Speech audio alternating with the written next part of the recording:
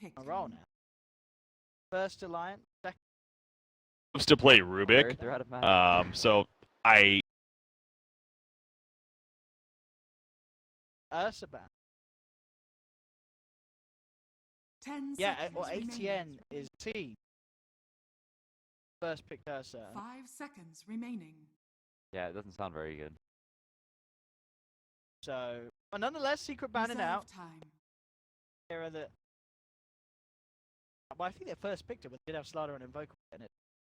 But it's a hero that's Secret.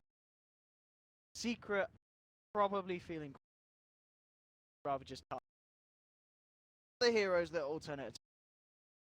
Yeah, I think banning comfort heroes whenever you're playing versus teams that even teams you think that are your skill level, I don't think is bad a lot of the time, but are specialty heroes, but especially versus teams that you consider to be worse than you, or probably are worse than you. Banning comfort heroes and then just playing your game will almost always win you these. What happened to this hero? I mean, this seems to be kind of all the rage at Star Series. Teams were looking at it, but I don't think I've seen it in a single. Have you seen it in any of the games? I have not seen it a single I time. don't think I've seen it touched upon in the picks and bans in any of the games. I mean, why not? Did teams just suddenly go, actually, this hero sting? He's really one-dimensional. This hero can't make anything happen on the map. Normally whenever you pick an offline, or you picking some axe or some water is sort of falling out with Sand King. Heroes like that, you have sort of jump, you can do something, you can fight with low amounts of farm, whereas Underlord is very dimensional. He is all one-dimensional. He's about, we're going to defend towers, I'm going to be pretty good in lane, and we're going to 5-man you. So when you see an Underlord, it sort of fell out of favor in the first 2 picks. Mostly people see an Underlord and they're like, alright, they're going to have no catch. We can pick slippery carries in the first 2, and we can do whatever we want. There's also heroes like Timbersaw, because Underlord's laning just got nerfed so much whenever they beat the, whatever the aura is into the ground.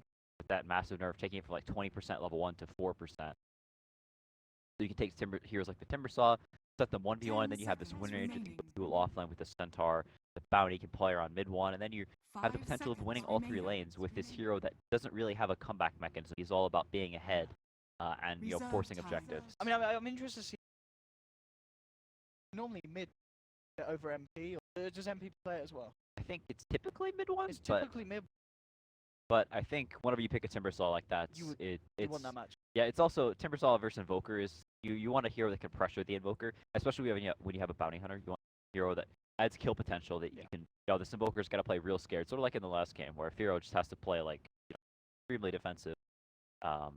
Timbersaw is one of the heroes that just absolutely crushes Underlord in lane, and Underlord not a hero with burst damage, not a hero who's with very scaling damage. His damage stays about the same for the whole game. It's obviously the Q scales with percentage of HP, but that's only does so much whenever you've got a hood and Timber is constantly regenerating HP. And indeed, at ATM with that ban, they side lane against the under laners. Big mid laner still there. If indeed it's going to be an MP Timber and mid 1 in the mid. Yeah, OD still. 10 seconds remaining. 5 seconds remaining. I think they kind of want some kind of right clicker. OD wouldn't be that bad.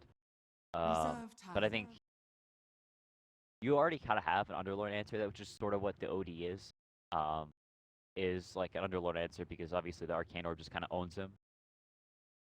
I think the Sniper wouldn't be that bad. I think it's a hero that Spirit likes quite a bit. They have the Slaughter for jump, but the Slaughter, I don't think he's going to be having a great game this game. What about mid 1 Storm Spirit? Oh! Very quick there with the pick. Naga coming. Yeah. So how are they going to lane this secret? I mean, we know that it is going to be highlight eye, fort win range. But the Naga and the Timber, how do you expect them to lane this? I think it's still a mid Naga. Mid Naga does really well versus Invoker. Yeah, you were saying the other day with illusions and such, it's very hard for Invoker to deal with the pressure. Yeah, and I think with the poor man shield, you can as well as with the Riptide, the Bounty Hunter, Janata works pretty well with that. You can potentially just mess with his Invoker, and especially if you're harassing it with the Bounty Hunter, you're messing around sniping your core, or you get your salve really late. This Naga Siren just allows them to free farm, and I think their other lanes will be doing so well. They'll have so much pressure going with the Timbersaw, who's gonna have a great time versus the Underlord, and even if the Underlord goes, will still have a really nice time. And then the Wind Ranger's card down bottom is a super strong dual lane. I think Secret's lanes are just set up really, really well. And whenever you can't rotate on this Naga, you can't pressure her early on. She is going to turbo farm and just cut off your map. And if you look at alternate attacks heroes, we said that's what the Underlord does to you. It gives you no pickoff, and they just have the Slaughter, and even Slaughter, not a great hero against Naga. She has so much armor.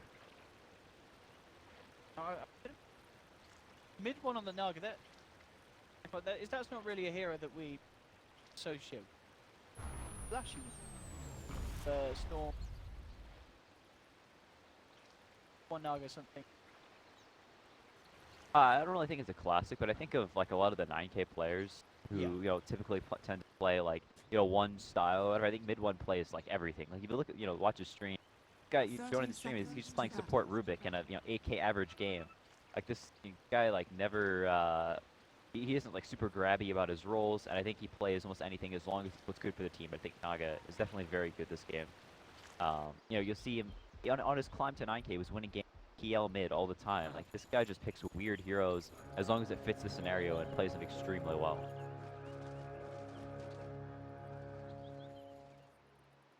The battle begins. Expected. So, final pick as well, ATN. 1000.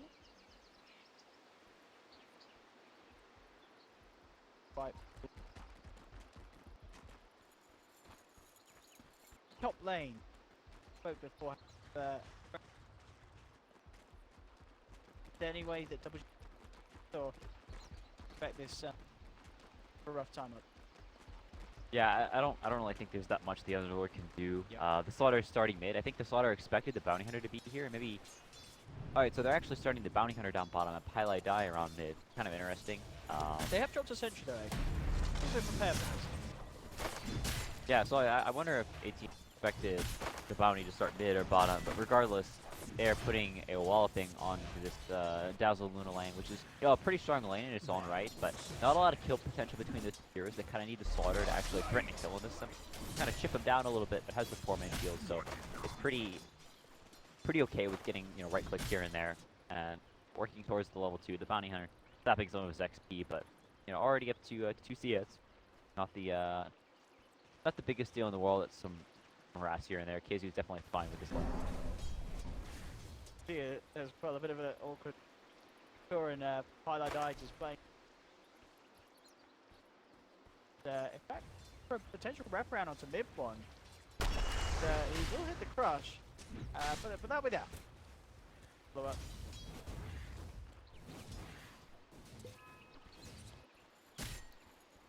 Yep, Pylai die just pushing up. Taking a little bit of XP here and there. Hasn't actually skilled anything yet, so I guess just providing some moral support to mid one. Like just having that hero there makes the Slaughter a little bit more cautious about harassing the Naga or being a nuisance. And the Wind Ranger, it doesn't really have to get too much done here as long as he's keeping this Evoker to play a little bit back. Puppey. The bounty runes that. Oh, he's gonna take the haste too. Is Kakor gonna crush? Oh, I should crush. Oh, that's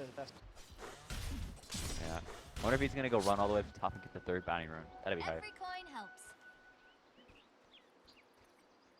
Alright, we'll be able to nab that of the alternate half of the map. Looking at the style at the moment, so what we're seeing, KheZu. Bit of a farm down here. Getting similar CS to that of exotic tiers, so good for KheZu. Top lane, 10 for 1 on Double G, 8 for 4 on MP. I mean, Double G taking a bit of the heavier damage, but said and done. Been able to stand up to the Timbersaw pretty alright here in the early levels. Yeah, and I think in the early levels he has a pretty nice time. Hits for 95, the Timber only hitting for 50. So it's not the easiest to CS in the world for the Timbersaw, but once he hits the level 4, we'll see sometimes the Timbersaws go for 2 points in the queue. You get the Arcane Boots up and running, he has the 2 mangoes, and you start spamming the nuke onto this guy non-stop, and it's really, really hard for him to deal with. So he does just go for the 1 point in the queue. I think it's fine. But he's a Timber hero that you can't really harass, and Underlord can sit here and hit you all day, and the Timber will just plink you with his 50 damage right click. Over time, he's gonna build up. He gets to level 6, and then you can barely stay in the lane anymore. Mid lane pipe, and Puppey came in with the wraparound shackle shot to set things up. Gank down. There, nice shackle from Pi, but diving.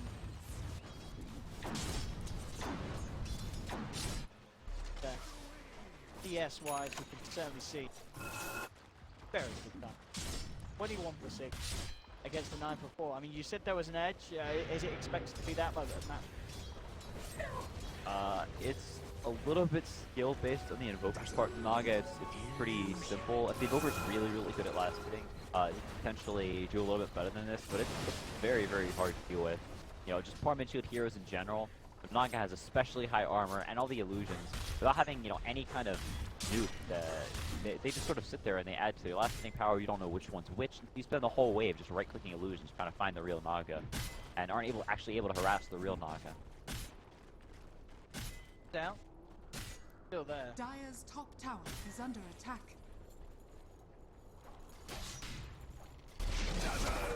Cross finds Wow. Dazzle with the power shot. That's a Falling low. He's going to grave himself just at the last moment. Shackle comes through. Is he going to catch him? But in fact, Puppey, he's got the illusion chasing down on him. That will do the job. They'll get the kill. Turn though. Solitaire and Kakor looking for the bounty hunter with the Sunstrike coming through. We'll get the kill in return. For a sport. Further than pilot. Neighborhood. Level 3 at the moment. Still holding on to that other point now. Will actually skill the wind run to make it back in the act. You find anything? The shackle shot won't connect, but they have the Hoot Stomp. Shallow Grave, of course, still on cooldown, so Seek will be able to get themselves a second kill overall. That engagement down. Yeah, and at the very least, sort of a bright spot for ATM. Luna is having a pretty decent time farming down here. Is, you know, pretty close to Luna. I mean, the Naga Siren, just a little bit behind. But with getting the kill on the Bounty Hunter, is right about on par. I think what alternate attacks is most worried about is how rough of a time this Underlord is having.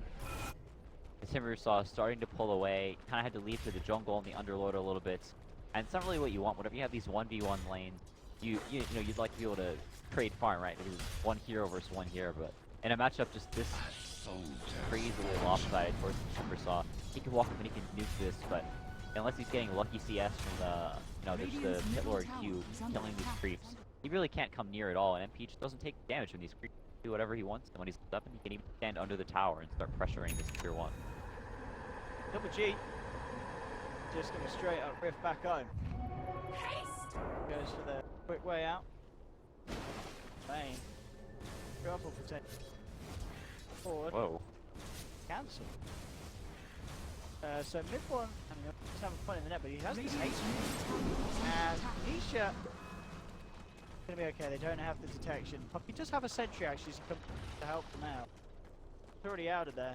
He's got to get away with his life. Top lane is the trouble we really did talk about. MP looking to get a solo kill onto Double G, and that is a straight up demonstration of how well this Timber.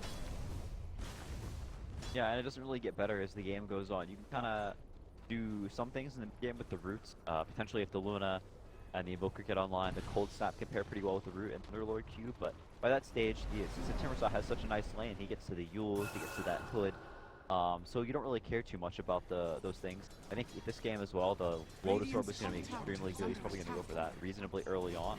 It'll just be so tanky. You have so much armor, and alternate attacks, their damage, their heroes can be pretty high with this physical damage, but if you get a couple of plate mails, we've seen in the past Timbersaws sometimes just stack plate mails, and whenever you're, you know, all in on this physical, and you're behind, it's not really too much you can do. G, back forward, Twilight die. He gets a shackle. More than ample opportunity to damage out to bring out. Playing it careful. Every coin helps. Get out this area, I think. Where the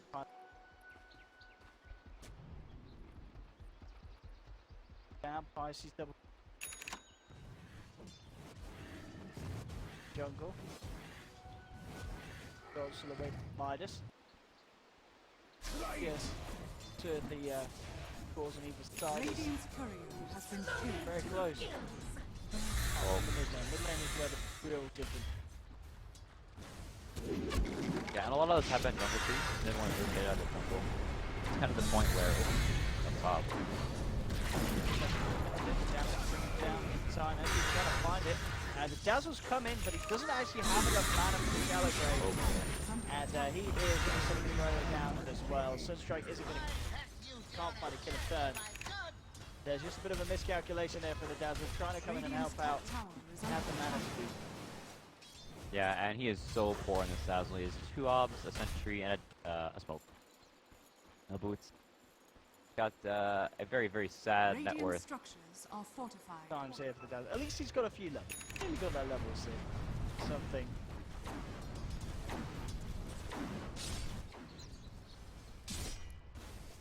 Yeah, actually going for the hood first on MP, so he goes for the arcane skull and then immediately hood. So any potential alternate attacks have of maybe rotating this Luna up here and looking for a kill, and then possibly pressuring the tower afterwards is sort of nullified by this with the extra regen as well. MP sitting at 33 armor, 44 HP regen, as well as that extra magic resistance. Underlord Q, which will typically immediately turn around heroes and pushing. MP doesn't even care about. He just stands here. Come up, sort of a play attack. MP actually forward right now. You have to be a little bit careful. He's out in time. Tackle will still close the gap with the crush, and they'll pop the eclipse straight up, trying to kill him, and they'll get him. Burst him down. I think it's a good heal bomb there as well as they surrounded him. Take down the timber saw. PM will be able to find a tier 1 off the back of that play as well. Yeah, MP maybe getting a little bit over aggressive. They find the kill there, but I don't think Secret are too speaking up about that. As in the meanwhile, Midone is just farming jungle. Gonna get probably a 11-12 minute relic on Naga. And a mid Naga, what a lot of people think of is, oh, it's punishable, you can collapse on it, you can gank her, but, whenever you have such a nice landing stage, your other lanes are putting in so much pressure that you really can't leave those other towers, so the Naga gets free to do whatever she wants, and it's gonna be mega pain for, how do they deal with it very early? It's gonna be a nightmare. Radiant's bottom tower has fallen. Chapel. There. At level 6 now as well. Tracks out. High. Careful, Sunstrike. He's gonna get it. Puppey will take it. Quite down. He sort of did try to get in there. Final beam. Case, KheZu in. Forces. 9. Dire's middle tower is under attack. Swoop here. Stampede forward. Reposition, and they're just looking for the big kill. They'll take down the Luna. King extra would be a nice bonus, but they won't be too fussed if they don't get it. MP has come across as well. They're ready to move. Ready to dive. Double G has already used the rift. No chance for that one. He actually tries a TP spell there. He usually gets cancelled by the chapter shot. The bounces from the shuriken and the double dash as well from KheZu. Secures themselves a third. 2 cores and a support. 3 trap kills. Tower to boot as well. Secret getting the big plays done, and all 3 of their cores top of the net worth board now. Yeah, and that play Secret made, you'll see a lot of the better teams make where they will just say, oh, they're pushing mid, and people will say, I have TP, I can come in and defend this tower. They get set up there. Puppey just stands up in the front, he tracks someone, he throws a shuriken, he's just standing there, he pulls the tower off the creeps off the tower. Highlight Die stands there, he starts shooting people, power shotting all over the place. Mid one comes over and they're just gonna fight there. They're not gonna let you take this tower for free. They are going to stand there, or they're gonna defend it, and they're gonna try and fend you off. And if you're persistent in staying there, then they'll just kill you. And I also like how mid one desonged, and right after they got the kill, he just walked back to the jungle. He didn't even come to the fight. Didn't want to waste time chasing. Just wants to continue. Really, really incredible timing on the 13 minutes. Few hundred away from the complete aggressive. Not being ATM. Haven't found themselves whatsoever. KheZu coming in.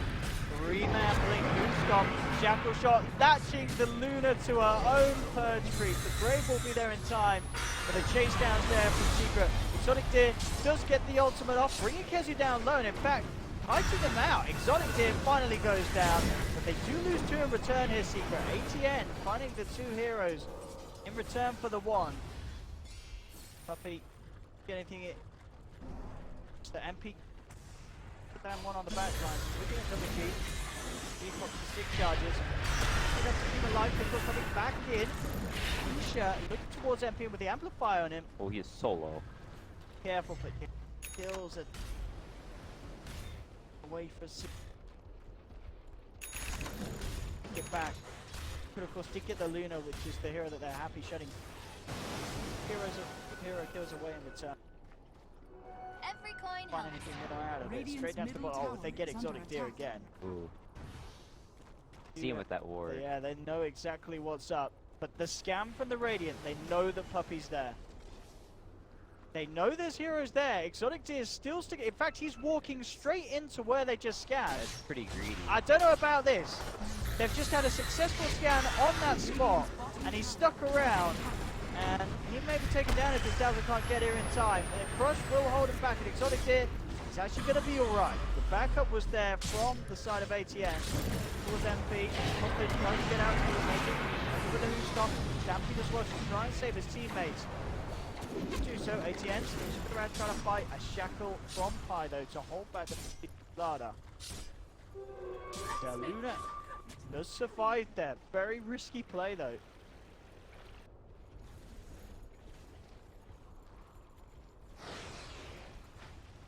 Yeah, mid one in the meanwhile, just farming up all these jungle camps Let's go. up to 1k gold after finishing the Radiance just to go.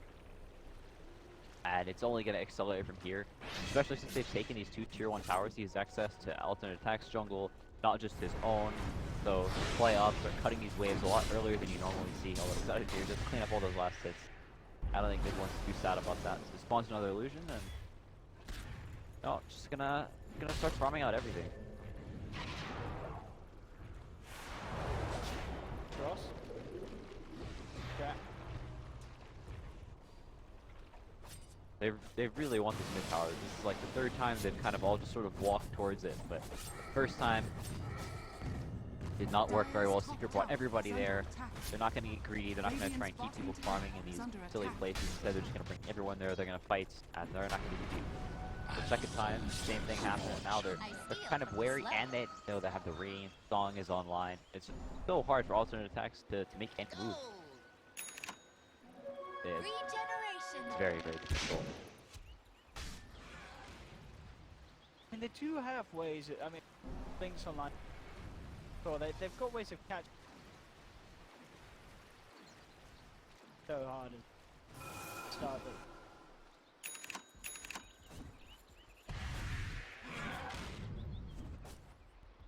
Radiant's bottom tower is under attack. Top lane. Still. Good. Close. 1.5 behind mid. Loaded to the gills.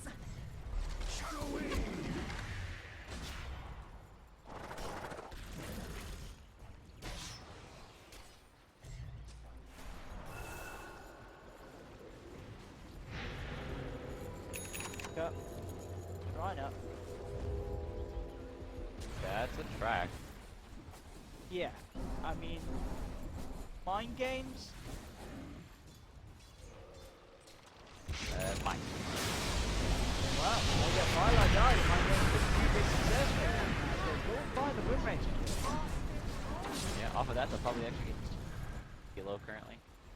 Dyer's middle tower And off of is that, they maybe actually continue to like Dyer's off of that, possibly so they don't move Cloud Tower. Although both of their waves are shoved in, so they don't really have a place to go up to. They still have to try and find some scrappy fights or walk back from what they're down and Radiant structures keep up again are with fortified. back. But Secret in the meantime, they're not gonna let the dogs lie. Radiant's top tower Bloodstone and is Timber. fallen. Luna. Dyer's middle tower is under attack. That's Radiant's top tower is under They attack. want to make that jump. That's the kill. Back him up. Whoa. Brave just in time.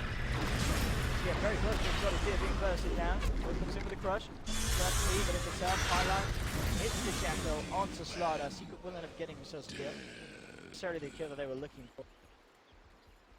It looked like the Dazzle was going to be a little late with that grab.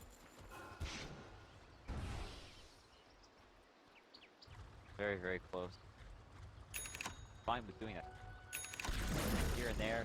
You fact that all these flames are always in because Naga constantly giving them. They always have the song to back them up. So Naga, a big fight will be happening. Force him to create again. Only especially create. Running away. Finally, goes off. Brave was used just now, but relatively early. They find the Timber Saw kill in return. They burst him down with the crush and the heal bomb.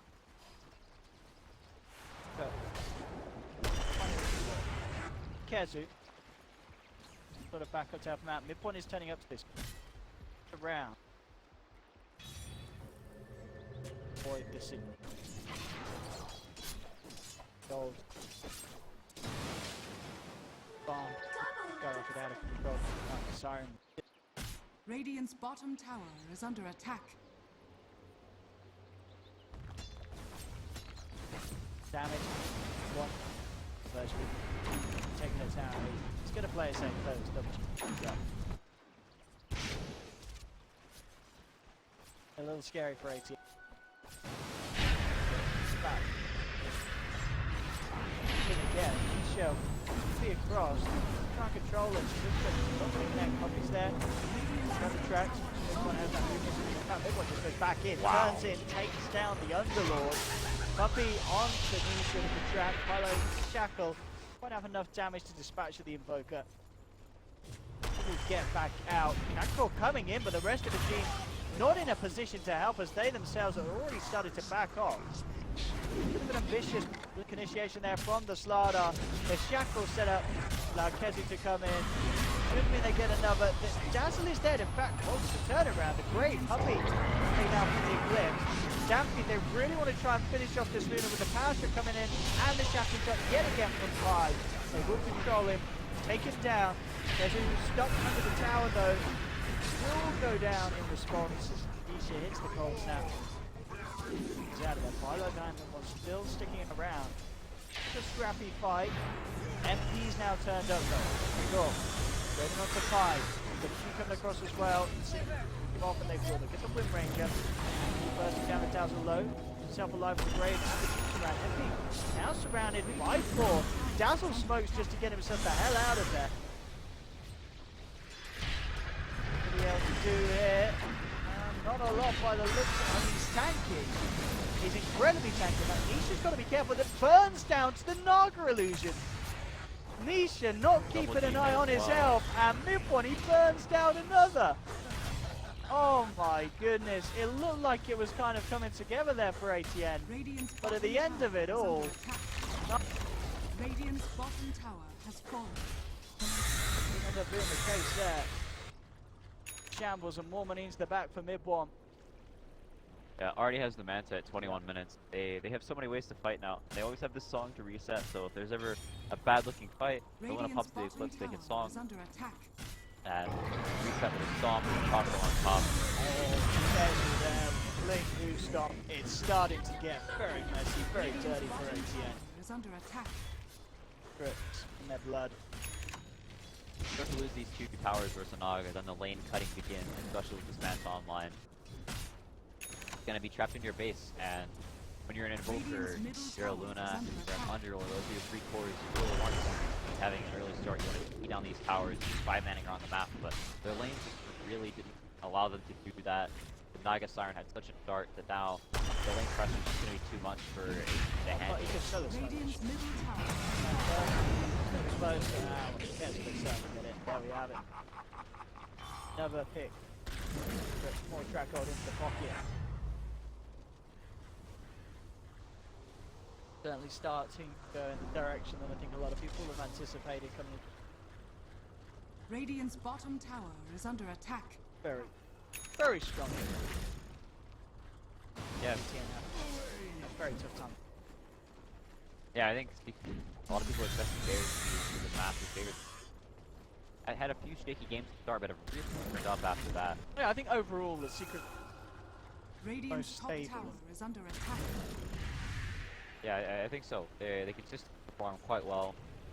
They have very strong drafts. I think this Bounty Hunter pick is sort of a hero that not a lot of the other teams. that that sort of gives Secret almost a little bit of a drafting advantage. Radiant's top You don't tower play is under a attack. Spirit. Like that is a hero that just always goes untouched in the entire treatment of play. Almost to that effect that you sort of this hero that you kind of always have to ban, and if you let it through, then Puppey will just Try to play around with mid block, but they're going to sleep to make sure the time's there. The backup is going to essentially link out. Radiant Spurn, bringing him down. The shackle from Pi Aw, is better out. luck next life. Get another. At the same time, though, KheZu did end up falling down to Kakora and Exotic Deer. They did commit the Eclipse for that kill. Radiant's top tower is under attack. As well as the focus kill. yep, has held down. So Radiant's it's top very, tower very good has against fallen. the anti-damage, purge both of those off. It's very easy to train away. Especially just from getting the regen, the armor from the plate melt. The Lotus Orb is just good on Timber Thaw, and especially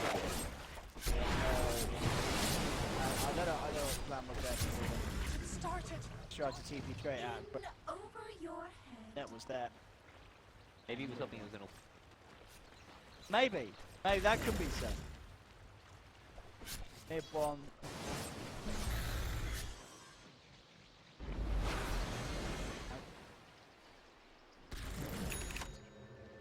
Just don't be. Yeah, it's they have high ground defense. They have the Luna, they have the Luna. So it only becomes a good high ground defense hero when it's so strong that they can't really contest you. You play bounce around on their wave, start tickling heroes, and you know their wave dies really quickly and it deters them from high ground. But whenever you're this far behind, you're just trying to leave your whatever farm you can. They can even just walk into the base, possibly with a song, set up with a stomp, blow up the Dazzle, blow up another hero, and then just the racks after they killed some of the.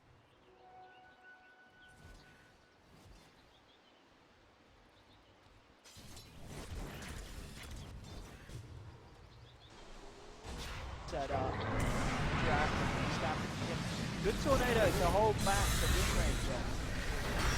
Just right, send down the ice cream. Beautiful. Hive mind there to hold back high that tornado. The lockdown.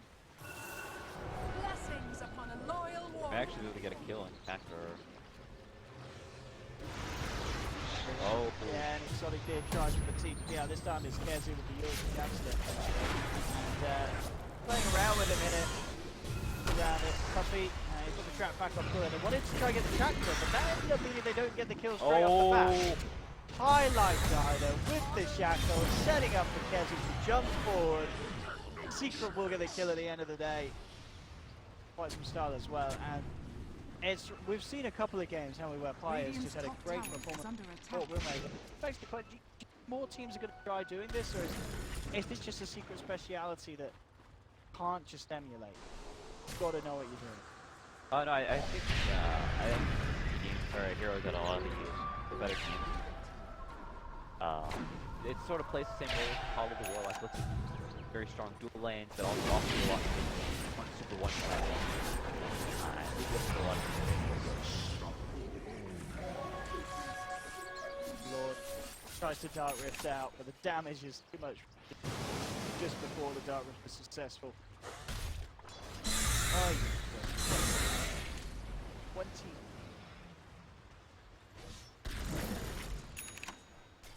Similar levels to GM himself, but maybe not quite the 9 inch. Yes, about the 8 inch mark. That up a nice kick, number 27-7. Radiant's middle tower is under attack. Self, share all alone in the 3D line.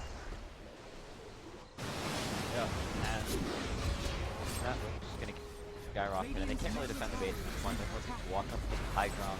Underlord is dead for now. Spawn stall for a little bit.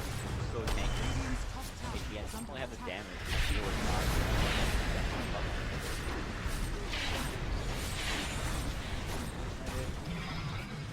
Did trying his best to slow down the siege from Split.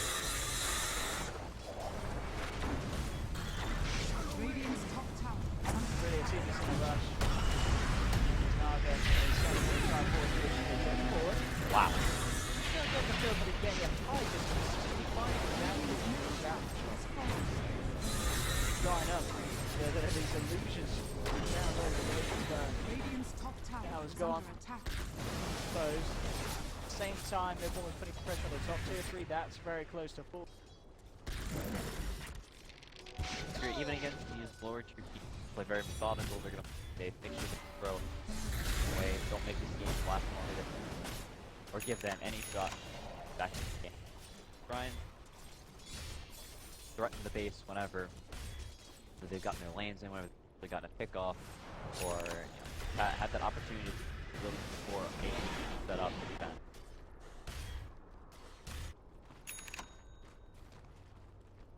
Fair for ATM. Shit, trying to best to find what he can. Loaded to the gills. Bottom.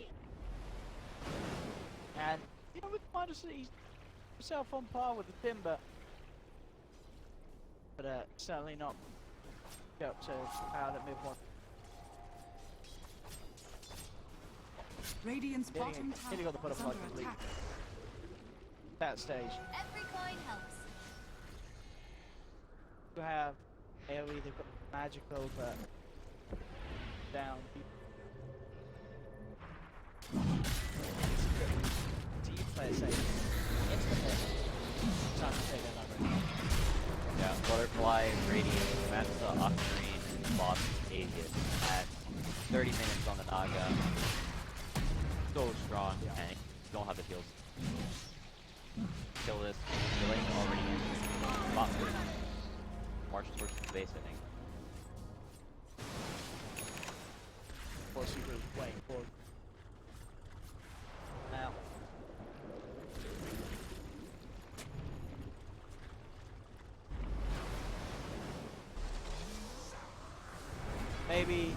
Maybe Secret, but it's unlikely. Radiant's bottom tower is under attack.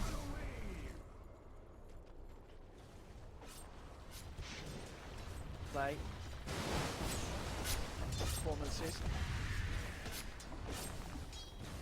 There. Lock Radiant's top tower is under attack. constantly. The butterfly now out. Oh, everybody's Yeah. They see him. whoa. He tracked up. Again, it's a nice little fly. They can hold him back.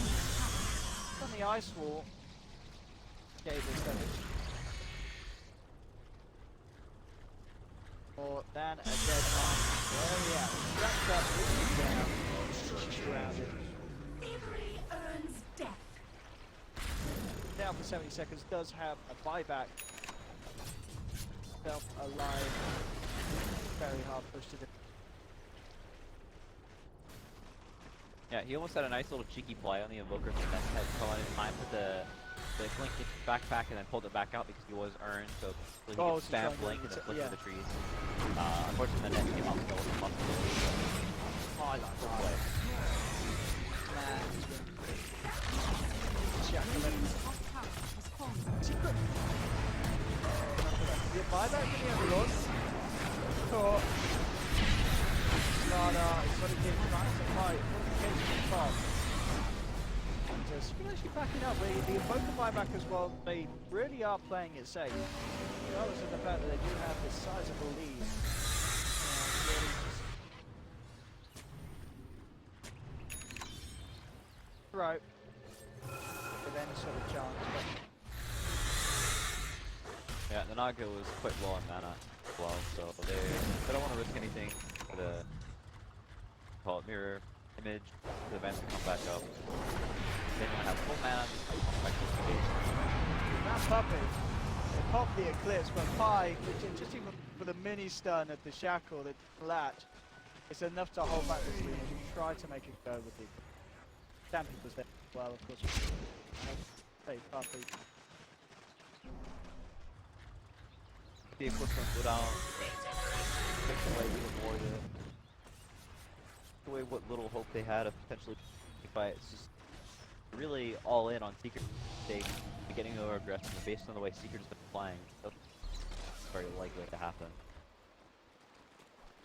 About to die, we'll get to witness it here. More Shackle shot. And there's the GG. ATN tap out. Good luck, well played further. It's with Is under attack. They'll find the Tassel. And Secret, they get themselves another win. Out of about ATS. Has pounds down the line today. Again, Secret not having a chance. Mid one, incredible.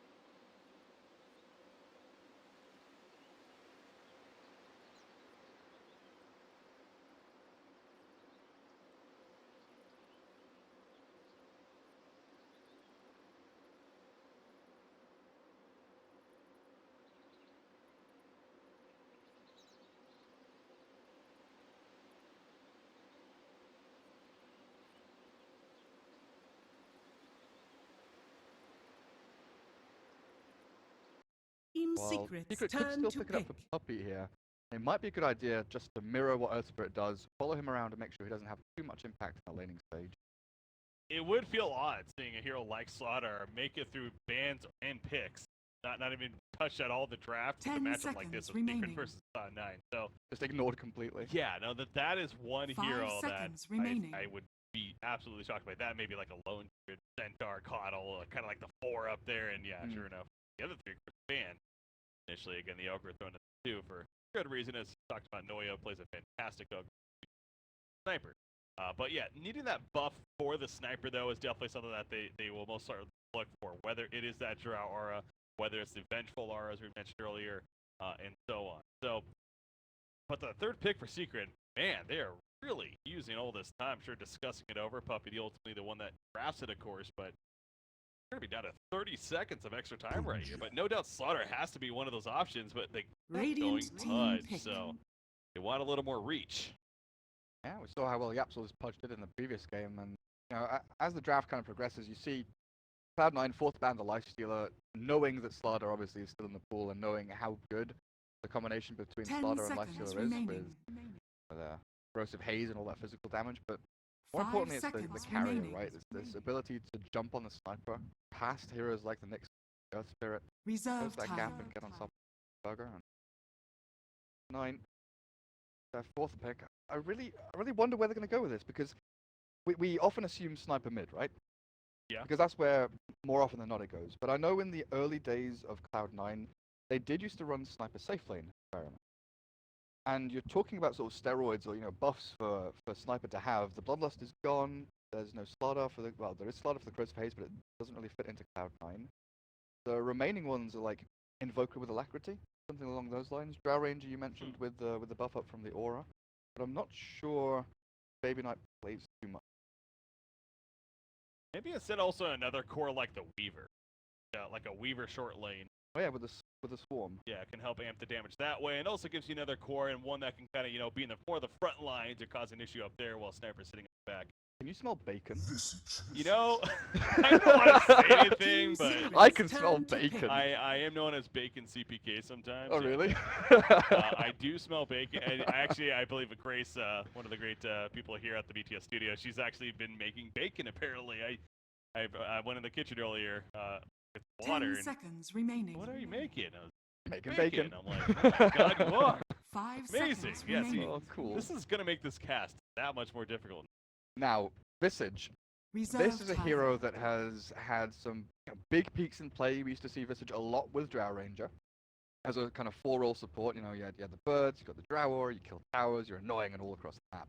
But of late, a lot of pro players, especially like Visage spammers or people who like the hero in general, have almost 10 entirely said seconds the remaining. hero is close to awful outside of playing it as like a solo mid or a solo safe lane as a core hero. This might be an opportunity for Cloud9 to actually play the Visage for Baby Knight, who's obviously known for his micro skills after transition to StarCraft, coming back, playing Broodmother, playing Visage and heroes like that. Leave it to Cloud9 10 to do seconds something remaining. like this. I mean, they feel like the team right now, at least in these qualifiers, that 5 seconds they will really remaining. just do some radical stuff, and definitely have proven that they can do it well. So, but yeah, no, I hear what you're saying, and definitely I've not casted a Visage in forever. I mean, it equally could be just the 4-role Visage again, or maybe even the hard 5, have Earth Spirit roaming around, Visage controls lane, but then you're still looking for that safe lane carry with difficult option. Yeah. Very curious here with the Visage, but we'll see how he makes use. Of course, those familiars ultimately helping him make the hero in general. I mean, he provides decent burst. The Soul Sun, right? Yep. One, yeah, Soul Sun one. The damage there. So as far as potential of dealing damage could be there as well. But yeah, what role we're gonna exactly see him in is kind of that question now. So the fifth and final pick ideally will help us get that information. That really depends again whether they want to run that next 4. That is that Offlane. The final ban for Team Secret now coming out. They're probably going through 10 similar seconds thoughts that we are in that. Yeah. How are they going to run that Visage? What should we ban out here as a result? 5 seconds remaining. It's got to be tough when thinking about it. Yeah, they just ban the Drow. I think that's the safest Team option. Secrets, turn Drow to kind of pick. enables both Visage and Sniper, so Yeah. taking that out of the loop. But that's the expected ban, so I'm sure Cloud9 have something ready to go with their 5th pick. But for Secret, there's heroes like Slark, Juggernaut that both take advantage of the Empower from Magnus. 10 seconds I remaining. don't know where Ember Spirit's going. Could be safe lane, 5 could be mid seconds for remaining. either MP or mid 1. But we've also heard, we've seen the shift away from the Reserve Veil time. magic damage Ember Spirit into sort of more boots of travel 5 Maelstrom. seconds You remaining. you kind of go that direction. And also, there are a lot of players out there who still feel that Battle Fury Ember Radiant is very team strong. pick. But Team Secret, I- pressure play, terribly. Yeah, they go terribly. About that Battlefield. Like, I keep hearing this idea that it's making a bit of a comeback. But Maybe, never seen it. I've never seen No. it since 7.0 at least. Since the Veil's It's- become a thing and magic damage has become a thing. That's the weird 10 thing, right? seconds Because there are remaining. sort of 3 or 4 different, I guess, 5 paradigms seconds of Dota. remaining. Yeah. There's like casual pub play, there's medium level to high level pub play, then there's professional Reserve players who are playing in time. pubs, 10 and then there's seconds competitive remaining. play. So this whole Battle Fury Ember Spirit is, professional players and very high level pub players who are Battle Fury, but it's yet to make that move into actual competitive play. Didn't expect Timbersaw. They've been running these similar cores, though, a lot. In fact, both games earlier today of Cloud9 that we've casted, it's been Timbersaw Ace, Sniper Baby. So, I guess they just like this duo as of today. Now, Visage obviously is where it's pretty different here. That means, though, I don't know. Because we still don't have an answer, right? Like, where is this Visage going to end up? Now, again, if they've been doing what they've been doing earlier, you'd figure it's going to be Ace on the Timbersaw, and that means it's going to be a 4-position Visage with Nyx more in the offlane. Well, the last Agree. couple of times they've run the Visage, Rise has been playing it, 10 and he's usually seconds their remaining. kind of hard 5, right? Yeah. He's their big supporter, while Noya does the roaming 5 around into seconds the remaining. Esco's lane. So I think it is just going to be standard lanes. Earth Spirit roams into mid, maybe controls the offlane a bit with an assassin. They've got the Visage safe lane to help out the Timbersaw of Ace. Alright, we'll be there. Prepare Here for we go. battle. There's that Terror Plate, though. MP, of course, going to be planted here. Mid 1 is on the Ember Spirit, so it is being middle Ember. We usually would expect, of course. We've seen some short lane Embers this time around. It'd be more of that middle instead, more the typical. Early aggression being put out here by Team Secret as Puppey's all the way down here. He still has a ward on him, actually, never in placing it. scouted out there as he's trying to walk away now, but they do block at least one camp so far. Camp right here with that sentry ward. Get back, so the early TPs. Success. Sorts for Team Secret, and Magnus is setting up in the offlane. Yeah, that's actually true, isn't it? Oh, it's going to be an offlane Magnus here. That's kind of just hitting me. Yeah. 30 Get your seconds levels. to battle. Buy Iron Talon. It's actually not buying Iron Talon. It's got Scout Shield and goes with the salve. Still starting with one idea, and then all of a sudden. Oh, alright. Okay. I'm mitigating here. I mean, I guess there's no real great way to kill KheZu unless he makes a massive misstep, because he'll have some way to get away. Hard lockdown until an Earth Spirit rotates in.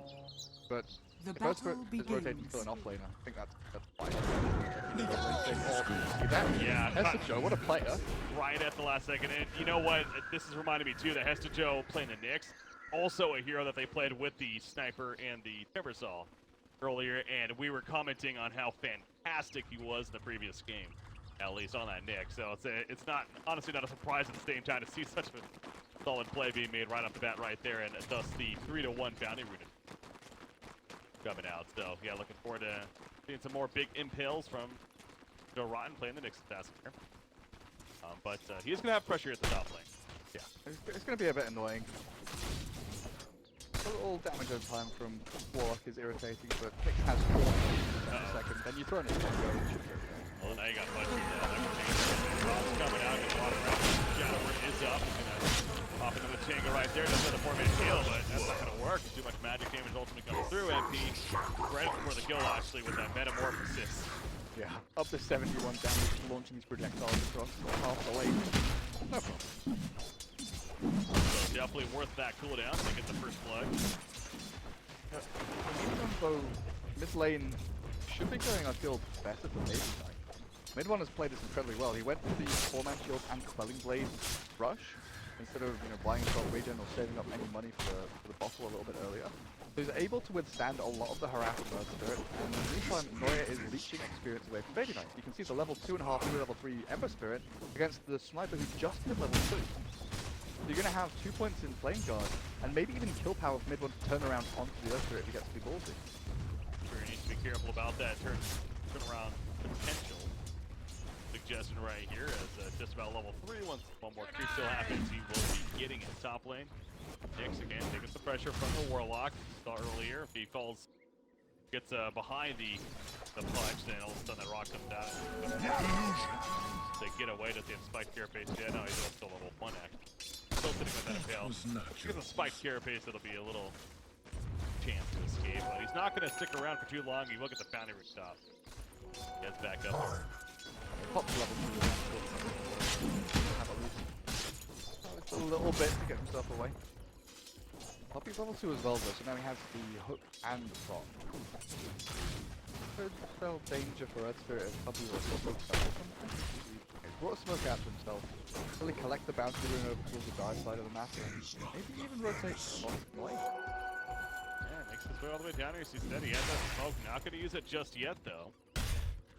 Definitely coming down here, however. They're going to be popping the shrine. KheZu back to full mana. Level 2 shockwave. I was wondering if they maybe smoke together and move mid, because you never expect a roaming back at level like 3 minutes in. Yeah. 1 point in skew and 2 points in shockwave though, it's a fair amount of damage, and maybe not shoving this wave into tier 1, so that could have been an opportunity for them to exploit. And not taking advantage though, KheZu back in the bottom lane, going up to test against A tier on that Timbersaw.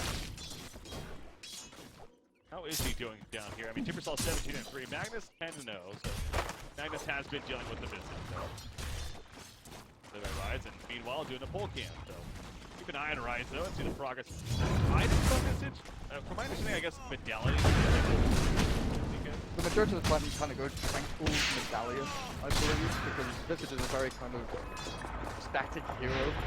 You're very slow, you don't want to move from lane to lane, you can't move to anything right there. But Tranquil's Medallion, and then you look towards the Acting Scepter. If you want to go for the early kind of ramp play, if you want to get utilize the levitation, maybe it's not going to take more. Metamorphosis into Blood Rock. That was the hook just started to lop actually, and couldn't get away from that point.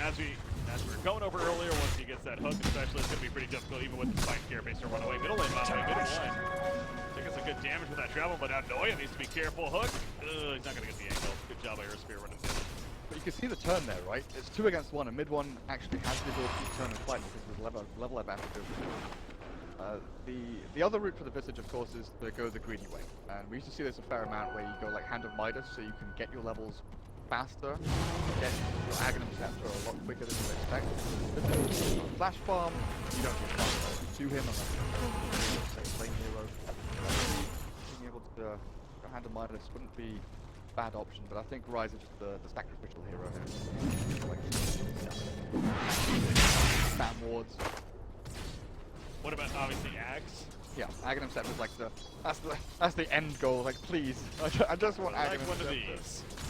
Extra familiar, please. There are some cool Visage builds out there, you know. Though. We've seen carry Visage with like AC and Maelstrom because of course you get a lot of attack speed with your Grave Chill.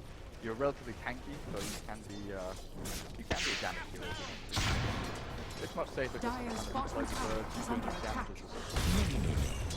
Vision, set up gigs, push the towers.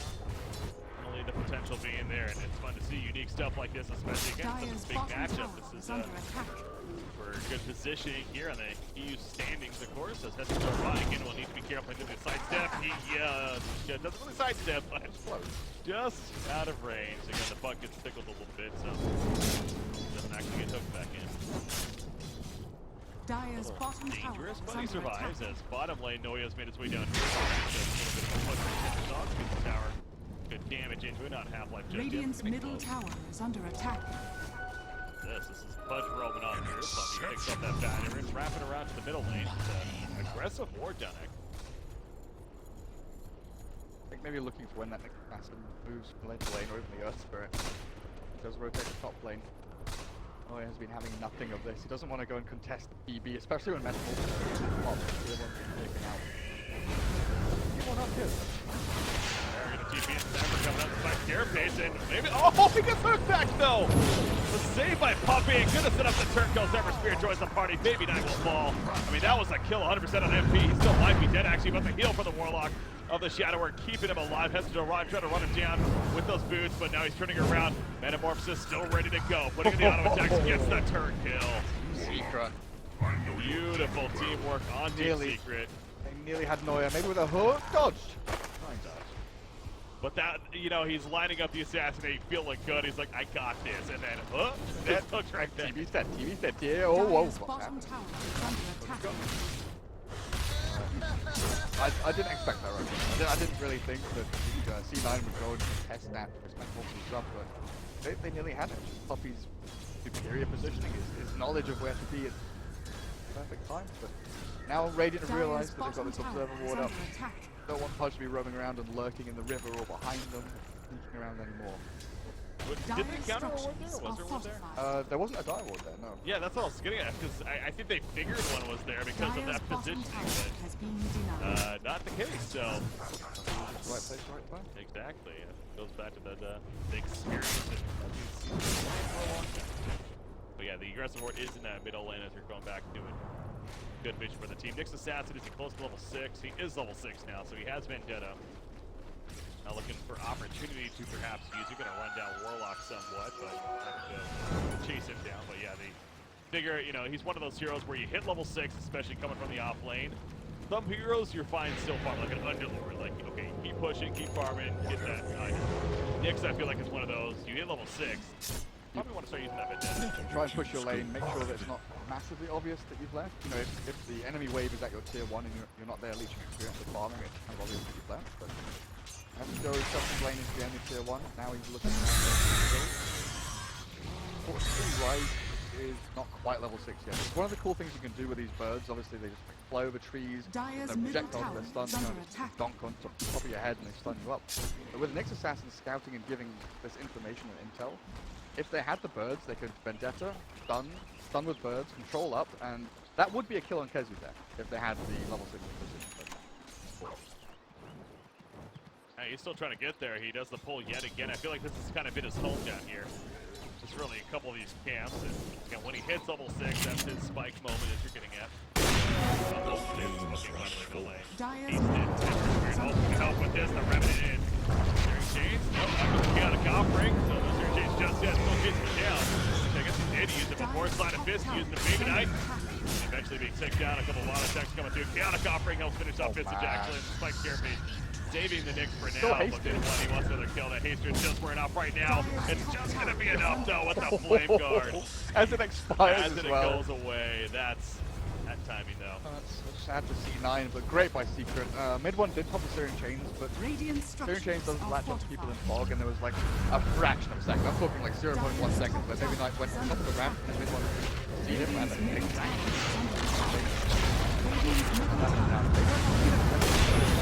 Oh, when the Twilight died, they walked into a trap. Oh, first Spirit, he's like, nice return. Oh, And Paladai has a regen rune. I think mid one's just gonna say Dyer's nah. top tower no, this is is under you give that to mid one. Obviously, if they have a shrine, they do have a shrine. Yeah, just gonna go use that unless Nyx can change that. Oh man. Oh, this is awkward. Actually, he could get the kill on the Terrorblade if he On gets. both? Oh no. Yeah, get the yeah, they use the shrine now, so well played right there. Oh, he sealed the creep too. There you go. Got him. Got him. So it's been pretty quiet so far for KheZu and Ace, right? So these two guys were Was that just Puppey? Yeah, no, Puppey, what made it funny though is I literally just went there with my camera right as he was getting hooked, and it just followed him getting pulled away again.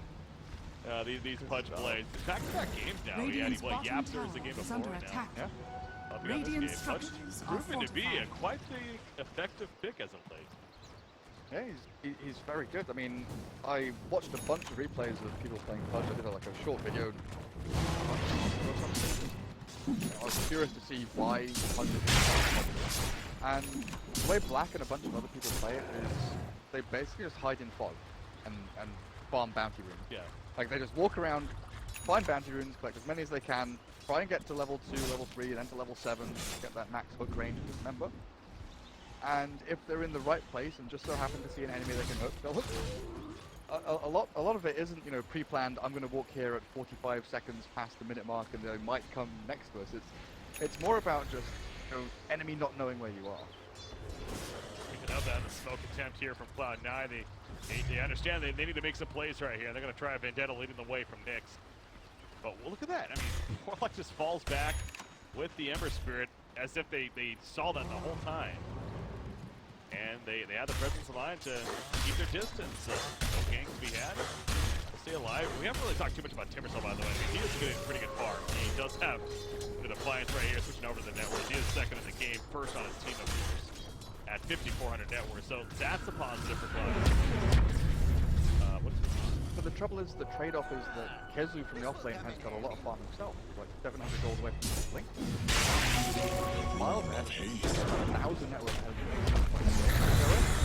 Offering gets a couple right there. Ember Spirit should be following up as well. Give it a Hatred. He does. Oh my god, it's a Hatred.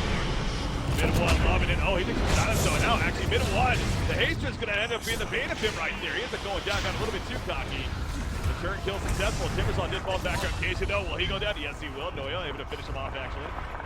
Boulder smash on through. Now that's Johan. He's in pursuit. Does have another Sunder. Put the Sunder at the last second, and now No-a running in fear. Will survive as he barrel rolls And rolls away. into death? But unfortunately, by a way, I mean, yeah, into death.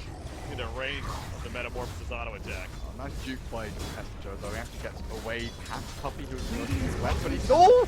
Just lands the hook. Puppey sees it through the gap in the field, and... Oh, going on? Oh, nothing was making a fluid for his memory. Pops it right there, and now Timbersaw's gonna die again. Hey, I don't use the word, not a good thing. Okay, so, yeah. You know where I'm going with this. Yeah, destroyed. So, I was talking about Pudge, and this is like the exact build that I analyzed that Black kind of made popular. Was Soul Ring Tranquils, you buy smokes, you have Wind Lace, you roam around collecting bounty runes, you make sure that you're hidden in the fog, enemies don't know where you are. Sometimes you're in the right place at the right time, but then it's the Hand of Midas into Blink then Axe. Because as Pudge, you don't want to be taking farm off the map of your team if you're just like hiding and maybe farming a few neutral camps. Midas allows you to get these talents up and running. Because he has some pretty good ones, but I'm not amazing with that. impact. But also, it keeps the gold flowing. Yeah, cool. Cool. Now take the bounty route. Radiant's top tower. You know is what under makes that attack. so unfortunate as he literally put down that sentry ward just simply to counter ward. In case, I mean, maybe, okay, I shouldn't even say that. Maybe he didn't know that Nyx could have been nearby, to be fair. But the way he put it right on top of the observer ward makes me believe that that was the case. So, and just simply Nyx was there. So, Nyx gets killed. 15-3. Yeah, this Pudge, Puppey, MVP of the game, for sure. He's level 11 right there, but he's opened up so much room for this Ember Spirit, who's level 12 and is skipping that Villa Discord. I know you were mentioning that earlier on the draft. We've seen that more and more, so going kind of routine with that stuff lately. And highlight dive for me. He doesn't have Magnus nearby. The Magnus isn't gonna do anything too crazy. TP out actually. They're setting up at the bottom lane. They really want to make a play, but. Oh, unless that team gets a little too crazy here. Sorry. Doesn't know where the rest of Secret are apart from Warlock and Magnus, who showed top lane. They've got Blink RP on KheZu now. Oh yeah. Where do they go? As there's a hand of Midas use as they're running towards that bottom lane. Got John a mid one actually. Yeah, it's real. God, he was not to pick on him, but he was playing Ember. What was it, yesterday? There was a game, I think it was against Alliance, if I'm not mistaken, that we got that. He was kind of so he out of Godfrey though with the RP, the wombo combo 3 on the spike here, coming out stalling a little bit, but not enough to save Nyx, although no hill will roll out. So maybe doing a bit more work to give it credit for initially. However, the Jace, okay, different stuff. Well, cut through KheZu, so numbers actually works out for Cloud9 there. 2 big ultis from Secret landing on 2 supports, and they only killed one of them. The Offlane and Nyx. They only killed one of them. That's huge for Cloud9, surviving that. Now they can potentially send a tier to bot lane and turn and fight. They're sniping now, Radiant's having bottom Åström, tower is under attack. birds are up to the but Ace is starting to come on right now. So it's not good. Still looking at Bloodstone. You have to have it now to just go and run into a fight and gain some charges. Perfect. Radiant's I bottom think tower is falling. Yeah. Fortunately, they had to regen back in base.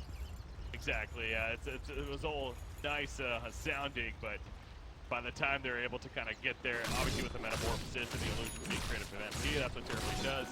Your bases or your tower dies before you can even roll a big damage. So, but yeah, using the double ultimate, it's make it sound not epic as it was with the initiation. It felt like it should have been, but yeah, on the supporting cast, not the targets that you necessarily want. And now we have an opening for Cloud9 to definitely make some plays. Nyx Assassins scouting out level 10.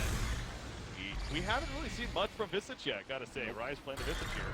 It has been a hard game, and this is one of the reasons why a lot of the Visage players have really taken it disliking to support Visage and only really like playing it mid, because you need levels. You need so many levels, especially playing it in this kind of hard 5, selfless role. It's so difficult to really utilize options. Right now he's sitting on what? Lightstone? Ground? Reed just getting in the way from the hook right there. Almost landed onto Timbersaw, but... And power on top of Airblade when he's in melee form is actually sickening. Leaving down pretty crazy. And it actually goes a Diffusal Blade here to follow up the main cell. Think of that item. That's pretty cool. I guess use off a So initially though, so giving him a chance to run away by the Fire Revenue. In one, Shockwave, kill. I guess credit for it, now Visage as a familiar, but not even gonna, I guess they are dead, actually, that was an illusion. Secret are missing spells on purpose or something, I don't know. The missed skewered and the missed hook. But they get both kills in the end, and the 2 birds, so a huge swing and gold for them there. And the majority of it goes across the Magnus the Ember Spirit. Radiant's top tower is under attack. Radiant structures are fortified. I still think spells for the Elf Spirit, because Cloud9 have a lot. Radiant's they top can tower actually- has fallen. He's got man to end with. Kind of like the Juggernaut stuff. Like, Diffusal is one of the best DPS items for Agi heroes in the game anyway. Maybe he's not buying it for the merch, he's just buying it Just for because, damage, yeah. because it's a stick item. Whatever it is, he has it here, and he has a mana burn obviously effect as a result of that. So that could potentially be pretty strong too, but Beta 1 has a Maelstrom finish, another 1,300 gold saved up as well. 12% spell amp, and we can expect anything less from the level 10 counter. Taking a look at that, anyone level 15 yet? No, but Parablade is actually almost Very health regen. That one survivability over the increased damage from the attack speed, but he will get 200 health, which also is ability, so kind of buffing up him in the illusion. Yeah, exactly. It's the illusions. Just make sure that they are. Rise finally has his one item quit. He has the medallion. But I just don't have much work to do. That's why they got the sniper and that's it.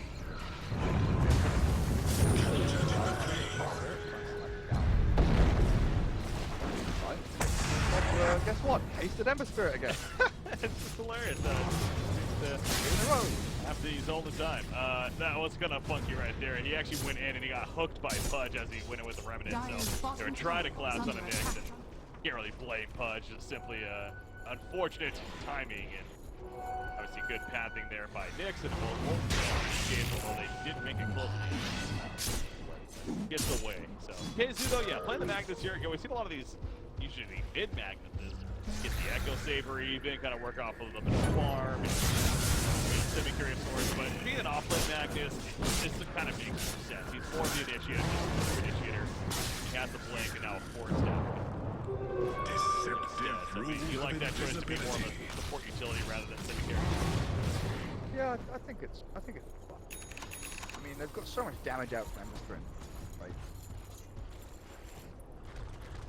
New Terrorblade, especially with that diffuser that he just picked up, as mentioned. And he's gonna have a BKB now too. So good luck doing good, consistent good damage to him, let alone lockdown. Magnus is just a walking empower, right? Dire's top tower is under You just attack. think, oh, bot lane, right, all the way. Medallion's not gonna save him there. The rest of the team at least is just applying a bit of damage here with Offlane and Catapult Wave, and they're hiding two heroes only. They showed Ace for a flash. Dire's top tower is under attack. Around in that tree line. He'll show himself now and he's out. I think Secret fully expect two guys waiting in the wings ready to count. MP might get a little bit too far forward. On the shot. You know what he can. There, and actually look at that shit by Puppey now. Remember you, Nick running on in. The intel ends up out, but the RP in the background from KheZu, they do get the 2 kills. Timbersaw and the Nyx, and now Noya on the front. Being much more effective. That's good. I don't know if it was intended by Puppey, but when he was dismembering, he actually turned Rot off because he was out of range. But I wonder if he also turned Rot off because he was expecting Nyx to come in, because you can obviously, you know, Carapace during Vendetta to stun up the Pudge, cancel Dismember, allow his teammates to escape. But whichever way, Puppey, decision making, turning off the damage over time. Dire's middle tower is under As attack. well. And this opens up Roshan for Secret as well. This is like seamless transition from one region to another. What was meant to be, you know, a fake crap top lane. They turn it on his head. So there's 3 kills for the good men. They're finding agents to push lane. Like it, sure. Why not?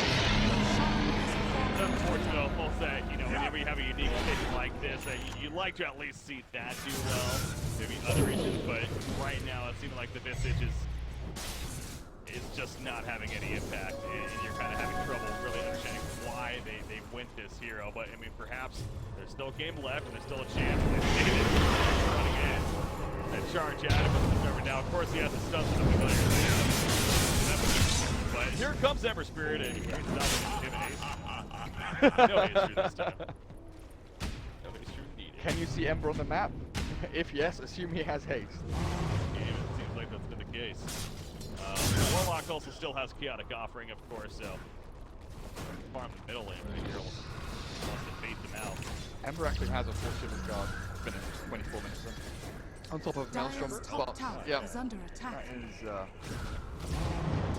What do we think about that, Dire's actually? I mean, obviously that will structures reduce are damage done to him by the sniper, especially. And having that as he jumps in. Yeah, just being able to slow the retreat of any heroes. You know, Cloud9, they kind of want to create a line which Secret has a break and then retreat up on the high ground or retreat behind a tier 2 or a tier 3 is the way things have been going. They are behind.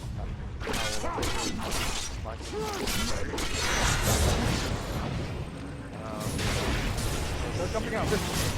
Timbersai, he was on a mission of exploring the Dire base. He wanted to check out the buildings and, well, and hopefully he got us some good pictures because I don't know what honestly he was doing. Right, he was trying to avoid, get away the whole time. So to be serious, but yeah, he clearly was not going to be getting away out of that one.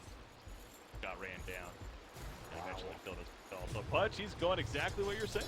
He is going to be going to that. I think it's just one of the best builds. It's probably the greedier build because you do soak up like the first 10 Radiant's minutes middle worth of tower anti-runes is from under the rest attack. of your team. But with the Hand of Midas, it just pushes you and pushes you to like the 60th.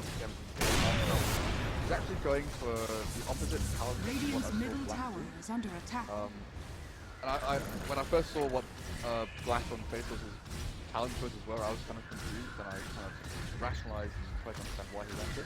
The Puppey's gone for the ones which I would consider normal or Radiant's better. middle tower 8 is under strength over attack. mana regen, 5 armor over 50 movement speed. I thought were good, but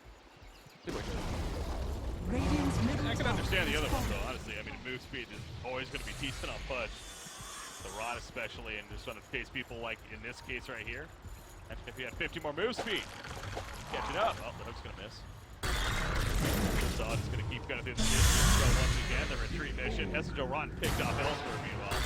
tried to snipe the courier. What's going on with this, by the way? He gets MP by himself, but he pops him in and morphs and things on Sniper.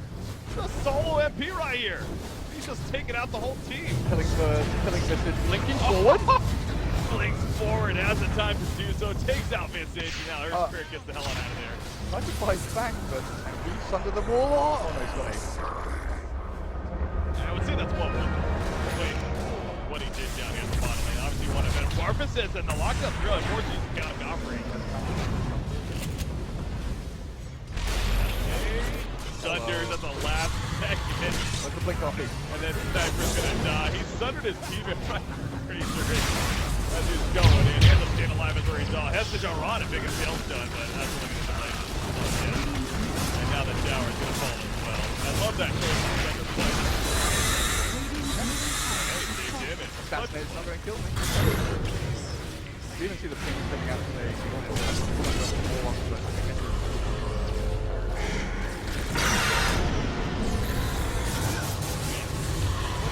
Right there again, and he takes off his stick. He's trying to look like maybe just a career, and he ends up getting down, and then MP all of a sudden decides to go 1 versus 3. Takes out Sniper by himself.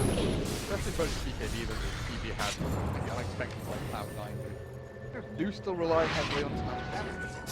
The conversation we had in the previous game, magic damage is fine for the first like 30 minutes of the game. It's, you know, it's efficient, it's useful, it's a good way of killing people off and chipping down HP Radiant's totals. top tower Once you is hit under that attack. wall where heroes are massively over-leveled and have BKBs and ways to deal with magic damage, it just doesn't. You need someone to rip through armor to them, and I suppose right now isn't that guy, and they've got no one else to fit the bill. Yeah, kind of looks back again at the draft as a whole, and you know we mentioned Slaughter made it all the way through the draft. That physical damage and presence that could have potentially been an option. Going in the direction of kind of hammered on that enough. Pretty obvious thoughts on that. So trying something unique here, clearly not working out. And although it's not over yet, I mean you're down 29 to 5 0 kills, 28 minutes in the game. For a while, and that's The TB has the same net worth as Timber. so you're saying they're ahead. December Spirit is running him down, found him. Obviously, you're at a point in your Cloud9, you're trying to be extra greedy right here. Yeah. That's exactly what that was. But That, like, a lot of people watching, and I like, you know, as a caster, I read Reddit and I read YouTube comments and Twitch chat, and at times I see people say, "Oh, look, idiot feeding." You've got to understand that they are behind you.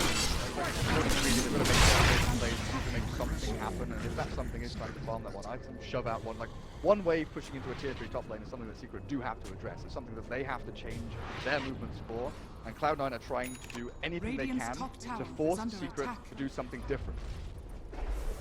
That never saw again. That's not something different. That's the same thing we've seen before. It's Cloud9 heroes dying, unfortunately. Kind of going back to what you're suggesting there, though. Clearly acing it. He's just trying to saying goes, space created. Yeah. He's gonna fall though. They're not in our base. They're not destroying our tower. Exactly. That's a positive way to look at it. Or positive people. Radiant's top tower has fallen. If they're in a spot that's going to happen, they're probably not going to be able to come back to win this game. The firepower just seems too underwhelming at this point. And even have Sniper, he's going to BKB. So the idea that they need more physical threat, that's not even necessarily going to be a thing. I mean, you can argue if BKB allows him to deal more damage, sure, I guess it could be, but they can, I was going to say, they're going to do Roshan here coming up soon, and then they'll probably look to push and finish the game. Your Team Secret. So unless you catch them at the Roshan pit, completely off guard for some reason, or you get a couple of picks here and there, some buybacks maybe some. Never refuse gold. Secret's in full throttle position to win this game. It's going to be on them to lose. The puppy paws. Oh boy.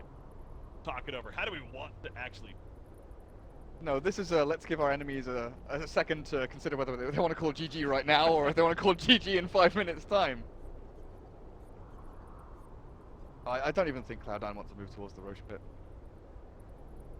Yeah, smoke through it. It's like their only chance, but they have no vision, do they? They've got no vision. They don't have like a Tide Ravage or a Magnus RP or any real ability to get that big wombo combo through. They've got smaller combos like Nyx Assassin goes in Carapace, stun, a Spirit rolls in with his stun silence, but following through with damage again. This is something that we've looked at. Ace had a very quiet early game. His Bloodstone charges are now down to 2. Didn't really get much impact out of the hero. I mean, what's he sitting at now? 1-6 and 1, 1-7-3 on Sniper. Obviously, it doesn't look great, but not winning your lanes, the Visage and Timber didn't beat the Magnus in a 2v1. KheZu actually managed to keep up in terms of farm and levels. The other lanes suffered as well. You know, exactly the same scenario happened mid lane. It was 2v1 against mid 1. But the Earthsphere and Sniper, like, it's not the fact. There are these like weird situations where even if you're not losing your lane, you're losing. Because there are certain matchups where you're meant to win, but you're meant to win so hard that your opponent loses. That they don't get far. Yeah. You really shut them out. But the fact that they shared experience between Earthspirit and Sniper, and the Sniper had the same CS as the Ember, they in effect lost their lane. This is something new though. I've not seen a Solar Crest on Fudge in a while. Yeah, Solar Crest has just gained a lot of popularity too. Kind of another one of those trends that I'm noticing. One of those sleeper items. Merlini was suggesting earlier, it's got buffed quite a bit recently. It got a lot cheaper actually. Dropped what? 350 cost because of Talisman dropping from like 1800 to 1450. Yeah, Pretty sure it's 26, 27. And I think some numbers got tweaked as well as far as the arm. Yeah, no, it's a very good value item, and again, it is kind of funny too. There's like an ogre match that happened in one game, and they were trying to kill the ogre, and there's a debate. It's like, what the hell? Shouldn't be happening. Yeah, I also kind of think about the draft too, and I thought now kind of looking at. I noticed that they final banned the Drow, of course. Part of me kind of wonders if C9 went the Visage almost expecting to get the Drow. But then when you think about it, they would have been better off than just picking up Drow, because there's no way they're banning Visage like on the other side. So if that was the case, that was a fault of theirs, but that's why I said I expected them to have something ready that wasn't the Drow. So wasn't that hero. Again, this is the 3rd game in a row. I want to say they've ran these same cores on the Timbersaw Sniper, so clearly they like it for whatever reason, and it's been decent in both their matches they won earlier.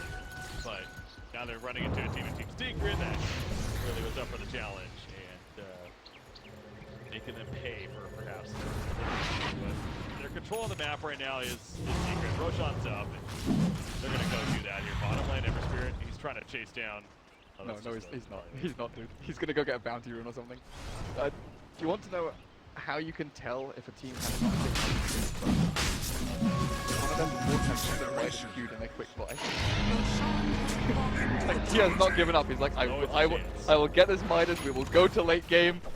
we will get through this as a team. Our Visage will become dead. Yeah. Actually, Visage has a Midas. Like I mentioned, it's one of those items that's pretty good on Visage to get your levels going. But I don't feel as bad for C9 anymore. No, I'm not trying to be funny. Like 5 minutes ago, I would have said this. Like when Puppey paused, in my head, this is game over, right? Secret have this in the bag. It's gonna be super easy.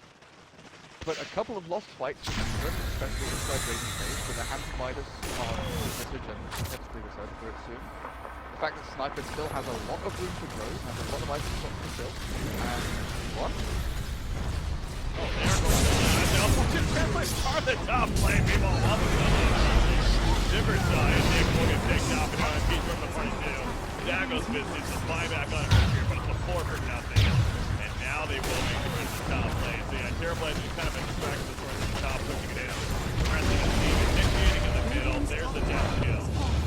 And again, no GG's just yet, but oh no. Back. See, I didn't get to finish my my spiel, right? Because Okay. I wanted to end it with a JK. Okay. Oh, that didn't work out then. No.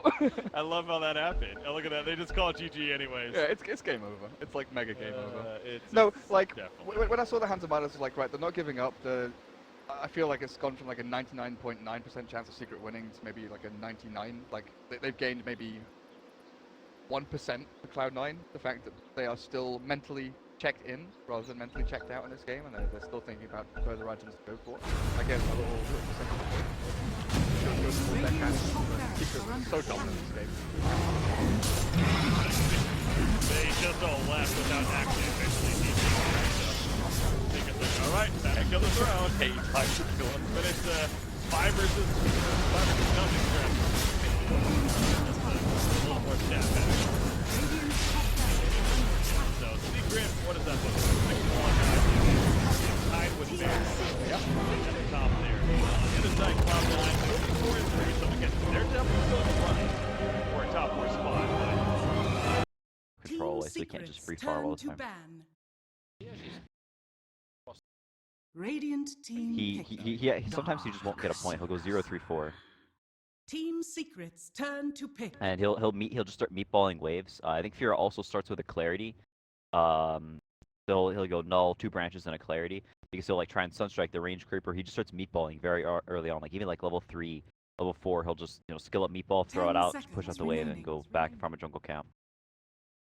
Doxy is going to be the pick up 5 pairs. seconds remaining. Puppey was tossing up pick that's nice counter. Reserve time. But at the same time, like looking for some kind of product. That was the other. Rubik. Radiant team pick. Yeah, their carry is still open. They will probably have to commit both the Wisp and the Rubik though to this top lane to deal with the Sawdar Darkseer. So the mid lane's gonna be more of a 1v1. We'll see if Bears try and commit the other support 10 there. If they seconds remaining. just do traditional pulling things. I think whenever they do these dual off lanes, they almost 5 always have a seconds dual lane on remaining. bottom. Adam will play this sort of a hero that takes the lane after a few minutes. Fada will play something like the Luna or Reserve the Terrible Light or time. the Timbersaw, and he'll rotate around early on. Always seems to end up. Yeah. Suppose you can do that. The only Doxy that'd be enough.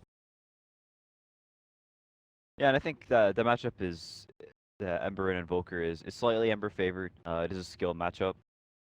But if he doesn't go for the tornado, then you definitely have some kill potential on the Invoker. So he'll probably skill the Quas at least 1 point, so he has the tornado Secret's available to turn to purge off the pick. shield. They take the Lion. First Lion, though. Just on it. Yeah, I don't remember seeing a Lion. It's nice for the Ember Spirit. They kind of needed some lockdown. You don't want 10 just your seconds Slaughter to be your only remaining. lockdown, because potentially if they pick a super strong laner for top lane, 5 seconds it doesn't go as remaining. planned, then then you just have this slaughter that's really far behind. You don't have a means to start fights, so they get the Lion, Reserve and time. like we talked about, Fada often leaves the lane, so the Lion, a hero that really likes to sop up the safe lane farm whenever the safe laner leaves. Yeah. Especially if we get a blink dagger. So both supports become your sacrifice. In fact, all 4 heroes right now.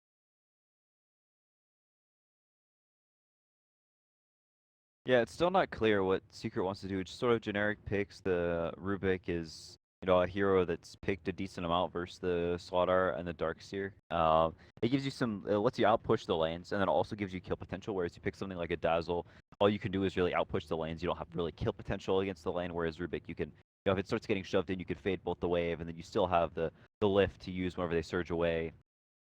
Obviously a ranged hero, so you could, the Wisp and IO will tether, or the Wisp and the Rubik will tether together and try and beat the Slaughter and Darkseer out the lane whenever they first show up. Some kind of. I've got 2 more calls to go. Unless they get a little bit funky.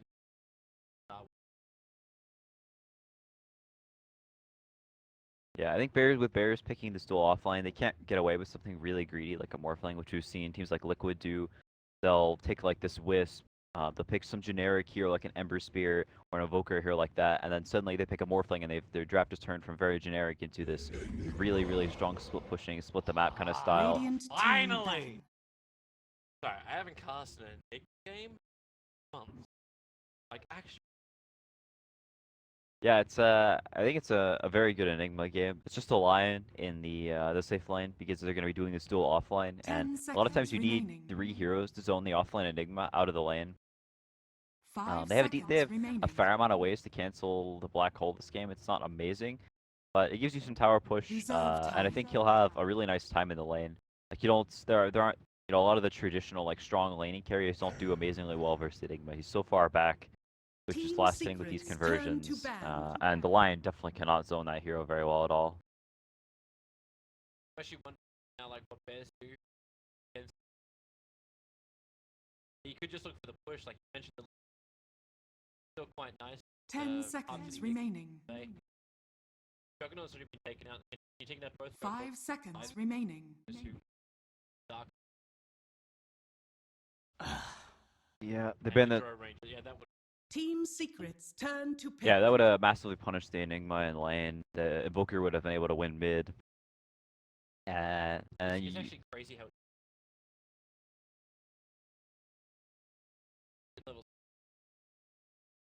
yeah, 10 and he's not a seconds particularly remaining. amazing hero defending the tower either. He can, whatever it's called, Midnight Pulse, 5 one wave, but then seconds after that, remaining. it's on cooldown for quite some time. The next it comes in. The Midnight Pulse does. Reserve time. What's the only advantage? Like 10 seconds remaining. the lane. Yeah, you can always rotate. 5 seconds What are they remaining. looking for the last pick? They have 5 seconds. PL, so mid 1 PL. Radiant team Mid pick. PL, alright. So it's definitely a good PL game, only the Darkseer that's really good versus the PL just because obviously all that AoE damage absolutely crushes Invoker in lane. That is a miserable lane 10 for Invoker. You seconds cannot remaining. harass him because the poor man's shield, all the armor he has. 5 seconds yes. remaining. It wouldn't be the first time. Like, Reserve just push time. fear and 10 Bottom. seconds remaining. knows how to. Yeah, 5 seconds I wonder. remaining. Alright, so Gyrocopter. I wonder if he'll go for the Aghanims or not. They give him some more AoE damage. And they don't have a lot of physical damage on Team Secret either. So if he goes for that Aghanims build, you have a lot of raw HP. And unless you're like, have like something like a Slaughter, which Bears have themselves, and Gyrocopter can be very, very hard to bring down Secret with the not the most burst ever. And it gives them something that can actually kill this Enigma in lane. Because you're not really going to be zoning him out of lane, so you want some hero that can kill him.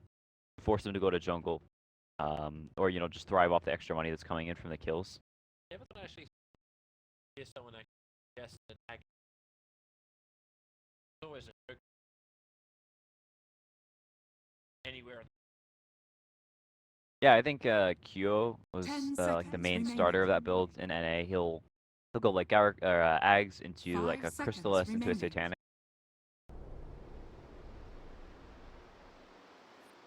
of attack speed. I think it essentially gives you like 170 attack speed, so it's some crazy number. Makes you a lot tankier, the mana regen is obviously nice. And overall, I think it's just an item that a lot more people have been trying. We'll see if Fada goes for it. I've never seen him play Gyrocopter before, so. Him playing it. He's the guy that built deck. Gyro going bid. And that sounds like something he would do. He used, you know, back in the day, he used to buy mech like all the time on that hero. Yeah, and I remember he tried to make it work with Gyrocopter, but that was back when Gyro was a lot more consistent in mid. Okay, no, so they are doing safe lane PL. Okay. Yeah, I actually like this better. The Wait, no, what? Forever. Puppey denies it. It's like they were trying to decide if they would give it to Yaps or give it to 30 seconds to End go. up putting it get denied. Sunstrike scouting very early. I've also noticed that too with Kuro. He doesn't leave the base till like maybe 10 seconds before the moves spawn up, just to get that secondary Sunstrike in. Scouting fans. Yeah, it's you know, it's small. It's a nice thing that you can do. It gives you the extra little bit of vision. But I actually like them putting the PL up here in the safe lane. They have a decent amount of kill potential between the lance, the lift, and then just a lot of right clicks, the extra movement speed that comes from the Wisp, who looks like he's actually going to the jungle. So they're getting a little bit greedy. That hero jungle super fast early on with the spirits. And the PL should be able to hold his own top. It's not a hero that's super easily punished. Can always doppelganger away if he tries to come up for a stun. So should be able to just last under the tower as the Ion Shells push the wave in. I think mid pulls a little bit ahead early on, but as the lane slowly advances, the Invoker will definitely get as far. And it looks like KheZu is actually starting in the jungle, so not gonna risk it super early on against the Gyrocopter line, but does deny the range creep. So after, you know, 1 or 2 waves, it'll definitely be pushing into his tower.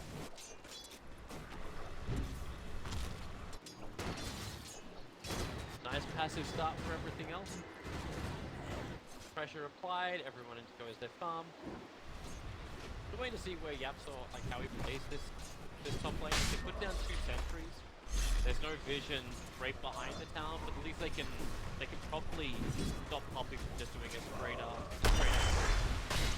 Even if they do a little bit of damage, get in front of him, get the body block up, and Puppey's not having a bar. Tosses him back to telekinesis. And if they need to, they can have the rotation over, but Highlight Eye has just been a little bit busier with Iron Talon farming it. Yeah, I think Secret is definitely the team that's more pressured this game. I think it's a very free Invoker game. If you look at Secret's lineup, there's no catch, there's no heroes that you traditionally think of. Heroes being that are, you know, good versus Invoker. The best. A little greedy, right? Like they feel pressured, but they're trying to make more out of the jungle, more out of the lane. Yeah, and I think it's fine for the Wisp to start in the jungle. He can't really do too much in this top lane until he has a couple of levels. So I think he's gonna get the level 3 and the spirits, and then move up to the top lane and try and force the Darkseer and the Slaughter out of the lane. And I think this Gyrocopter pick actually works out really, really well for Bears. Because, you know, we were saying that Invoker, you know, sort of a greedy hero.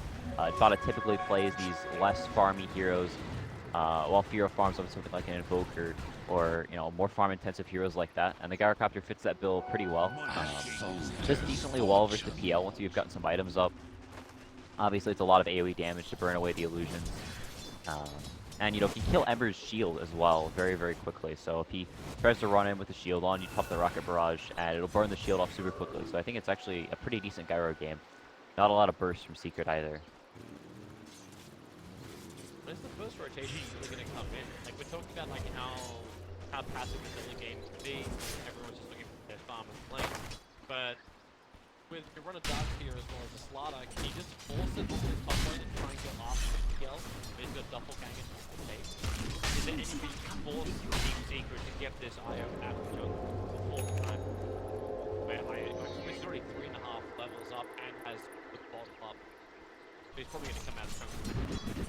Yeah, he may walk up to the top, try and threaten there. Looks like he's sitting on this hill here, so mid-1 may be looking to take down the Invoker here. I think that's, you know, a move they could potentially make. I think that's one of the advantages of starting the Wisp here. You don't really know where he is. He could be farming these camps over on the right side. When he sits on that hill, he runs. They were very much away. Yeah, so Firo was flying a little bit back. But Yap's also on the hunt. He's coming over to try and mess with Highlight Dive. Gets across, the Sunstrike kicking in, and he feathers away just fast enough down to mid one, and now it's Yapsor who kind of needs to start his TP out. Force Puppey to come over as well, but adds a decent amount of pressure. Yeah, the lanes are all going pretty evenly. Enigma is farming the jungle a decent amount. Darkseer has very, very similar CS, similar levels. In the mid lane, basically the same story. A little bit of discrepancy between Gyrocopter and the PL, but I don't think that's too big of a deal. But I think whenever you're playing this Slaughter Darkseer, you really want to be punishing the safe lane. If you're not able to do that super early on, then now Puppey rotates in. He started the search. It's on level 1. This will be first blood for the top lane in favor of Team Secret. Even with the Observer board, he didn't back up in time. And as Team Secret moving over there, the second nighttime. Yeah, I think this this last pick, PL, like, worked so well for this lane. That's something here we traditionally see, but there's no way you're ever landing a crush against the Doppelganger. He's got a lot of armor, so doesn't mind tanking the creeps on the tower. Yapsor rotates to the bottom and kills KheZu. Dyer's bottom tower is under They still attack. send this into the push as well. Dyer's structures It almost feels are like the old school one position Gyrocopter. I know you just like to pop the creep wave and then have the whole wave as well. You just push heavily into the lane. Yep. Down below half HP. With KheZu coming back, we'll be able to pull the creeps off the tower pretty easily with the Eidolons with the Nightfall, so he has to back off. Bot is almost up to level 6. I wonder if he'll try and make a move up to top. It's kind of hard. They need to bring either the Darkseer, and the Slaughter up here, and have the Gyrocopter TP in to probably kill this PL, as he's pretty tanky. He is out of regen though, so he's gonna slowly start to get whittled down by these ion shells. And the Darkseer, after they rotate up here and kill him, is basically gonna have a free lane. I wonder if they're gonna smoke up and try and kill him again. Hop out MP a little bit more, or if they're gonna look to pressure mid. But Firo realizing that, hey, they're both supports are off the map. Gyrocopter is a hero that's gonna want to rotate after they take this bottom tower. So they're gonna want to start getting aggressive. So I'm gonna back up the map and make sure I don't drop. KheZu is he knows. That's the Sunstrike. KheZu drops the Sunstrike, gets a kill over to Firo. With Highlight's rotation, if he gets Firo's on the Bana, they'll find the return kill. So an off-laner for your safe laner. Highlight Eye might have been the one to get the kill. Dyer's top But tower is under attack. they got the extra constellation plays in the form of Lion. It was Highlight Eye again who takes the kill. Yeah, that's a nice couple of turnaround kills, and they don't even lose their tier 1 tower. So if Bada TP's back down here to farm, then Secret knows that his Gyrocopter is trapped here. They could potentially rotate on him. If he goes to another lane, then KheZu will have absolute free farm bottom. So those 2 turnaround kills are like super huge to force Bada to make a choice. Is he getting that? Yeah, he is. How could it be? He Oh, was wow. He was running around him with Iron Shell, using the initial surge, Dyer's and PL top had already. tower I is don't know if under he didn't attack. have mana, but he had mana for Doppelganger. Never refuse good. But he got picked off. Yeah, it's an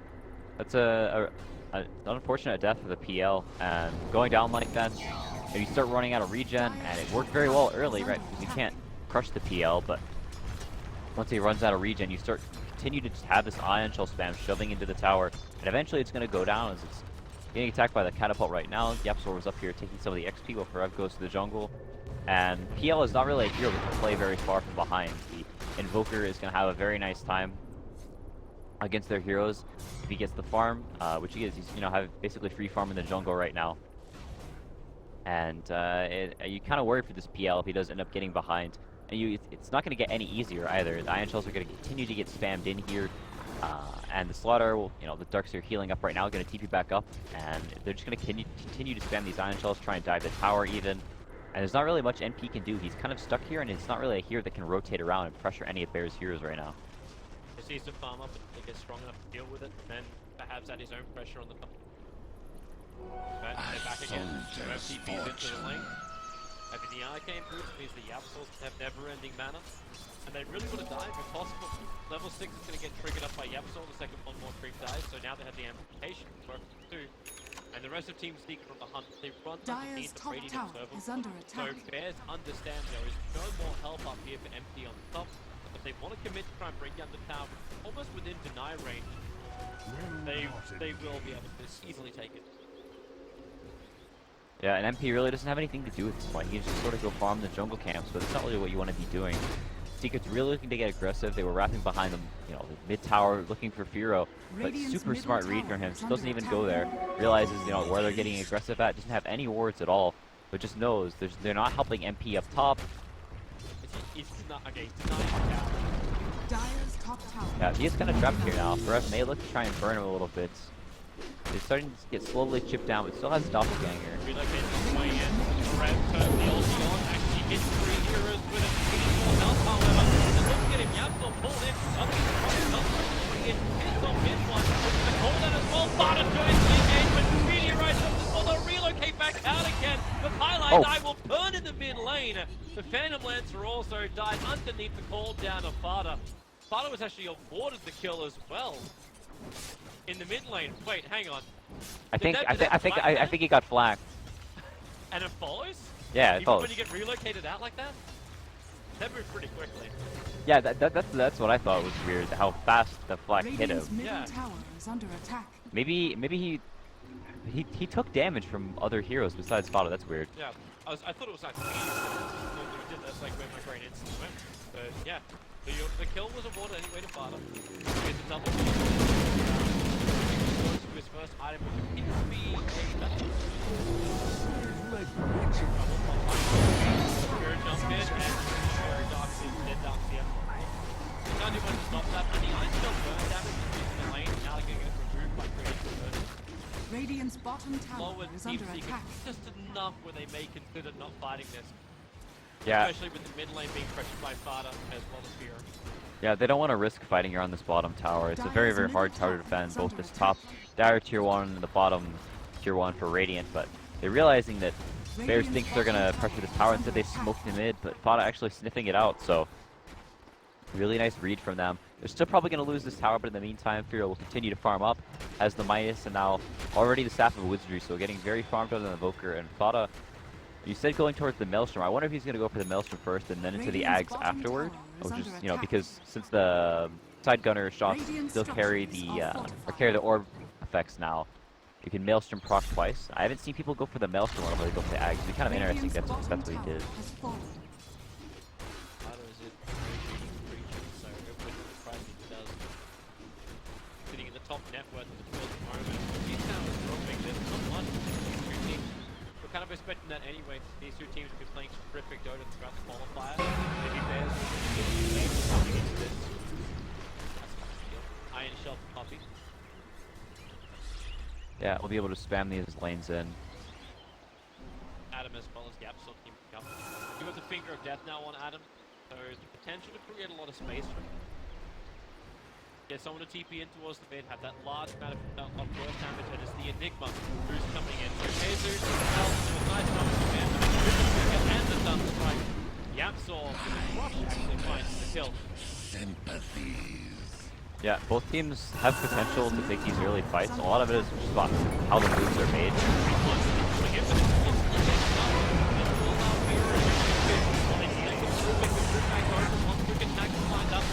No mana.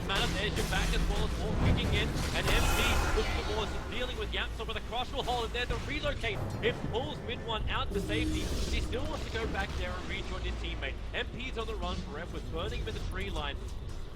Looks like it was creating more space than anything else, keeping the rest of Secret away from Yapso. And they're going to come over and shrine it up. Yeah, KheZu just pick up the mech now, so their 5 mana has been, you know, buffed up just a little bit. Did mid one go down there? Okay, no, so he managed to get away. Yeah, so that's really important for Secret. If he had gone down there, then most farm here around just picks up the bots. He's one of the players that doesn't actually go for Veil very often on this hero. Goes for the Aquila into the Maelstrom after Yapso.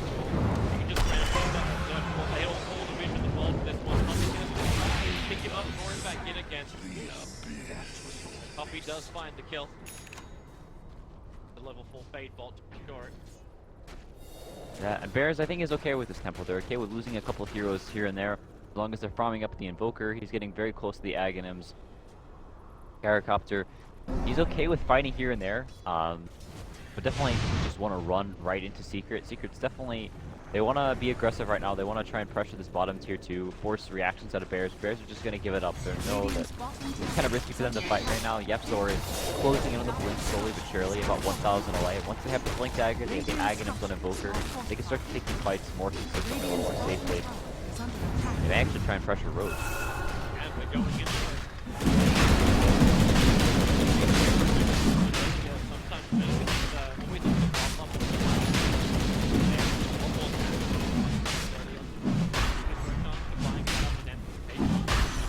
Secret doesn't look like Secret know. They expect Bears to be smoking down Nevada. They may realize it in a second, but I think by the time they realize it may be too late.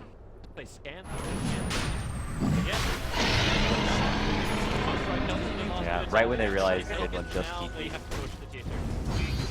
But at the same time, Henley, mid one's being hunted. Yepzor saw the spirit go up. Radiant's bottom He can't get tower closer has towards the fallen. tower. It's just that invis rune he's got. It was a surprise potential hit. But without the line on the front line, it looks like Lion's Finger of Death only just came off cooldown. And Yepzor doesn't have blink. Yeah, not really a way they can bring down these Embers here. They'd have to like get. Dire's middle tower Yeah. is under attack. Yeah, but it's unlikely the Lion's able to get into range. Doesn't even have Tranquil Boots yet, so it's still pretty slow. Only through 55. The Ember has bots, so right after the Crush wore off, he just speed away to the Remnant. Losing the tier 2 bot is kind of unfortunate for Bears. It's going to give the MP probably a lot of space to catch up down bottom with the Ember Spirit, able to push that out and then play with his team wherever on the map. So they had that mobility option because mid one went for the boots of travel, so they can try and 5-man look for these fights, and they really want to. MP has the HOD now, going for a pair of bots of his own, so it allows they have a lot of mobility. The Rubik and the Enigma can potentially smoke up somewhere, or the Rubik and the Ember, and they can relocate a hero in, so they're going to be looking for fights around the map, I think, Secret, and they don't want to let up on the pressure because the Invoker is continuing to farm, and whenever you don't have answers like this, you don't really have the greatest catch. You're sort of all about just this general magic damage, AoE team fight. You're not okay with an Invoker, getting up to Aghanim's blink, BKB, and then you just don't really have a way to kill him, and he's free to just throw spells out here and there, get to level 25, and then you really just don't have an answer. Especially if this game does go late. Meanwhile, the top lane is going to pressure in, so KheZu behind that tower. Going to go directly into BKB. Second. Puppey on top of the observer board. Adam, he's pretty close. He can probably go for the Hex. He tried. He tried for a second to throw out the stun, but the smoke broke. And Puppey's observer was able to scout that out. Yeah, it was close. They were trying to move up here, potentially get a kill and take this tower. They don't really just want to sit around and AFK while Firo farms. They'd like to, get kills here or there, so they're not falling behind on net worth.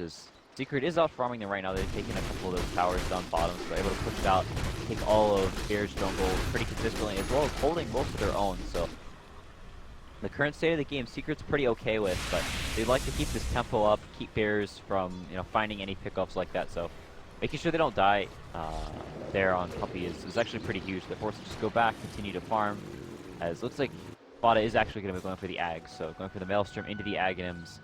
Gets a little bit of a damage boost first, and then into the tankiness, and I think that's fine. I think if he goes for the Aghanims first this game, they could be pretty low on damage against like the PL, against the, just the Wisp healing people up, has the Urn. Actually going for a Midas on Wisp.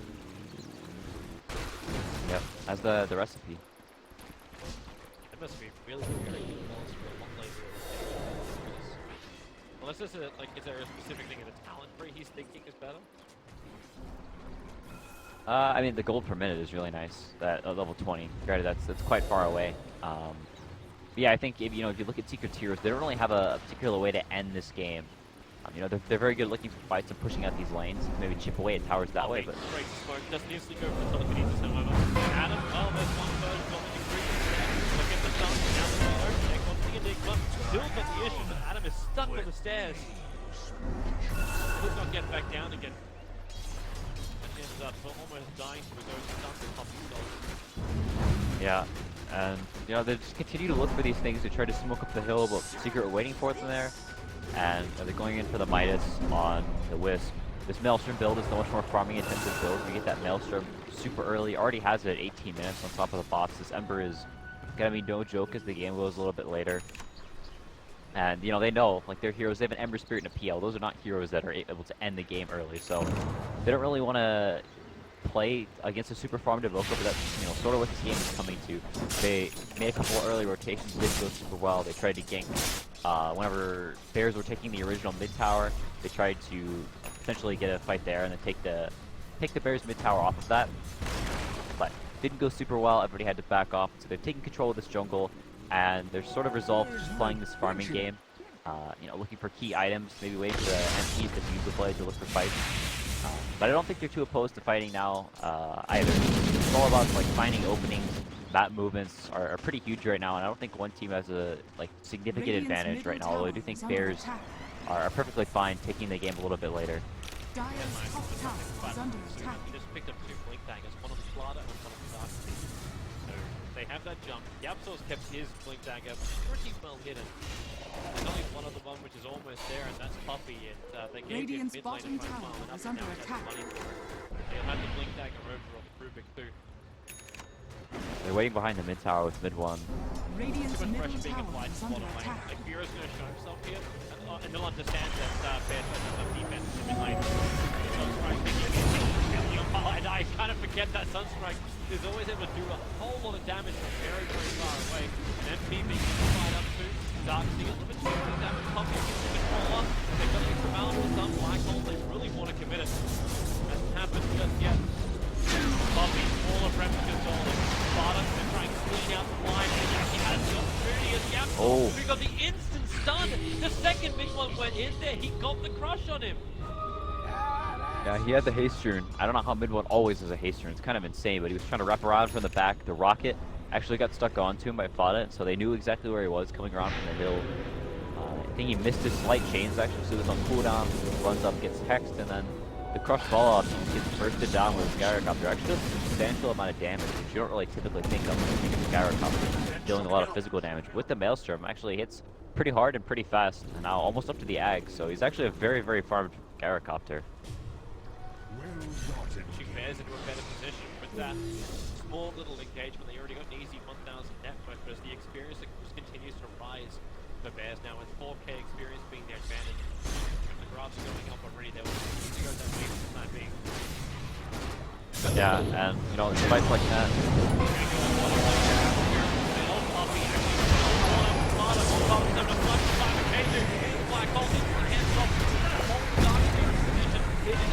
While the rest of Bears just look to TP back out again. They'll be able to do so.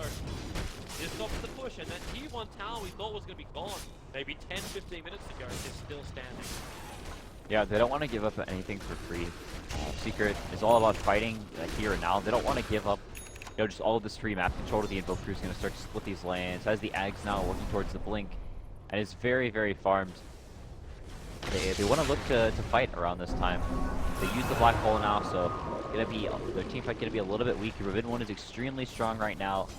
This is one of those times. Ember Spirit's a hero that hits a couple of peaks and then is strong for a very long time, and more items don't particularly help him that much. You know, he's working towards the Shivas, but that really won't change the dynamic of this game or how Secret wants to fight. So they're just looking for the right opportunities. I don't think either team is, you know, really opposed to fighting. They just need to find the right jumps. You know, at bottom, Fada gets jumped on, blown up, and then he's dead at the beginning of the fight. They want to Puppey going down, man. He's still got pulled out of battle. Throws the Invoker back. It's also up. They're going to dust as well. So Bureau looking to get away with it. Right through his face. TP back out. Oh my goodness. Oh, he actually made it? Pi missed, he missed one of the spirits. He was trying to pull him in and out, and I think he missed a little bit, and I think that missing that one spirit actually saved Bureau. That was so close. That is one lucky duck. And now you've got the back in. Long Sunstrike right on top of Highlight Eye. Pick up the Puppey. Telekinesis creates a little bit more space. And now the chase is on. Mid one has that homing missile in his tail. They can chase it if they want to, but unlikely. I wonder. I think the TP back to base was actually necessary. I think he would have got Sunstruck and died if the missile hit. What level is it? It's level 3 missile. Do 375. So about 300 damage. If you add that with the Sunstruck, it actually probably would have killed him. So I think it's wise for everyone to TP back there and not. I'm currently looking for Oh. Pop the flame guard, so no damage taken. just when you go that quickly around the towers, you get like 5 tower attacks. Yeah. Missile. Is the ultimate game follow the leader? He has the Aghanims completed on Fodder right now. They're gonna look for a fight off of that. Blink still on Slardar. Good observe what actually saw mid one. Oh, he's back out to the Spirit. They've missed their opening. But allows them to put down an aggressive observer ward. Yeah, they have both of these wards down behind these towers, so it looks like they really want to take this bottom tier 1. Fear is actually migrating over here, so with these wards down, it's kind of hard for Secret to actually get over here and defend these without getting scouted out and jumped, especially with Slaughter and Gyrocopter kind of just hanging around there. They can see him TPing in, so we'll see if Secret knows that. Mid one was jumping out like that, so it seems they know that they're around that area. See if Puppey tries to D-ward there, has a sentry. Yeah, he knows. Yeah, but you deal with the one to the lower, not the one alpha. Yeah, so they still see him backing up. Yeah. This is perfectly right of your best. Keep forcing down the lane, you got a lot of strength to work with, like the blink dagger's free to go. And Puppey is the only man defending that tier 2 tower with Alacrity popped up. Like Miro Radiant's top tower is under Radiant's top tower he is gives it falling. to Father instead, who now Dire's 300 as well. structures are So fortified. fortification is forced out on Dire's Team bottom Secret. tower is They're under taking the attack. T1 tower on the top lane. Radiant's top tower That's is one of under their attack. advantages. This isn't just straight T1 for T1.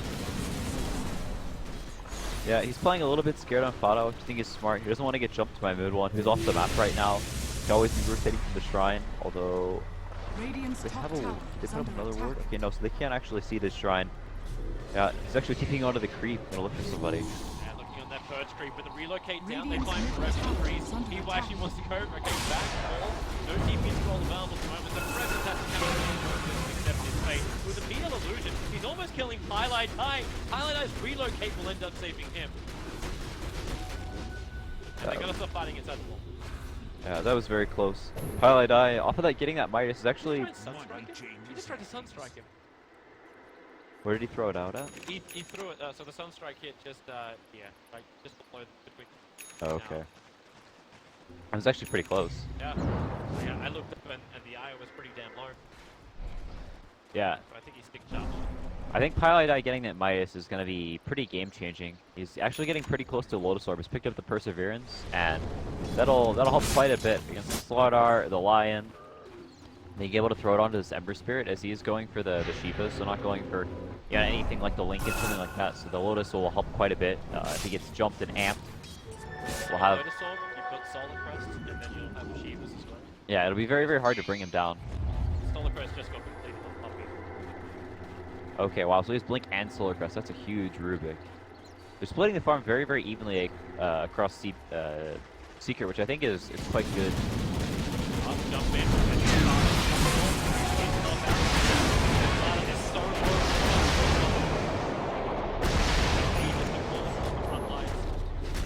And Secret really wanting to fight. Like, they got that BKB over on a Nick. And there's nothing that actually stops him. Like, it's not so sliders to get around. Yeah, it's pretty difficult to... Yeah, it's like almost impossible to stop it whenever he has the BKB up and running. Sunstrike scouted out the fact that Secret doing Roshan. Hit Highlight Eye perfectly on target. By Team Secret now have some aggressive wards up and running. Their sentry is in range of both the Observer and the sentry if they want it. That sentry went to life with the illusion there. Yeah, they're about to finish up the Shivas on mid one. He has 3,100 gold, so there's a few more creeps and he'll have it completed, which is pretty huge. The vision is also really, really nice, so could potentially clip the Slaughter with the Shivas and stop him from blinking. It can mean quite a bit.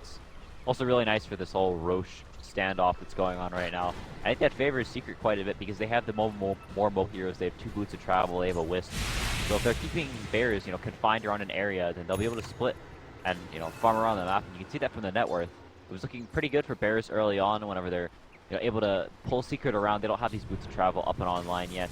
Slaughter Blink is very threatening. Whenever Secret knows where they are, they're so mobile. Taking those 2 towers down bottom early on has been paying massive dividends. So they're constantly just able to farm out this jungle, push out the lane, and mid one with this Shivas to show for it. Bears can't wait around forever even if they are farming in close.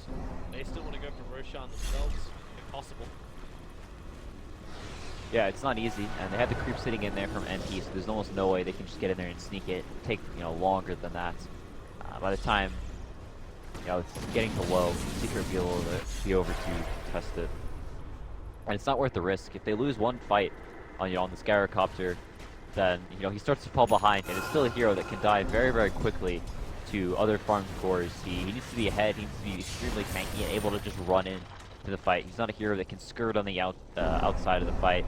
Slowly throw attacks in. He's a very short-range hero. He just needs to run in and dish out all the magic damage. It becomes very hard to do. Remember, the Sigma has picked up the BKB now. Like you said, it gets harder and harder for the Gyrocopter to just walk into them. They have the Slaughter who can potentially set up the fights, and the Invoker who can sort of like make things weird. These fights are definitely. This game is very much down to just execution of fights. Scan the tree lines. They're looking for mid one. Mid one's happy to reveal himself. Yeah, so.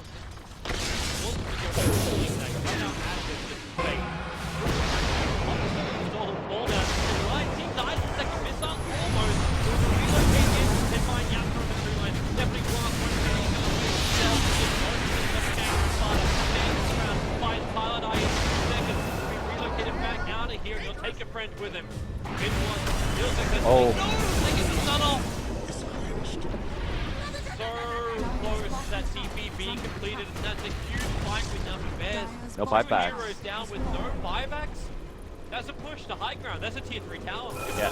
Yeah, they just got the fresh BKB on Fada. It made all the difference in that fight.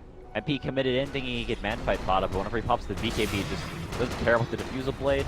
Gets the Lacquer and just shreds everything. The EMP did huge work as well, and he wasn't able to doppelganger it. And if Bears think there's still buybacks over on Team Secret, like the free wave's gone. Yeah, they're moving out. They're moving to Roshan. That has to be this maneuver. They're trying to take Roshan and Team Secret back up and running. And they may not know him for KheZu also, and now they will know he bought a Blink Dagger. So he's now Yeah, it is kind of hard to hit a black hole though against Bears heroes. The Gyrocopter and the Invoker aren't typically in the same area of the fight. They have the Slaughter and the Darkseer that are going to be jumping in and casting themselves and then just sort of running around trying to do it again. So it's not the easiest game to find a good black hole. And there isn't a target they necessarily want to solo black hole. They could Aegis. Here comes KheZu, through man for the black hole. He managed to find it, and now with the control, Gyro will fall down. They do have the Aegis, the Immortal. That's what's going to allow him to come back to life again. With no Invoker, it's surrounded by 4 heroes. There's no way Fada can survive. MP with a double kill. And they're not done yet. Adam is on the run. He'll be a consolation prize. Too easy. Triple kill for MP. A perfect fight for Team Secret. Yeah, that was huge. Midwin was able to throw in the triple remnant as well, so the Invoker just absolutely melts. Oh wow, Secret got the Roshan kill as well. They actually got a dive kill for Roshan, and Fada snatched the Aegis from the water. Yeah, they're storming down mid lane, so they're definitely going to force buybacks. They have it on the Invoker and the Gyrocopter, but they definitely do not want to have to use it. And those fights are sort of just like the difference between what ends up happening with these networks. Gyrocopter and Invoker up on top, but the Lion just so poor. The Slaughter only having the Blink Dagger. But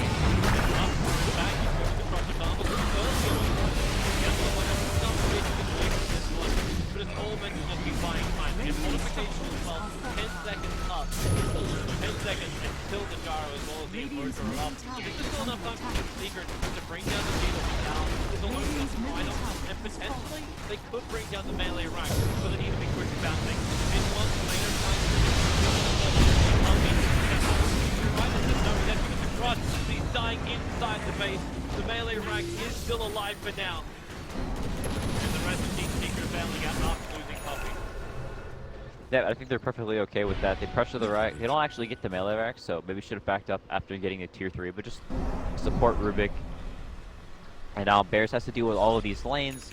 And with their lanes, all the way in like this, they're going to start losing shrines, losing map control. And, like we talked about, Gyrocopter is not a mobile hero. Darkseer, not really a super mobile hero either. So they can use the Ion Shells to shove out these lanes with, reasonably low risk. They can use the Forge Spirits, but, Secret can do basically the same. The PL can throw illusions, the Ember Spirit kills the wave super quickly. And, they also, off of that push, got this really nice deep board so they can see Firo running down to bottom, and I think getting the Lotus Orb now completed on Pyo No-a. They just have so much gold on these supports. The Lotus Orb, Solar Crest on Puppey. It's getting harder and harder for Bears to actually just insta-give these heroes, like we saw a little bit earlier. Work harder for it. He wants to play. Also looking at it. Dire's top tower is under attack. His upgrade. Terra keeps getting these every single time he plays the invoker at the very end. He's maxed on practically everything. Yeah, has all of his orbs maxed, yeah, so he will start stealing talents. Same with the gyro. 5 damage. Skycopter's talents are so weird. Spell amplification, magic resistance, and movement speed choices. Like which one do you Like with the last one, like I always want like if it's worthwhile having just 3 homing missiles over the full flat. Especially with this doing 5 times damage for 5%. Yeah, I don't know if the missile is really ever worth it because, you know, by the time you're level 25, people have BKBs and the triple missiles. They're kind of nice on support, but also people also get Lotus Orbs. And one, relocate move. This one with good liking. Target with Cloud9 is locked X and Sunstrike. No! The relocate pulls him out once again. Just safe. This one had to spirit himself away from the homing missile. He gets hit by it. But there's no real follow-up. There's no more Cloud9 there. There's not something real looking forward. Looking for that opportunity to gank on Puppey. Doesn't find it, however. Yeah, and I think Bears is starting to get a little bit worried. Darkseer is not an offlaner that scales particularly well into the late game compared to an Enigma who's, you know, we talked about they have no way to deal with this black hole, and that becomes very worrisome. The game goes later and later. You know, once you get to a certain point, just solo black holing one or two of the cores is perfectly fine. He has a Shadow Blade now as well, so. I'm trying to think like if there's any item which allows them to like either delay him when they jump in, like just look for the scythe, but like once he triggers the BKB, it won't matter. But you may just need to have the scythe. Wait out for 5 seconds. You'll probably burn like 1 second of the BKB. Like you go for later. Yeah, I think Bears is considerably more reliant on getting the jump. I think Secret, even if you know, they don't really have to get the jump, they can sort of have the Ember run in, start bullizing people. And they always have this Enigma waiting in the wings, ready to potentially black hole. They have the Rubik, they can lift someone. Bears, like, they really need to go in with this Lion and the Slaughter and blow up here, because if they don't, then they're just food, because they've already blinked in. They get, you know, chains. Rubik lifts them up, and they just get completely evaporated. They have Diffusal Blade to bring them down as well, where Secret supports are very, very hard to kill. Pyo No-a is sitting at 1500 HP, has the Lotus Orb and Ogre Club. You know, Puppey has the Force Staff now, as well as the Solar Crest and Blink. 10k net worth of both supports compared to 10k between both the pairs. Puppey jumps in for swings through on the Invoker, more support from neighborhood. KheZu takes that right opportunity with the sentry ward down, he kind of hide inside the Invis, but Yamcha the time moves this week. Around again, but maybe almost dead. Maybe with a back, he'll survive. No further in the tree line. Yamcha will be fine. He's not had a kill just yet, but might be for the rest. He's blocking his signal, 9 MP, and they're in the back line. Firo, he'll bring down the Amateur, and Winter called out from bottom, and the Bright can damage. It already did its work. They moved their attention towards MP. The last big core on the front line. He'll jump up with the missile, and the missile will be chasing him. I don't know if there's enough damage to kill him. Draining off the mana. But keep on running. The injured Phantom Lancer. Oh. Dodged it. Oh. Oh. That That was close. KheZu's still alive with the tree line. He's got a Shadow Blade to get himself out again if he needs to. Yeah, that was huge. I think Firo jumped around to the side, ended up EMPing EMPing mid one, who had already used all of his remnants. Kind of got trapped there. Whenever the Ember Spirit goes down like that, they're not able to blow up this Invoker. We've seen how much work Firo can put in on the Invokers, working towards the Aghanims now, and mid one going down that early in the fight. He solo black hole the Invoker. He does go down, but MP is still not in a position where he can just like Superman up and, you know, be forced. You know, they're not able to force him back off. He's going towards the BKB now, which will kind of let him man up, but he has a hard time just running into the Skyrocopter. Has the Butterfly now as well, so even, you know, the illusion's starting to become semi-useless. He's not really a hero that likes to buy MKB. Amber doesn't like to buy MKB either. The gyrocopter is definitely not super easy to deal with. And the highest net worth in the game, it's not often you see a gyrocopter that, you know, let alone see a gyrocopter, but one that's this much net worth and has had this much of an impact. And such a great start on the safe lane. And never was really over-pressured, so... He's look at the highest skill counter too. 8-4 instinct. See the difference. Fighting 12, 11, 14, 12, 9 on the assist compared to theirs. Yeah, there's obviously been 5 more kills going. Kind of shows you how much more of a unit Team Secret is when they run around these 5 minutes. Yeah, and you can see, you know, you compare these two teams whenever they play against each other to comparing a really good team against one of the lesser teams or just lesser teams playing each other. You know, the difference in, like, you know, how the drafts are. You could, you know, between these two teams, there's no, like, super clear draft favorite. It's a lot of it's just about execution, map movements, as opposed to just one draft being objectively better than another and it being super hard for one team to just play the game because they are at such an innate disadvantage. Execute time again. Team Secret actually TP'd out, so that's why they engaged on their... I say engaged, they land, and then attack. This is more of an engagement. Moving themselves up against Rob. KheZu comes in with a black hole. Holding down up to the distance. Normal on life. They just like quick. That's why they're making the most out of it. Third jump forward. Big one's to a double. Puppey dragged in with a minus. Doesn't want to be there. Now it's really up. The Firo, if he can really turn this run. Looking for the kill on this one. There's no real man. And definitely fast. Highlight Die is the lifeline. MP will get the double kill. Moving down to Forever a little bit further to the south. But Invoker, run away. This is not the fight for you, or is it? He doesn't have any kind of real vision on Highlight Eye. Yeah, he was there so late. The fight was basically over by the time he came in. If he was there a little bit sooner, potentially, you know, the Enigma needed like one more right click to take him down. The Ag's gyrocopter was going to work, chipping him down slowly as he was just being black hole. Boop, boop, boop. Just needed 1 or 2 more right clicks, but I don't know if it was a little bit of miscommunication or if Fear was trying to push the wave out to the bottom lane. They find a pick off and then they immediately go to the tower, I think was what they were trying to do, but maybe found the kill a little bit quicker than they thought or didn't expect all of Secret to be there, so ends up being a pretty nice trade for them, and they're almost definitely going to lose this Roshan. They don't really want to buy the gyrocopter back for this. Kind of hard to contest. I don't think the Suncheck actually saw how low Roche is either.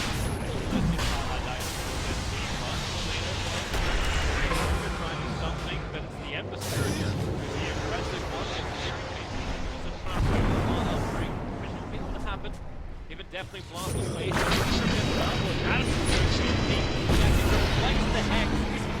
Lotus Ball was protecting the Ember Spirit, and Roshan does go down. So MP will take the Aegis, the Immortal, and go one step closer. He also managed to save the cheese, which is now given over to Highlight Eye. He's rapidly approaching the Ag intercept.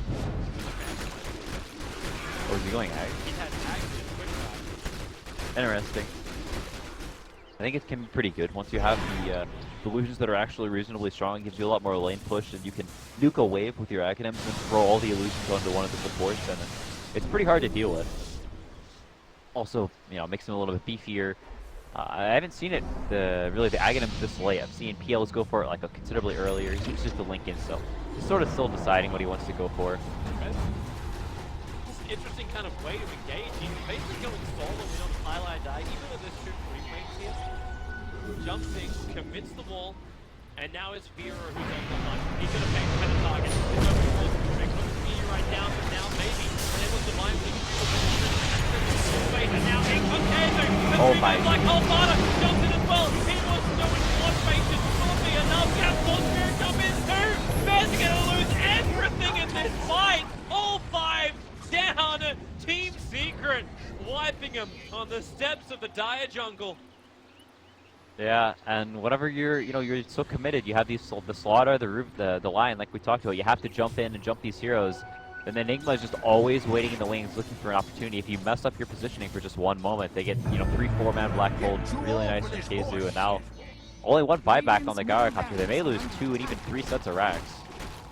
He has to let the first one go. Which is kind of funny considering like, the next person who comes up is still another 30 seconds away. So you don't want to fight yet. Hold down to slow things up, but the second they jump further outside their base, like Radiant's middle and you're seeing it, yeah, they understand it. You lose 2, and you just try and cut your way Radiant's up. bottom barracks are under Get your way Radiant's up to bottom. that top tier 3 tower, and just stop being megged. The only way they can stop this. But now we actually have a second black hole. The refresher orb is inside KheZu's stash. And Team Secret aren't even going to give them the opportunity. They take the 2 lanes of rack, and they're happy with this. Yeah, I think that's really smart from Secret. There's no reason to rush it like that. Thought I just used his buyback. Whenever you do that, you lose 2 sets of racks. You're very committed. You want to win a fight at the high ground. You want to try and swing it back the other way, potentially get like a tier 2. If you get a tier 3, have access to those shrines. But Secret backing up, and you know, the black hole on cooldown as well. And that's sort of, at this point, Bear's only real opportunity to fight is that black hole being on cooldown. And now having with the refresher as well, it's like a very, very small criteria Bears have to take these fights. They kind of need to get a pick off and play the fight 4v5 from the start, but the way Secret's been playing, it's very, very unlikely to happen, especially with the relocate they can back people up with. Seems like every time Bears try to soldier's fortune. They go on Never refuse good. nothing that can be done. Highlight Eye's got a BKB. Wait, what? He's so farmed. Is that, well, he doesn't even have the gold per minute. I thought it was like, oh yeah, he's got 120 gold per minute, it's just like flooding in money. It's just the Midas. He's got plus 20 health regen and plus 10 mana regen. He's got 111 CS. And he just bought 3 times of knowledge as well. Yeah. Bump him up a little bit more. TP up on top lane, mid one, underneath that Radiant Surfboard. There's the rotation over. MP also underneath Radiant Vision, but Bears are so scared. It's possibly also because Firo is not there. He's pushing out the bottom lane. He's trying to create a little bit more breathing room for Bears before this top fight happens. And Father's already changed his mind of where he's going. He's no longer looking King Bar. He's now staring down the barrel of the Rapier. Yeah, I think he needs to go for it. He doesn't have buyback either, so... I just don't know if he can get out there to get it. I think he can take this on mid lane right now, up to 3,600. But the courier needs to make the suicide run. Yeah, it's kind of hard to actually get it over. They're all just sitting there, and I think Fada knows that. He may try and sneak it over through the trees, but you will see it gets sniped a lot of times. And if it does, then, you know, there's basically no way he's getting that rapier before, you know, the base fight happens. Defense time. Can Bears actually hold the line here? Yapsor waiting in the trees. No one's coming in from Secret. Very defensive. And they're actually deeping out the side lane. It's like they're trying to wait for Bears to make the first move. And they might do so. There's 4 heroes smoked up, sitting inside the base. The Team Secret have no eyes on them all. They actually don't have any kind of vision. Like, there's no Radiant's top tower sitting is inside under the base. attack. And I think Fada also accidentally just triggered that shrine. Oh, that was so close. They almost caught him down bottom. They smoked up, tried to hex him up, but mid one slided right whenever Adam blinked in and was able to remnant out. He actually goes for the Blade Mail onto the Ember Spirit, so lets him just kind of run in. The Gyrocopter obviously can't control where his Ags is hitting. So the Gyrocopter's going to kill himself with the Blade Mail? Potentially. It also just gives him more armor, so up to 31 armor now, and... Here's the move. They're going for it. Fada, do it, bro. Have the support with the Lion. Yeah, they're trying. Mid one's being a pain, shoving up this lane into them. They just don't know what's behind them. Like, even if they get the Rapier now, getting home safely is not the easiest task. Yeah, they're not in a great position. They don't have any vision outside of the base. They He get this. actually changed his mind. He finished the Monkey King bar Okay. now, and now he still has Rapier in his quick buy. Yeah, he didn't want to risk heading out of the base like that, potentially just dying right after he buys the rapier. It's just... With the pace that Team Secret's playing as well, like, it's another 2 minutes 20 seconds until his buyback's off cooldown. So we can probably have both, like buyback as well as this one. Yeah, I don't think Secret minds too much him getting the BKB, obviously. I mean, the buyback. Obviously, they'll be looking for a fight, you know, if they see the opportunity. But they have, you know, both the black holes. They're okay waiting for Roche. Oh, Firo, Puppey so close to him. A blink away. The observer board just a little bit too late there from Team Secret. Yeah, but even that, you know, they break the smoke. They were looking for some opportunity. They don't need to force anything. I think that's the most important thing for Secret is they don't really throw away their lead. Because they're always just going to have this trump card of, we have the black hole, you don't have any forms of counter initiation, and... Yeah. Just don't get caught out. But The creep wave is pushing in. It's going to force Bears at least to show themselves inside their own base. But they're still hunting. Up on top lane, the Ember Spirit jumps up here. Yamsoul's hoping for some kind of crush that can combine with the Invoker. But this is only going to work if the Ember Spirit pushes a little bit harder. And then you're still going to keep in mind the relocate. The relocate support from Pilot I can come fairly quickly. They just look at something that didn't work. And then TP back again. Yeah, continuing to just get bottled up in the base. And, you know, these supports are unlikely to get any more items as the game advances. Hero's gotten up to the Octarine course. Puppey. Back the line, able to get a stun. Puppey gets figured down too. He's pretty low, but here comes the Black Hole again. KheZu, it got the Dara, it got the Invoker. The two big ones, they'll find the kill. Invoker, where's your buyback? He'll have it available. Chug. We'll keep pushing through. Down to Parev, who retreats back inside the base. All the way to the fountain. So Gyrocopter is down, but they didn't lose any more. That was Black Hole number 1. Black Hole number 2 is available, but without the BKB. Yeah, and I don't really know what Bears can do. They all have fodder to run into them. Spam out here and there. Some random spells, but it's dodge them. They have Slight, they have Doppelganger. Red back, no form combination. Yamsoul was keeping the cross.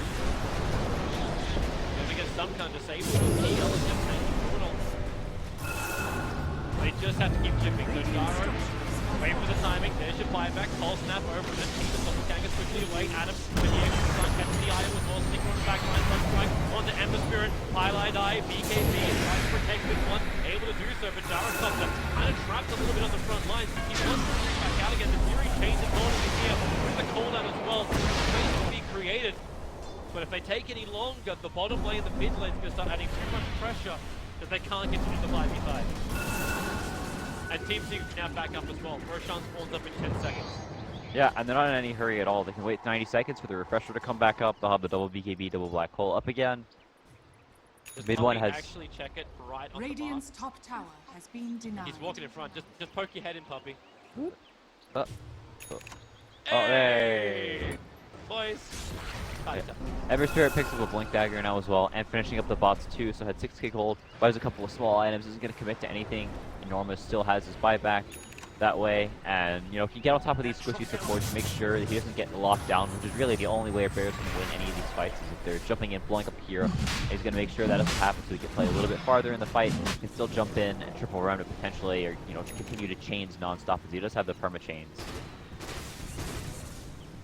Here they come. The perma chains. Oh, maybe he didn't. No, Gyrocopter was caught up with the open wall, so that's BKB from Sparta.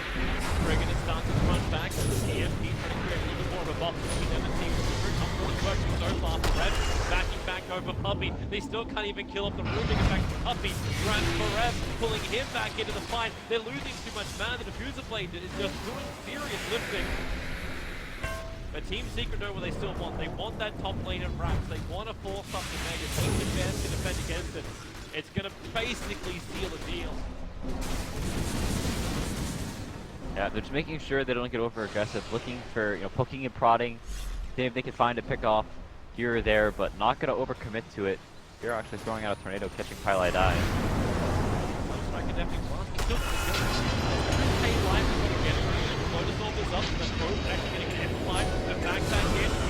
The damage is there. Pilot Eye will drop. So at least they remove the Io nuisance. But just can they do much more? Remember, Roshan is still up. Team Secret did not take him. The Pilot Eye has buyback, and now with the Sunstrike, they scout the fact that Roshan is alive. But there's issues on bottom lane. The creep wave is now attacking the tier 4 tower. Radiant's middle tower They want to is go in under for this. attack. They got to go in hard. Yeah, at the very least, the tier 4s have the regen now. They're cycling through spells, debating whether to go in or not. It is kind of risky coming into here. They can potentially get Black Hole, and they're really worried about that. Maybe trying to bait Secret in, blinking into the pit, and then kill them after they've jumped in. Something they could maybe go for. Forev actually TP's back to the base, so they're gonna make sure they get the creeps off of these towers. They're gonna cut the mid wave. Mid lane, the Sunstrike will hit its mark. Adam with the Puppey. as well. The Puppey on the wrong side of the river. He'll go down and actually gives over the gem. I say gives the gem back to Yamsoul. Oh, the particle effects, they've started. Forev is got a halo. Oh gosh, Fada's got a halo too. What the hell is that? It's happening so fast. What the hell is that? Back into the fight. They're fighting over Roshan. Bottom will drop. Here goes Yeik. He gets the black hole. The hold into. The Invoker's gone. The Gyro's gone. The Gyro will have buyback. Yamson has to jump himself away from this fight to Invoker. He'll buy back quickly. So the Aegis Immortal ends up into the hands of mid-1. And yeah, Darkseer has just gotten glorious. Radiant's Yeah, with no top buyback barracks on the Gyrocopter, it's almost definite they're going to lose these Rex here. Don't worry, game is still an alpha. Alpha game. Mid-1 jumps forward. There's a series chains over on the Invoker. They're trying to hold him here. Puppey to help out. Afraid. Capsule. Nice drop, but here we go again. Another black hole. Hold him in position. The Darkseer in slaughter. They're going down the drain pipe, but they're not dead. They're still alive. The life is there. The Sunstrike and the finger are dead. It'll hit the mark. The Emperor will drop. The PL's down. Buyback is available. The Fear is moving into tension. Over towards the Enigma. He's brought him down too. They still hold the rack. The mid-1. How much damage is left in the tank for the Ember Spirit? Truth back up and alive. Invoker finds the tier 4 tower. Highlight Die is still thinking that's Leduc. And MP has finally moved to Object Space Gaming. Taking on the top rack. Yapsol with the stun. The Ranger still alive. It's the only thing which is standing between Bed and the Mega Creep. With the fact, in the tornado, a triple kill for MP is doing the work. Fear definitely plus. It's still not enough. The tease is there. The regeneration is there. They're backing out. Ember Spirit. He'll get the series chains off. Now drop the meteorite down. And the thing you've got. What's left there? Finger of Death is up. Maybe that's the jump. They can kill off Highlight Die with that one. With the sun, with the Hex. Yapsor, he'll get the sun off. They're draining out the mana. Mid-1 is low. The Finger of Death will do his job. Adam barely survived. The Blade Mail almost killed him. But he's down the front lines. Keep the Hex up. MP turns around too. Lion will fall. Highlight Die in the neighborhood. Invoker is down. It's only Slaughter and it's only GG. 55 minutes. The game will belong to Team Secret. Holy crap. Incredibly noble defense, considering the deficit they were in. Gold, the Gyrocopter being down, and they just marched towards the base as well with the Aegis. They defend for that long, but Secret, this Enigma pick ended up just paying off massive dividends. They really didn't have an answer for it.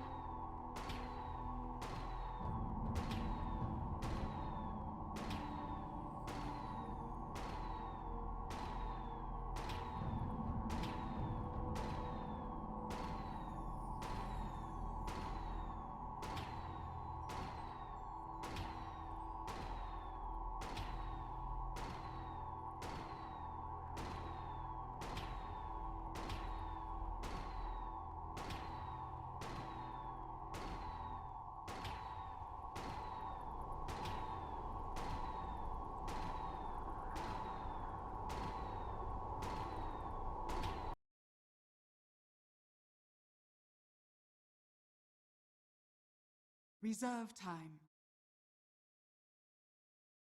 10 seconds remaining.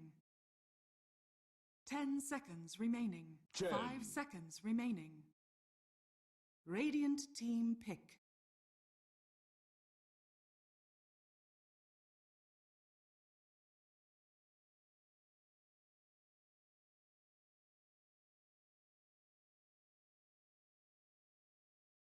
Ten seconds remaining. 5 seconds remaining. Reserve time.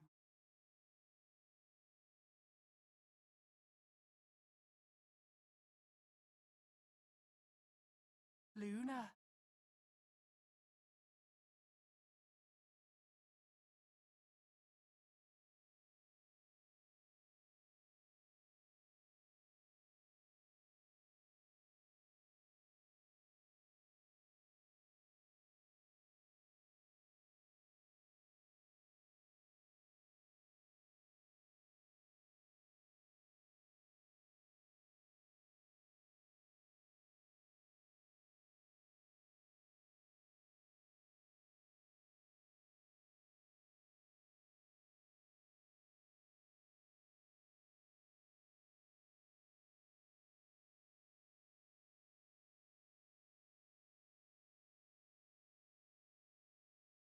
Ten seconds remaining.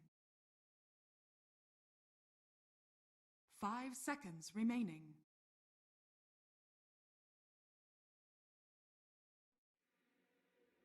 around the global side, they'll be good to go. Obviously, the weakness in the weakness in return, Secret as well do have some long cooldowns that they're looking to fight around, with obviously the Warlock ultimate being one of them.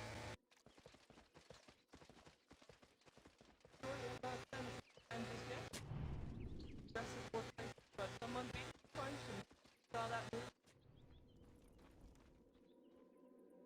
No, go to the top lane. Well, Juggernaut. That folks have 5. We have actual 5.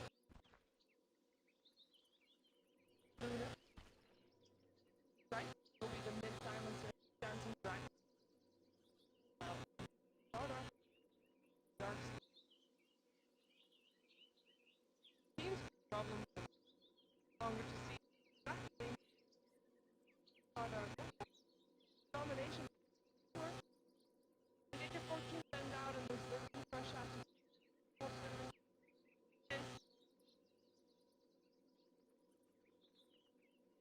yeah, I think that can actually work. I feel like I have to try and be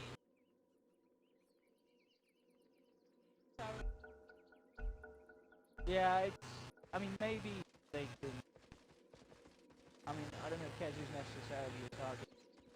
Maybe as a punishment, but I think that's not really what I want to do because mid one and MP are going to have time. But even then, look at that. They do that MP.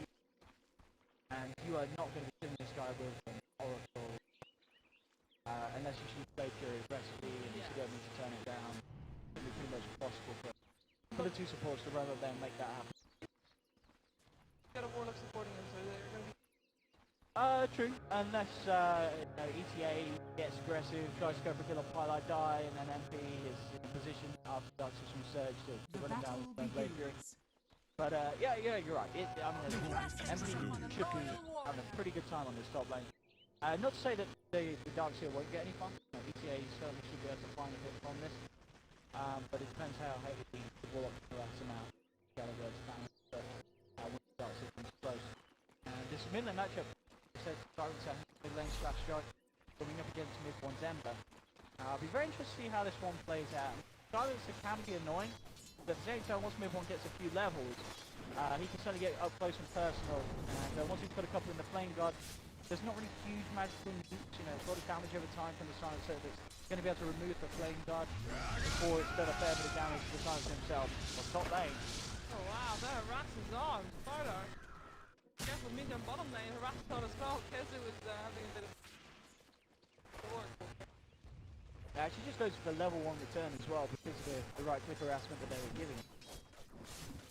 Oh, in tricky positions. We already have mid one also getting this strike out from Black Strike. Oh, this can be a very kill heavy game once these things down and we'll decide who's boss because on paper, they can go either. True, I think it just is got the potential to get very messy for Protect 5. They have a Silence from the mid lane that is going to be very susceptible to ganks from Puppey. Puppey once gets a few levels. And bottom, they have an Oracle. It's just one of those heroes that I'd love to see it do well, but it is not. I don't think it has a lot of strengths at the moment. I've loved seeing a lot of oracles in put it down.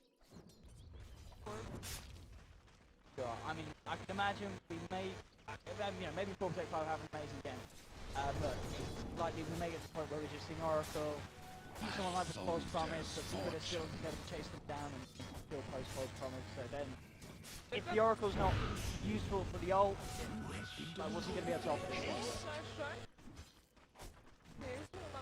Mid one here, that is also against the other coming.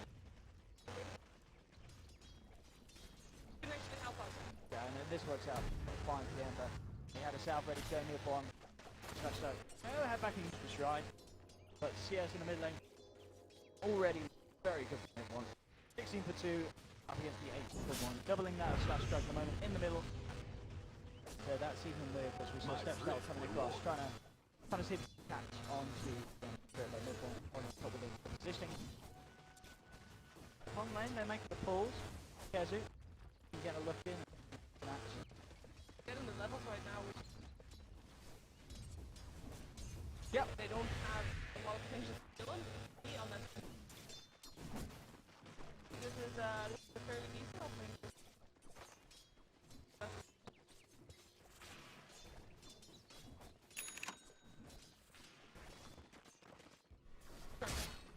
Yeah, does it? And it doesn't have to try and pull the box. So 17 position down in the bottom lane. Of course, over on the side at 4 protect 5. Yeah, he's also having a fine time up top. He's up a little bit of farm as well. Pressure being put on from the iron shells. Leveling not bad whatsoever. High. 4. Mid lane, step style. Having a look in towards mid one. But as we saw before, it's a very hard gang to pull off. The level 2 Slardar and you need some extra harassment. And close. yeah, Puppey's in perfect position. He knows that Slardar's off the map. He knows that there's a small chance to set on my very unlikely to step on this game. It's one of the because you've got the support or if you end up wanting to roam around the map. Dancing Dragon feels like he has to stay down bottom.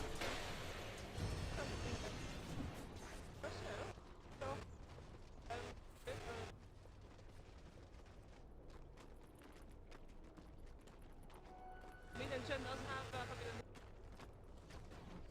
try and use that. Starter is keeping happening, but Starter himself might be in trouble. He does sprint.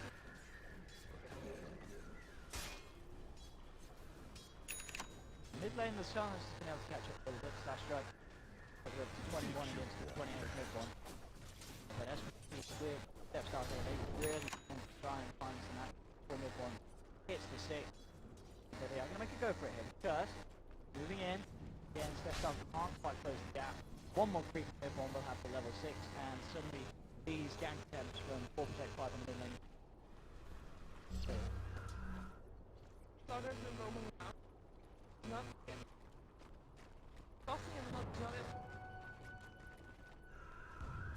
yeah, for sure. Stepstar's got to find some place around the map. Eventually, probably will be given a lane as such, but I don't know. 5's not going to. We really want to leave this lane open anytime soon. Stick around to the 6, taking tier 1 at least. Then maybe moves to another lane and puts some tier 1 pressure, and you'll see Stepstar get a bit of space there. But yeah, as you said, leveling in comparison to the supports of Secret, it's not happy days for this guy. Halfway through 3, Highlight Die the full level ahead, and of course Puppey moving around the jungle. He's already level 5. Still has it. He does have it. What surge? Good. Give it. But Darcy also he has potential to go into the jungle. We might have a potential bit of trouble here. He gets to up for the crush. Don't know why Starter paused that one, but he still gets a crush off. He doesn't stop me. Goes for the room. Here's what's already going away. A full deck 5 though, but they do get 2 kills on return. Yeah, look. It's a kill. A little bit messy there. From 4 protect 5, yeah. Off with the timing of the crush, holding on, allowing KheZu to get that chance to stomp, slowing it down. So What's wrong with the do beard? Radiant's top tower is under attack. oh, which one? Mount Luna. Big. You have to stand up. No, you can't look at up close. You have to look up. Sure. Oh yeah, Radiant's the top mount. tower The is beard under is attack. bugged. It's like, yeah, it's still skewed to the left. It's Is that the same on yours? yes, it's like too long. And it's dragging along. Yeah, that guy's got something wrong with it. That's some hipster. He's on the hipster panther, whatever. Puppey is thinking he's sneaky. Not sneaky. He may still get away with this though. I mean, they're bringing steps on and they want to try and fight him up, okay? Yeah, the crush hits on him as well. He comes to the hand of God. Might be enough. 5. Forehand's got a kill available as well, but he's on the right side. Goes just for the team. Oh, double dive, double dive. Gets the kill on Luna. Crush will allow Stepstar to get away from KheZu. Got the kill on the floor. That's a worthy They're fine with it. As I said, you know, they saw Puppey, but it's okay because you're throwing away a Luna to kill this roaming Chen. And absolutely, Secret will be more than fun that trade going on down the bottom lane. Probably really upset if they haven't given his life for that 5 on the Luna. And elsewhere around the map, top lane, MC continues to have uninterrupted farm, 55 CS at the moment. And mid lane as well, mid 1 continues to have a very easy time. Radiant's top tower is under attack. In the meantime, you've seen him involved in 2 kills on bot lane and once. My thrift rewarded. The lowest level on the board right now. 5, but he's almost Radiant's middle tower is under attack. more than a Dire's bottom tower is under attack. At some point, he is going to the jungle. See that Darcy is around the top of the jungle. Very hard to farm.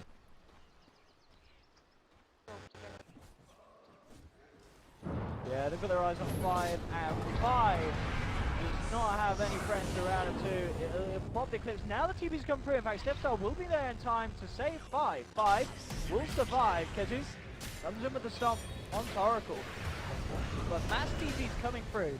They do lose the Oracle, but it looks like 5 will get the kills in return, and this time's a trade, they'll be very happy. They're able to find mid 1. They do ZP everyone in. And they make sure that they get the favourable trade. They keep 5 alive. And killing the Ember Spirit has obviously cost the efforts of the entire team. Yeah, space on the map for 5, but killing the Ember Spirit, certainly worth making that rotation for projectile. Think about fast work. But yeah, Luna lives 5. Forces this one also to go back.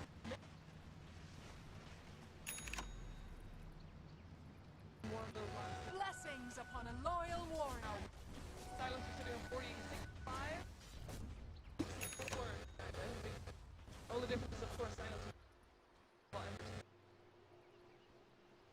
the net was almost equal in favor of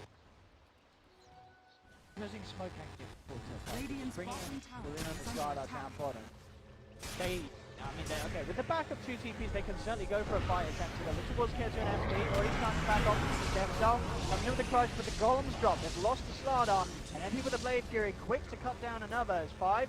Falls though, actually doesn't end up going down. Okay, Puppey sorts it out with the purple ball of doom there from the Satire Tormentor. A Secret take 2. And Åström, yeah, trying up more. Aims for mid 1, catches out, slash strike on the silencer. They slow down ETA on the darks here. The follow-up burst is there from Secret. And knocking down 3 more on this bottom lane. They'll be able to transition that into a tier 1 push. And again, just a little bit question by the way for the fight. Oh, they've scanned out. They know that Dancing Dragon's still here and they're hunting. They know he's in the trees. He's almost there! Yes, he's running late! And they'll get themselves a bonus. In the path of the scan. Yeah, Radiant Secret structures savvy are to the fortified. fact that there was more hiding there in the tree. Radiant's bottom tower is And falling. now 9-3 is starting to get a little bit messier for Protect 5. Losing the tower like that, losing a very painful fight for her. Power. Oh, with power down, the jungle opens up, especially with these towards by 4. There you go, by Team Secret.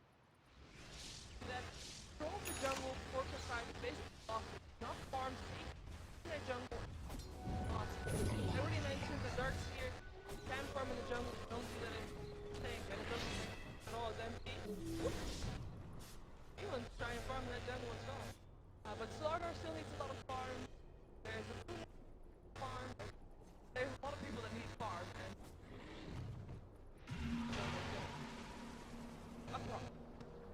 they can try and take more work. Yeah, they can, or they can try and take Secrets. They've got a Luna, they can move up that and take towers.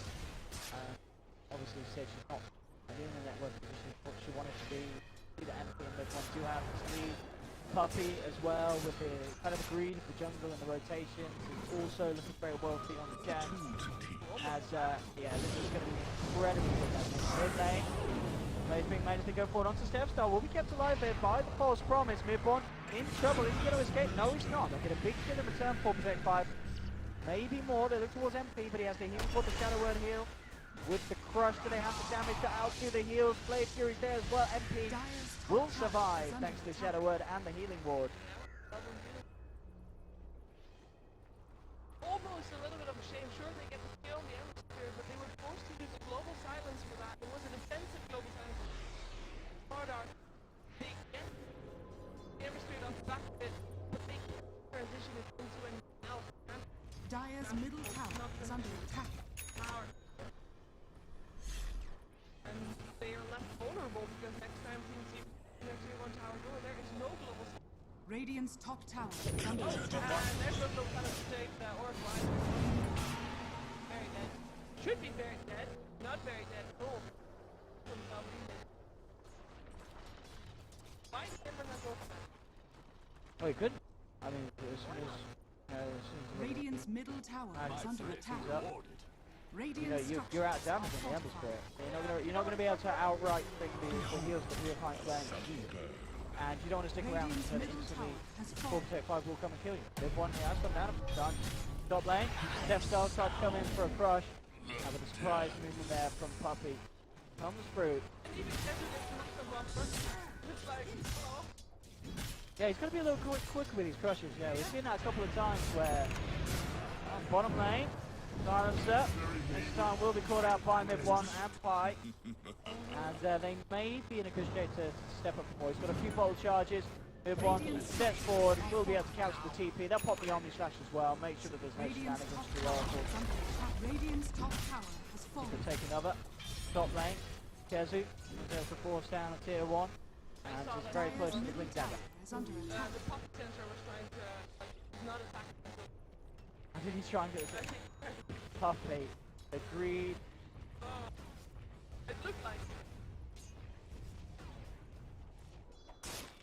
Yeah, the green side paying off for himself. He has got that agony at a very impressive time. Same time there's no blink there. But you don't. That point, I mean, they're already looking very scary in terms of the Radiant's bottom tower is under attack. and hand of God, but with the Centaur initiating those fights are coming more often because 4, 5 very critical matches. See what they can do here. They actually drop the rock for the Stampede as well. They come charging in. The Global Silence will come out with a false promise of the Slash Track is going to stay alive. They'll vacuum MP, bring him down low, but KheZu's in with the blink. The two-man stop into the double edge, takes down the Slardar. Secret, they'll look for more here. They have the magic community onto Slash Strike, getting him back to safety. A Secret, this time round, they're able to fight around the Global and the wall, get themselves to kill. They will get this tier 2 tower as well as the Blink come forward as well. Is under attack. This time they get the certain Radiant's objectives bottom done. tower Object is 5 unable to punish in return, even with the use of those ultimates. Not forcing anything for either. Got power to aim for, or go for other towers before the play. No, Roshan is up. I guess they're in a decent shape. Pick will just take very long. Yeah, it's not going to be the quickest of Roches. But with Global Silence on cooldown, they know that there's a bit of a window to play with. Yeah, and they would have a healing word as well for the hand of God on a very short. He wants to go for a little play. Not going to do it. Maybe seeing him getting for a level 2 on the slash. Drop down the sprint, Slardar. Slardar has time for a slash strike. That PCA. Well, the starting strike in the middle. So MP has to be careful. MP's getting a little bit greedy potentially. He's trying to chase down Slash Drive because the own creeps of MP blocking him really. He's getting a range of an Omni Slash. And this time to be careful. 4%, 5, having pretty much all 5 of the members on this area of the map. Continues to try and poke. But he himself is all alone. That's what they were waiting for. Slardar has his blink dagger. Have that in that. Or that saw the juggernauts.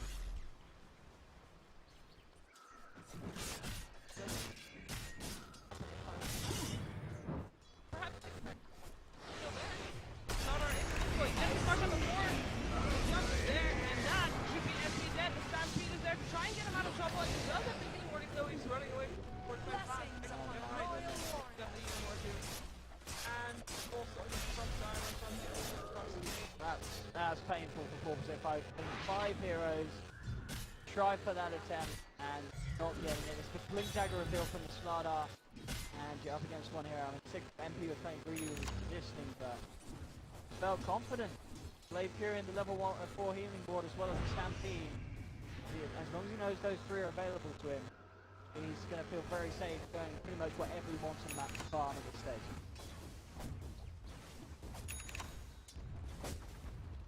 Still trying to get some all 5 out of your base, out of your zone. That's very painful. 45 seconds. Of course, at the stage of the game, not the money to buy that, so Secret will certainly look to pressure down another tower at least. They've got their eyes on tier 2 middle. And with a man down, it's going to be hard for them for 4-5 to hold that tower. Certainly have to let that one go to pressure. Radiant's middle tower is under attack. From the push. Answer Dragon coming dangerously close. He has to be careful of the blink initiation from KheZu. First off, in front, trying to put it off, but there's one. Radiant's structures are fortified. Radiant's middle tower is under attack. Radiant's middle tower has fallen. Yeah, unless 4-5 makes mistakes now and start changing. Dire's Secret top can play it tower safe and go is for the under road attack. shot. They've got very good control around this area of the map. So all lanes are apart from the top lane. Okay. Pipes complete. KheZu is harder really for the side of 4-5 to do the damage. Apart from the start off. My thrift Lunar combination, which is still a long way of getting off the ground, Spy has been catching up to do. It's a lot of magic with that. And KheZu with that barrier is going to offer a lot for Secret into the pit. They do have Team Fire ultimates, and all ultimates are available for 4-5, but it's a question of whether they're away. They want to head over there. Plus you've got to be a bit careful, as you could jump in the centre going in. It's not the quickest of roaches, so they're going to stick themselves out of it, and with 4-5 off the map, they're going to just almost certainly just waiting to see what 4-5 is going to do. They are going to reveal themselves up this Dire's top tier 1 tower push. is under attack. Secret, they may want to contest it. Radiant's middle tower is under attack. I think Secret will know that there's more than just that. They know that the time's Dire's here. top tower At They this still want to fight though. Yeah, Secret have the upper hand. They've got the strength. They're further ahead on their course. This is a good time for them to try and make a jump. Find it there. We're waiting at the moment for 4-5 to come across and walk into things. And they will now with this smoke, but no, not a big smoke from the low ground of the high ground. No, they're hopefully going to make like the long wrap around through mid. They've got to be careful of how they enter into Secret's jungle. Radiant's middle tower is They've under got to attack. be very careful how they come up to the high ground here. Dancing Dragon, dangerous territory. They are going to come around this way. They seem a little split. 4-5 very timid with their movement there. Not really making any clear waves as a team. And maybe it was just a smoke and back up, see if they do find anyone on the way out. But rightfully so, they do not want to make a move up Secret's high ground in Secret's jungle.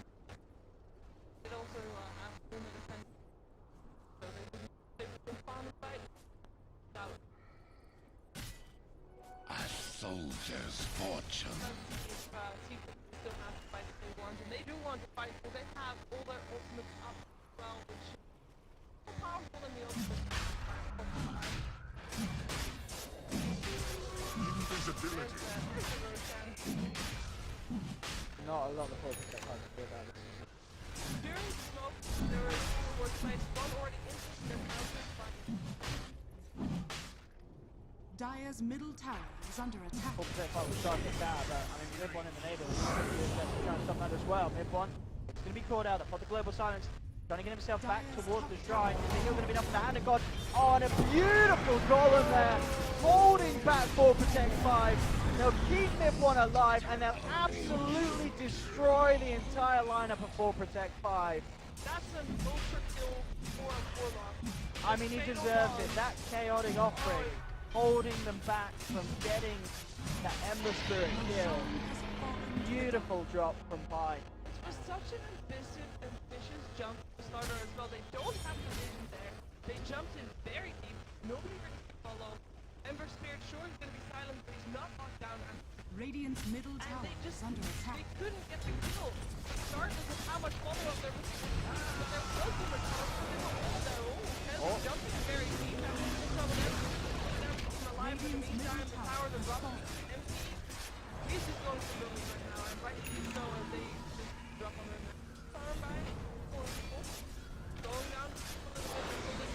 Now, back up the line. Enough. He's trying to stand by him. Radiant's middle tower has fallen. Oh, counter initiative by KheZu, and Slaughter down. Vacuum still 3, but no follow-up, no more available. And again, middle tower. Watch right now, Stampede chase them inside their base. Nothing minus her, they will get 5 as well. Is not enough to kill him off. Or rather, there you go, that's enough to kill him off. That is it. EPG is 24 minutes. Yeah, unfortunately, well, for 4% 5, it looked a little group from the start. They tried something a bit different with Oracle, with Silence at core. We know it's not the strongest of heroes at the moment.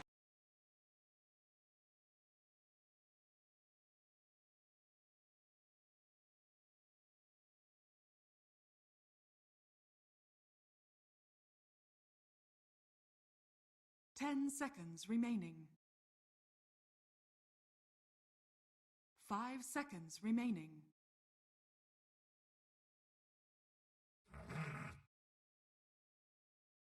Alliances. Team Secret's turn to pick.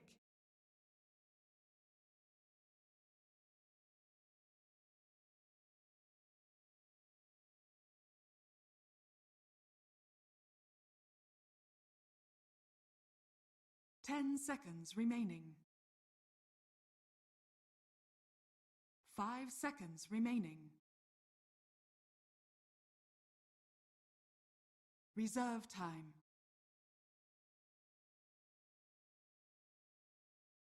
War Chief. Team Secret's turn to pick.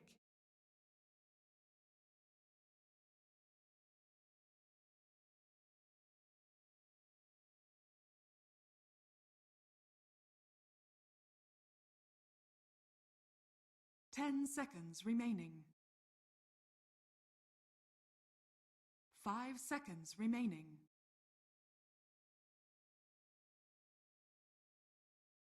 Reserve time. Slaughter. Alliances turn to pick.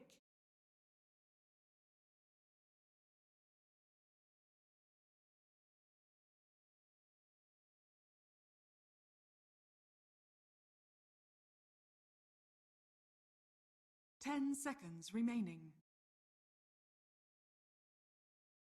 5 seconds remaining. Reserve. Juggernaut. Team Secret's turn to ban.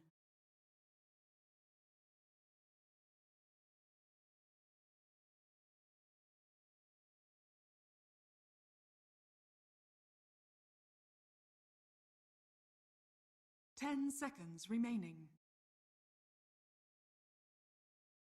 5 seconds remaining. Reserve time.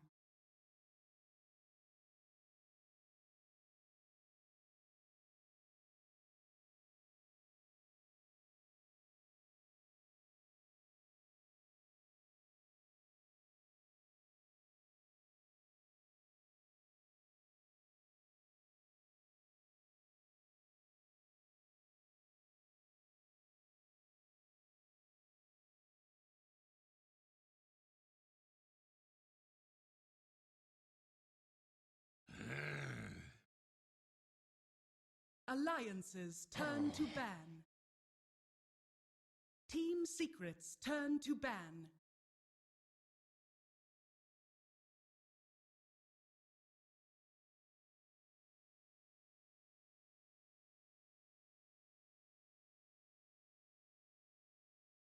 Ten seconds remaining.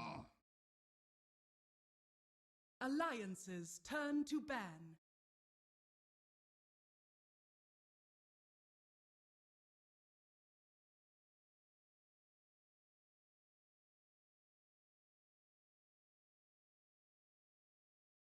Ten seconds I think remaining. these are two of the better teams. 5 seconds remaining. Not so well known. A lot of like pub stacks that just happen to have good players, whereas these Reserve time. a lot of well-known players that have been around the scene for a while.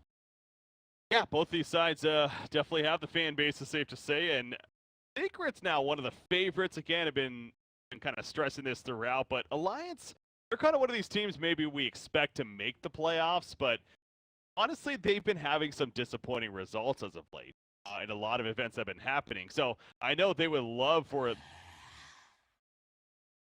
Team Secrets turn to pick.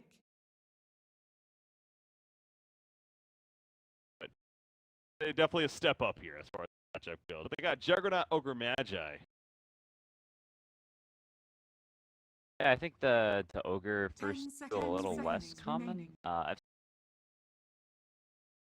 5 seconds remaining.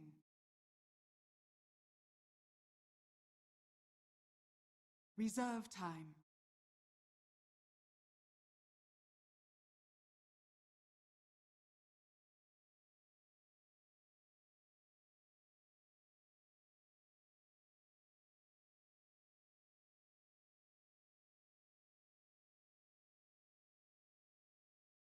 Witch Doctor.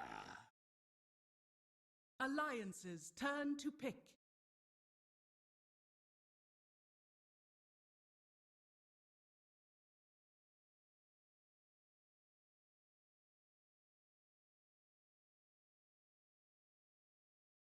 Ten seconds remaining. Crystal Maiden.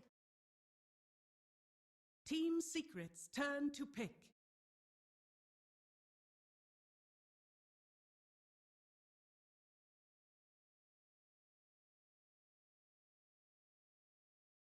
Ember Spirit.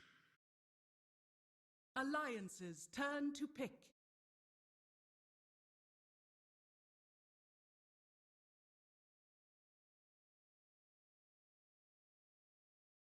board like puts in a lot of work, especially on like some Juggernaut early on. Turn to ban Spinning in team fight doesn't have the Manta yet, it just has the HOD working on that Manta. Get melted really quickly by the Death Ward and the Amp. A couple of picks there. You figure both mid options for both teams. The Ember Spirit coming out and then into a Magnus response. They went with that Magnus pretty quickly, so pretty certain that they wanted that pick. It seems. Yeah, the Ogre Magnus and then right-clicking cores is something that is very popular in European pubs, and I think it's very strong. You just mega buff up these cores to have them be extremely strong. You farm super fast with the Empower as well as the Bloodlust. And they also, scale obviously very well late game. You always have this RP, especially when you team fights. Although typically whenever you run a Magnus, you want to have some other initiator that can go in first. Magnus goes in second, so we can get a good RP. It doesn't force things on just one or two heroes. And since the Alliance does have that Juggernaut, we'll see if they go for something like an LC maybe for Limp. I think it's some hero that they prioritize quite a bit and very nice to have with the melee and a hero that they've actually banned it out. Alliance turn to ban. Good having the same mindset there, so not wanting to give yet another buff to that Juggernaut especially. So take away the LC option, but now the final ban for Alliance it will be the Spark actually. A very quick silencer pick. So again, not using much reserve time. They're pretty confident with their draft. Yeah, I think this the silencer pick is actually very good. It shores up their lanes quite a bit. The Ember Spirit and the Slaughter having the roaming potential on mid, it's a little spooky. 10 seconds I think remaining. you don't want some hero that lets the Ember have like a decent start and then he can kind of just roll up to the lane and punish whatever mid hero. And Silencer has a super good time versus in lane. Because the glaives don't pull aggro, you can just constantly right-click him down, and he doesn't really have an answer for it. He'll have a decent first wave. You can let him guard down the wave, but as it goes later and later, he's gonna eventually have to retreat to the jungle, or people are gonna have to oh, okay. Alright, There's so a curve. alright, so it's a little bit of an adjustment by Secret, not wanting to let their mid lane just get dumped on like that. So they give mid one the TA. It's definitely a very nice TA game. Only one hero will have a pretty nice time in the mid game. It also is one of the heroes that can actually do decently well versus Silencer, a hero that's pretty well known for being sort of a 1v1 bodying legend. About that. So the silencer. So where do we expect the silencer to end up? Where you're getting? Is this going to be a mid silencer even? Or? Yeah, I think it's going to be a mid silencer. It's a hero that benefits quite a bit from the blood loss. Not the most from the empower, but at the very least is a right-clicking core, and it also gives you considerably more team fight. So if you don't have that second initiator to go in first, go in after, having the silencer, you have the Magnus jump in and take away all that counterplay potential.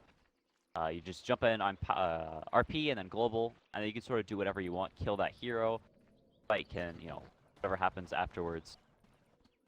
A very nice combo. Roller from there. So I'm noticing too, Jonathan fan actually shortening his name quite a bit. JSF, interesting. Nice for a while, but of course I'm familiar with several of these players, so it's always fun to see some names here. Let's roll the Juggernaut at the top lane, and a lot of early wards going down yet again. It looks like Slaughter got up here really quickly in the dire jungle. Got an aggressive ward. He roams, I guess. I think they want to lane up top with this dual lane. It looks like they are going to be doing that. It'll potentially keep this Ogre up top lane. If the Ogre doesn't come there, then I think they'll have a pretty nice time. The Juggernaut CM has a decent amount of kill potential onto the Centaur once Joe gets like level 3 spin, or he potentially gets harassed down. But as far as just sitting in the lane and last hitting goes, Alliance can only really full commit onto these heroes, or they're not going to be able to can only really kill them, or just leave them be. So the Ogre definitely wants to sit mid and mess with this TA, so they're going to take advantage of that and potentially punish top as much as they can on this Centaur. I guess Puppey has the potential to hang around mid, help out mid one, although I don't know how much he does really versus Ogre sitting there whomping on the TA while the farm. Now he does have those boots first, of course, so of course the crush ready to go. Manages to sit in this middle lane as you're getting at. It's going to have from the Ogre Magi right here. Witch Doctor, he's sitting up at the bottom lane. Witch Doctor, I feel like has potential to go two kind of different builds. I mean, either the Voodoo Restoration route or the Maledict route. Is there either one you think more sense here? I think he probably just gets like one or probably a value point for this game. I don't think it does that much. Alliance is all about jumping in and blowing up a hero or multiple heroes with the global and like taking these very, very quick fights. And Secret's sort of the same vein. They have 2 blink indicators. Flutter's blink will come a little bit later, but they have a lot of burst damage. I think Maledict extra damage will put some mileage. A little different from usual. The Magnus. We've seen a lot of offlaners recently go for this PMS starting, and then just having the Tango. But actually goes for the Stout Shield and the 2 sets of regen, so a little bit easier to harass here. And Pilot taking the Maledict level 1 is putting a decent amount of harass on him. Usually not considered a very powerful tool, the Maledict level 1, but like you said, making him forcing out a lot of regen really kind of the idea with that. Meanwhile, middle lane, mid 1 is finding himself being heavily harassed here. Yeah, Puppey, I mean, he's here, but exactly how much of a threat is he really going to be? Really proving right now it's not the greatest threat, as they're not afraid to run at that TA and do plenty of damage. So going to be popping out the regen himself and healing back up, but this is a very aggressive support mid lane here. Yeah, it's actually a little interesting for mid one. A little bit of an adjustment here. It actually took the meld level 1 so he could dodge the ignites, because it doesn't hit you whenever you go into invis. So took down the amount of harass he was taking a little bit.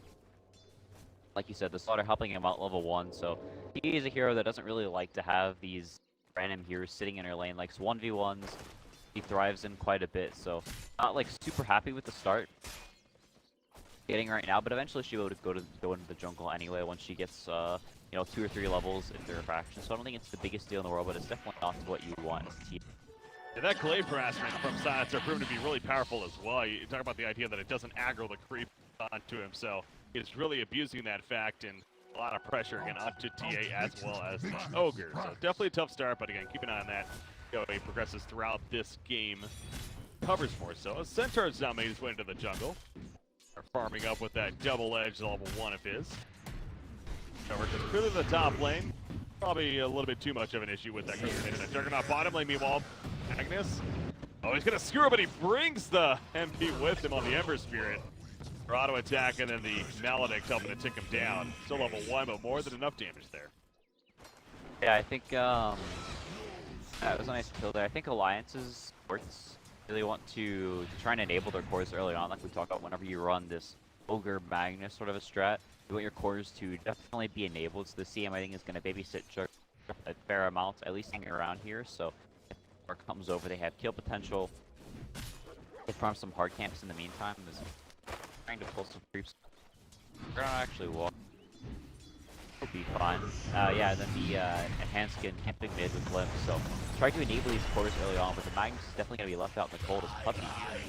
Yeah, way too much damage. Ignite even being level 2 actually, more than enough damage to help assist for the kill right there, and Silencer throwing in some glaives.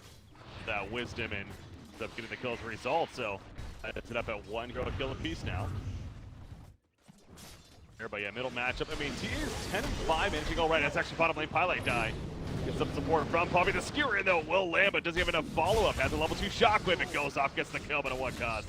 Jonathan Fan going too deep, and he will end up dying in return. I mean, is that worth it? The fact that he gets the kill at least?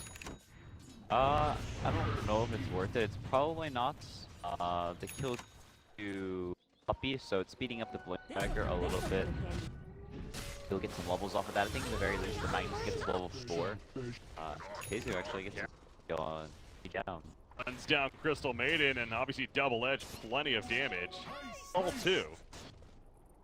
Enough to get him killed right there. It's going for that 4-minute bounty rune, which I think Crystal Maiden did get, but obviously came at a cost for his life there.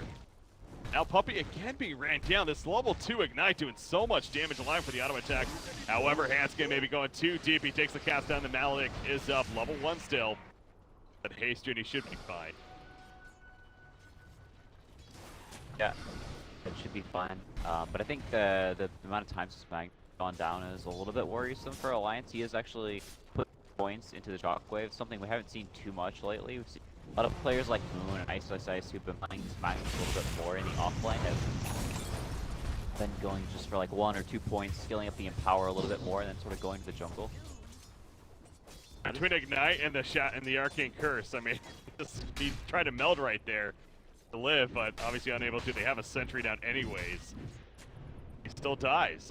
This middle lane really proven to do work, actually. And definitely, I know your suggestion that it's proven to be actually a good pick with that final pick, but is it even doing better than you expected? I think doing about as you'd expect. The CS isn't actually that amazing. 22 to the TA is 18, so although they have gotten the kill there and the TA is definitely not having a super fun time, it's constantly getting a rounds down. It's actually CSing quite well in mid one, which is pretty impressive that he is doing this well in the lane. And I think it's, I think the Silencer is doing decently well for himself. It's pretty important that they shut this TA down as much as possible. You can see Ogre sitting there for 4 or 5 minutes of the game. A lot of times they'll sit there and just sort of start the first wave and then rotate off. But putting down this TA, I think, is probably the most important hero. Secret to be doing well. Hero that, you know, it's really their only response so much for this Juggernaut. They have the amplified damage and the Death Ward, but that's not the greatest answer in the world. You really want this TA to come online, as she is basically all of Radiant's right-click damage, all their tower push. So I think they really want to play around mid one this game and give them as much space as possible, while the other heroes can sort of go around and do stuff. Ember Spirit, a hero that can, you know, safe laner that can make moves a reasonable amount early on. So I think now that this Magnus is, they'll probably start retreating to the jungle more now that MP is 6. Mid one will be able to free back to the jungle and just trying to farm out some items. Gonna collapse right here. The Omni Slash, all 3 bounces onto him, onto KheZu that is, and Flota will spin on top of him to secure that kill. So good execution as far as the flank position being set up right there. guaranteeing the kill onto the Centaur, and of course slowing him down from progress, whatever he tends to go, either that Blink Dagger or now the Hood of Defiance. They're pretty good on him too, of course helps his farm potential. Good mitigation. Middle lane though, signs of this could be a big kill. Will it happen? Global Silence comes out. It's not going to be enough to save him though, but I might come in for some turn kills. Not enough damage though. The Shockwave going through level 3, but Hanskin actually does get credit for the kill on Ember Spirit as the Ignite takes him down, running away. So they do get a turn kill when it's all said and done. Yeah, it was really nice rotation from NP wrapping behind the tower to bring down the Silencer, and it's a core that does not come back very well.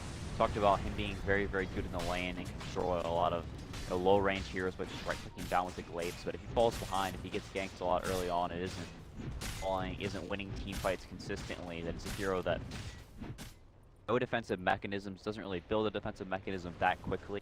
Goes for the 4-staff, but that takes some time to get to. Before then, you're just sort of sitting ducks for any of these rotations from the Slaughter, from the Ember Spirit behind the tower like we saw. So it's a really good rotation from Secret, and like we talked about, just trying to give mid one sort of a comeback into this game because they really need him to really start making things happen, take towers, take fights. Otherwise, they kind of have issues dealing with the Juggernaut. Centaur is going to be going that Hood of Defiance first right here, so again, it makes up nice mitigation, but also then it helps with that farming, being the double edge magic damage in itself. He's getting a little bit low right here, but that does. Almost dead. And actually deny himself. There goes the shrine that I also gonna as well. Figure the Blink Dagger to follow is probably gonna be KheZu goes for here. You're gonna pass up on a hero like Centaur, have that initiation, especially with the likes of Slaughter being pretty underfarmed here. Dagger for him gonna be coming too. Yeah, I think Secret is content with just farming for now. The TA wants to chill and get up to potentially her Blink Dagger as soon as possible. The Slaughter once his level 6. Like you said, KheZu working towards that Hood. And I think Alliance, they really need to have a good start on these cores. I think both teams are getting an even start. They're farming about the same, and I think Secret is probably fine with that as Alliance. They need these cores to be ahead because their supports are so dependent on the cores that if your Silencer is falling behind, if your Juggernaut isn't, or is having the impact you wanted to, these supports can just lose very, very quickly for the TA. The Ember Spirit, they get hunted down and just not really have any impact in these fights. They're very much dependent on the cores to do well. So I think it's very important that Alliance is enabling these cores early on. They're having good lanes, they're getting farmed, or I think things can devolve pretty quickly for them. But Secret just have really, really good ways to bring those supports down. We saw an Ember Spirit earlier in the dev, I'm playing on the match specifically, but it went a similar build where he passed up the idea of the build of Discord, got the bots first. Now I know MP is playing a short lane Ember Spirit here, to be fair, but what is your take on that, the fact that he's not getting that earlier on Veil? I think going Veil this game is pretty mediocre. He's really the only magic damage hero on his team. If this Centaur magic damage, they have a TA, they have a Slaughter, so they're pretty physical damage oriented. So I think it's much better that he gets these boosts early on, can let him push up the lanes a lot better and still protect fights.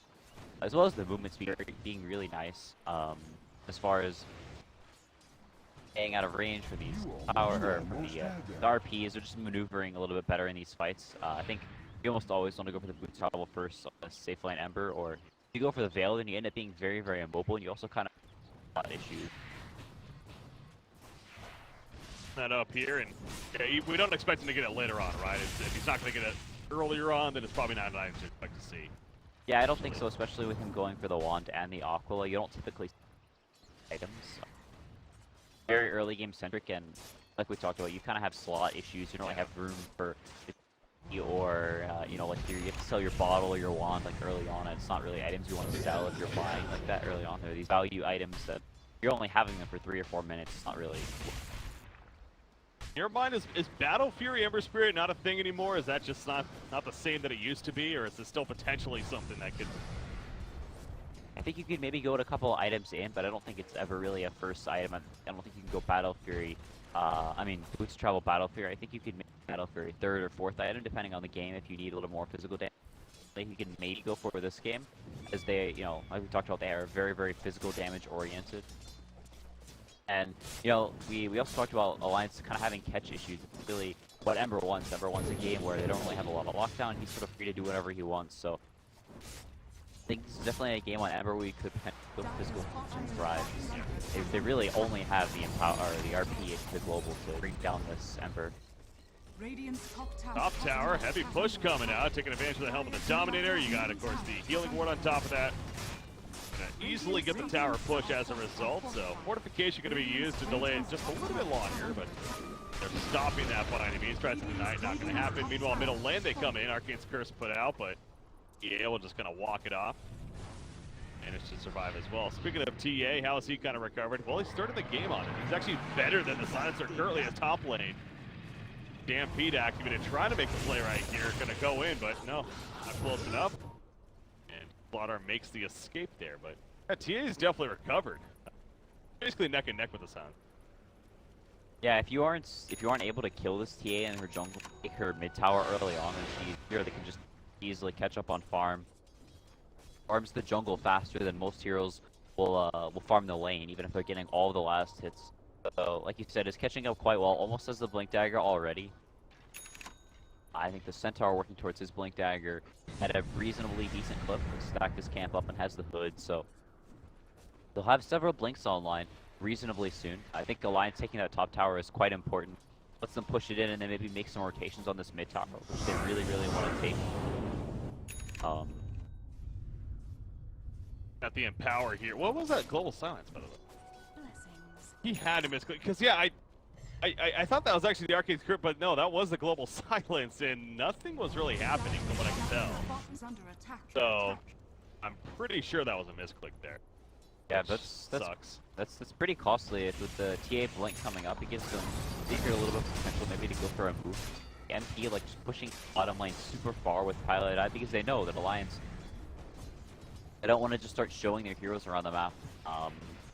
Secret will know where they're going, and they can farm with the Blink Dagger and the Slaughter, and they just have so much pickup potential in Secret between like the Slaughter, the Centaur, this Ember Spirit. They have all these mobile heroes with a lot of lockdown between them. And Alliance, you know, they have these two cores, they can sort of sit in lanes and farm them out. Other than that, they really don't want to be showing just these swishy core buffing supports in the CM and the Ogre. Magnus wants to be off the map as he is their only catch like we talked about, so the lanes are going to be a potential issue for Alliance, I think, as the game goes a little bit longer. Dragon at least has the Empower, so he'll be able to shove them pretty quickly. Bottom lane, we do have a possible fight break now right here. You see Fire Blast attempt from Ogre Magi is coming to the flank. Landed on the MP. Do they have more, though? No, they do not. Remnant away. Stampede also activated, but yes, they do with the RP coming out. However, Spirit, I don't think is getting out of this one. He uses the Remnants, but he can't actually forward to them. So well played right there, and that's a nice gank to be had, obviously, for Alliance. I think a little bit of a misplay from NP. Instead of running away with the Stampede, or maybe just miscommunication, he had tried to TP out, and then right whenever the TP got cancelled, the Stampede wore off instead of running or using that extra movement to get away with the Remnant. So a little bit of miscommunication until you realize the MP was going out, I think, and then he is going to go down. And off of that, they're going to lose the tier 2 tower, or the tier 1 tower. So we're trading for top at the very least, but I think Alliance is pretty happy with that, bringing down the Ember Spirit and getting the tower. The game has slowed down a lot, and I think that favors Secret quite a bit. That gives them time to get up these Blink Daggers. All the meanwhile, Puppey was farming that top lane, so already up to 1,600 gold on the Slaughter. Gonna be getting a pretty good timed Blink. During he just had to sit mid, up the TA early on, wasn't really getting any kills.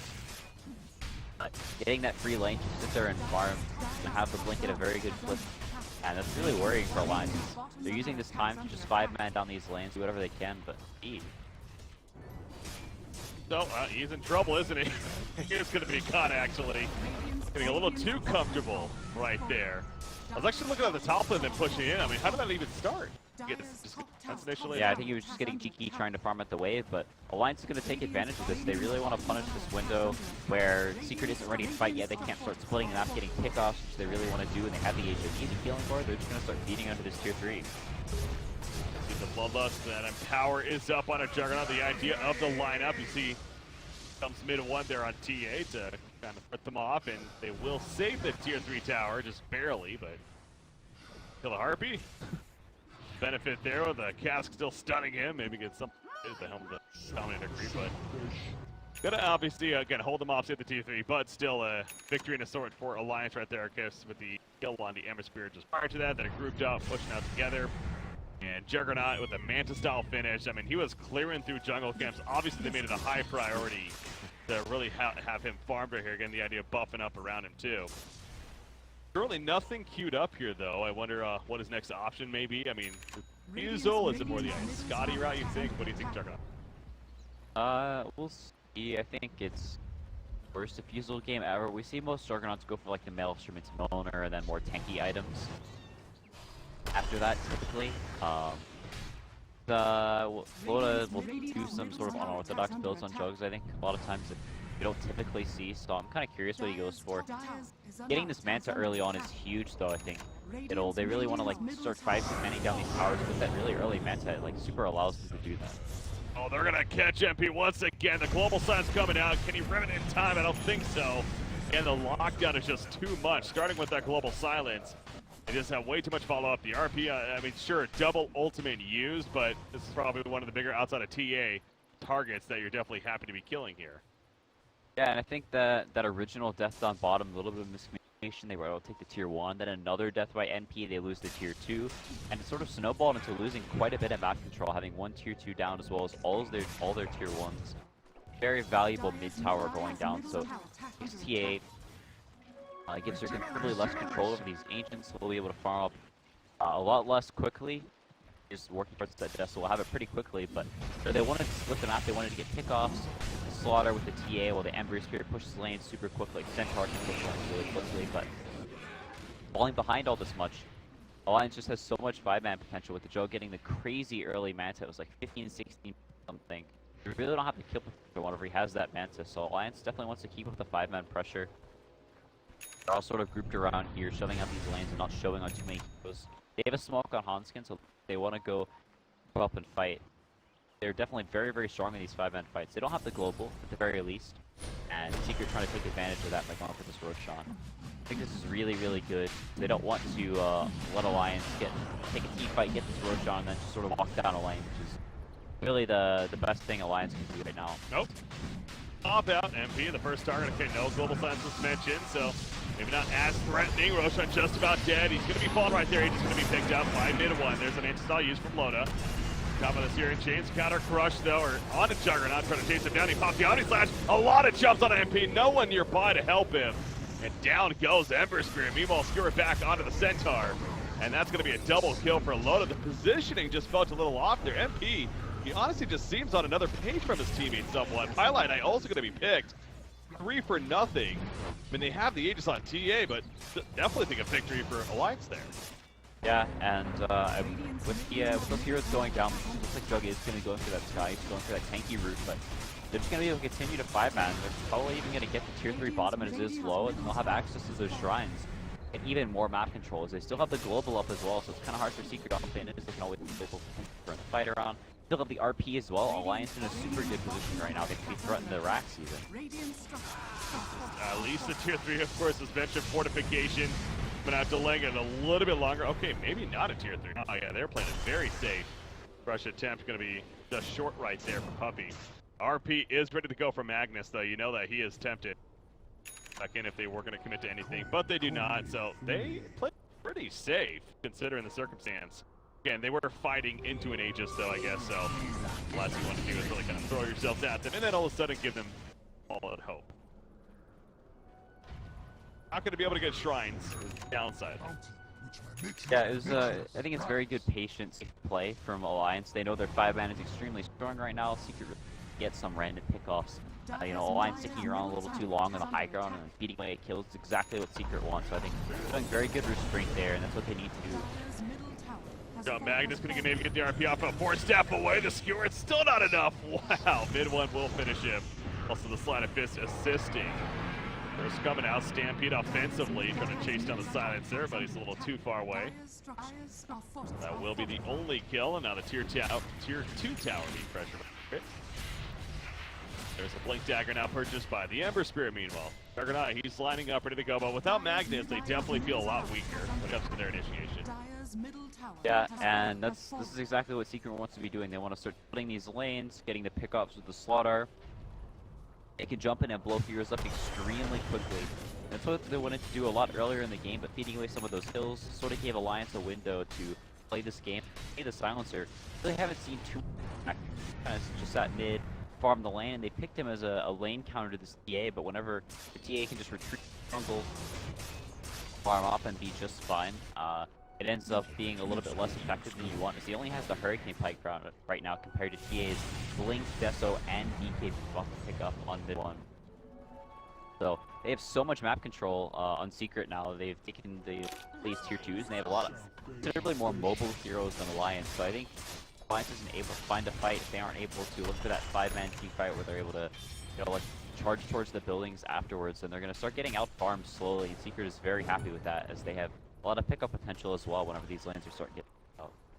He almost found it there, but dagger away in time. That item he just got again, and just worried about more farm once again. He does have the Eye of Scotty queued up, already one of the ultimate orbs purchased.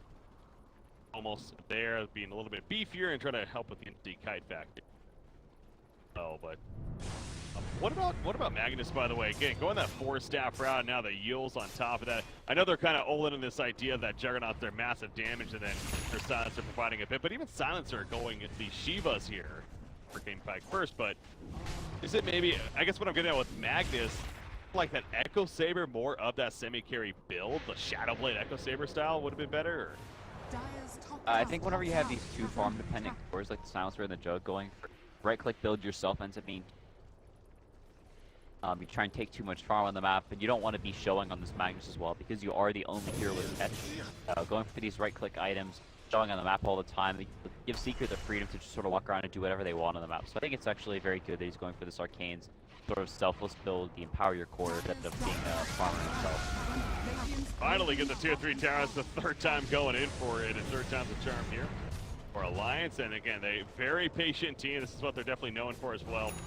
Get the tower kill, and now they know shrines are vulnerable, so they're going to go for said shrine for the bottom at least. Up eventually, so good objective control coming out from Alliance, and again, good patience being shown as we're talking about the. Look at this net worth chart, though. It's about 5,000 lead at a point for Alliance, and it dipped down to almost even, and now kind of a little bit climbing back in their favor, but yeah, one more misstep could definitely start putting Secret ahead, as you're suggesting earlier, especially with this TA. Oh, at the BKB 2,800 mark. Yeah, I think sort of one of the only flaws in Secret's lineup is they're not like doing really well, if they're not like quite far ahead, and they have a very, very hard time going high ground. They kind of need to pick off and easy jump. Oh, that sucks. Still for him. He was running around for a good 3 or 4 seconds right there on top of him with the invis, and it's like just wanted to find the right moment. That was not the right. Yeah, he actually body blocked him a little bit, so MP knew and remnanted away, or Blink. I forget which one he did, but yeah, I ended up blocking him a little bit. Wanted to time it with the global afterwards. I think maybe waited a little bit too long. I think he could have just RP'd, and the global being 5 seconds, they would have had time to bring him down. So again, maybe a little bit of miscommunication. Gabriel lives, they use the RP. We are all 5-man in this lane. Secret not super stuff, and they may try and take this tower, but maybe the last shrine, and gonna be forced to come back as TA is split pushing. Secret, I think those kills early on, the MP gave up, losing a lot of that map control. It hurt Secret quite a bit. The window after that, where they were to move out on the map and look for pickups, but now they have the Scotty on the Ember Spirit. I mean, on the He missed the crush, and even if he hits that, though, I don't think they're killing the Magnus right. Yeah, the Scotty on the Ember Spirit. TA again, he has that butterfly queued up. In fact, has the eagle slung in his backpack here. Yeah, I think Alliance's 5-man now is just so strong. Having the Scotty, having this Magnus on high ground defense is just almost impossible to push into. The Silencer having the Hurricane Pike as well to protect people back.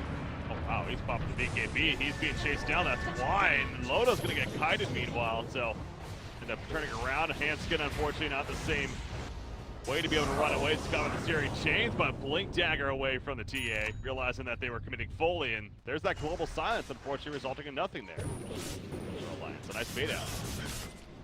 Yeah, they were looking for maybe some kills on the end of it with TA. She was Jonas fan. I mean, Onskip has so much armor, as well as the solar crest on that Ogre, and they're actually gonna smoke up and look for a fight. Offlane going in, has that freezing fill ready to go, but look at the retreat from Secret, being patient, waiting for that spin to wear off, if anything. RP is good to go for Magnus, so perhaps the depth aware of that. In fact, Ember Spirit, he's already porting out. Just have a Remnant down, so could come back in if need be, but they're just going to simply avoid Alliance right now. They like the idea of the split push here between the TA and the Ember Spirit. They feel like that's going to be their way to win here. Yeah, he's actually going for the butterfly in mid one, and they really want to wait for this next Aegis. That's where their win condition right now is getting the Aegis, getting the butterfly, and then maybe trying to break high ground with that.